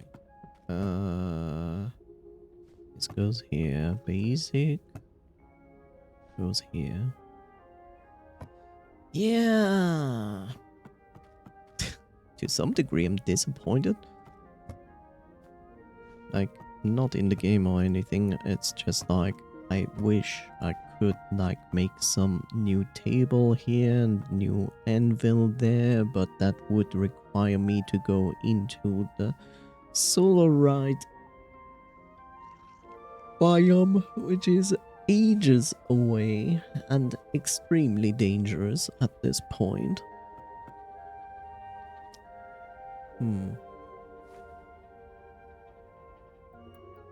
It is what it is. You know what? Since this, I'm just going to get some more of those. Make myself some more of the other thing, like these. I don't know, a few. You know, a few. That's okay. Hi, Bob. You know, that's okay. Then I go here, put this there, and then I'm happy and go back. And hey, Coffee, you're actually leveled today. Good job. Didn't expect you to actually level. Cool. I like how from level 7 to 8 it took 12,000 something, and then the next level will take twice amount DXP, which is insanity. So much XP. And,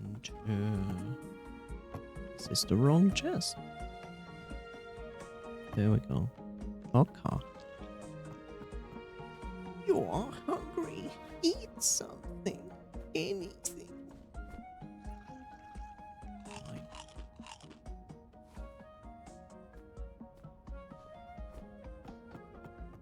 Okay.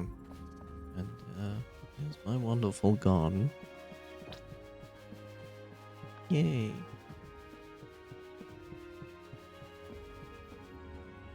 Good, good. So, yeah. So, I guess next goes away to the first Titan. Maybe attempting to fight Titan. We don't know yet. Sub goal, killing this boy. Gather some more seashells so we can build the scanner for the Sunken Sea Titan. And potentially explore this dungeon here, which is ages away from my base, which is annoying as hell. Because I wish I had a teleporter there, which brings me to the point that I can make a teleporter with this bench, I think. Or was it this bench? It was this bench. But yeah, that eats 100 copper iron octies and 200 coal wood and mechanical parts and engine gemstones. Especially the mechanical parts are 20 is a lot. Like, I only have 51. And we need 8 additional shells, I think. It's 20 if I remember correctly. That's the wrong station. Yeah. So we need 8 additional seashells, which shouldn't be that much of a problem. Hopefully. But yeah. We're gonna do that next time. Good thing I played 2 games today, right? Not getting any way absorbed in this game or anything. No, of course not.